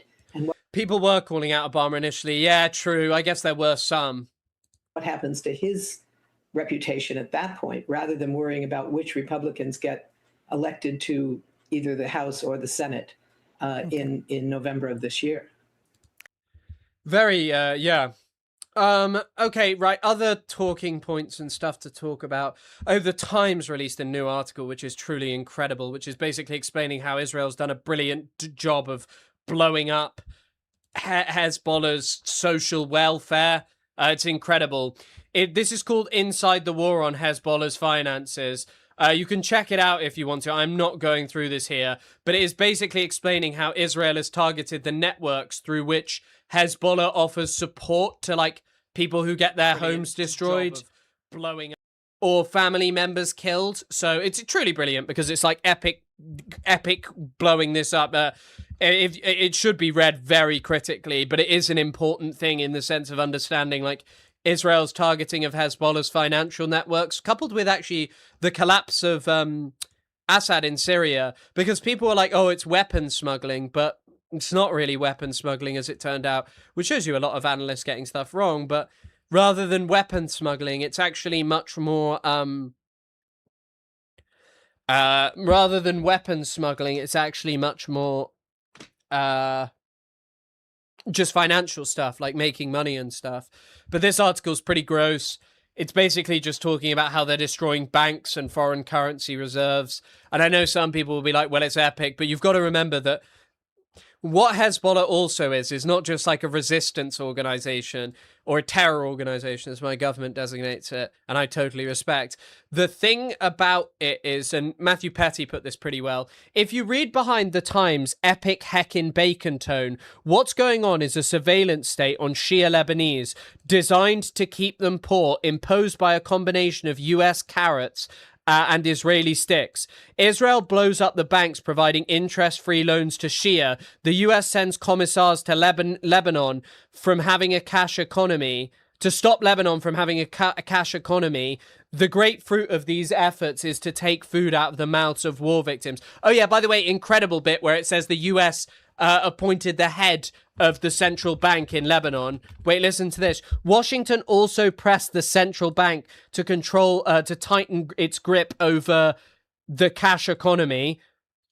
Last year, the Trump administration worked to influence the appointment of a new Lebanese central bank governor. Because the thing about Hezbollah is, by the way, they're an indication of, they're also a symptom of the marginalization of Shias in southern Lebanon, in the same way that as well, the Houthis are like a symptom of the marginalization of Zaidi Shias from northern Yemen. Like, they're not just something that is there because Iran said you should be here. Like, they have a history and a precedence, and calling them proxies is kind of dumb. I mean, Hezbollah is literally like, Hezbollah's ideology is that Ayatollah Ali Khomeini, Ruhollah Khomeini, then Ali Khamenei and Mujtaba are their supreme guides, but also there is the Secretary General of Hezbollah holds sway, so Naim Qassem and previously Hassan Nasrallah had say over what happens. But yeah, it's just like, basically, it's just an acceleration of what Israel's policy is, which is to punish the supporters of any of these organizations, basically as a means to, target them and disrupt them and cause issues for them. Okay, right.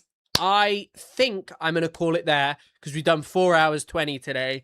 Kind of makes up for a bit for the shorter one. I'm not going to do debates tomorrow. I'm going to do more news-focused stuff. I think I'll just do debates every other day. Honestly, thank you so much for the incredibly kind donations, support, comments, likes, shares, becoming members, becoming Twitch subscribers, throwing me that damn Prime. I hope you guys have a lovely, lovely, lovely rest of the day. I will see you guys tomorrow, definitely. I hope you have a lovely, lovely rest of the day.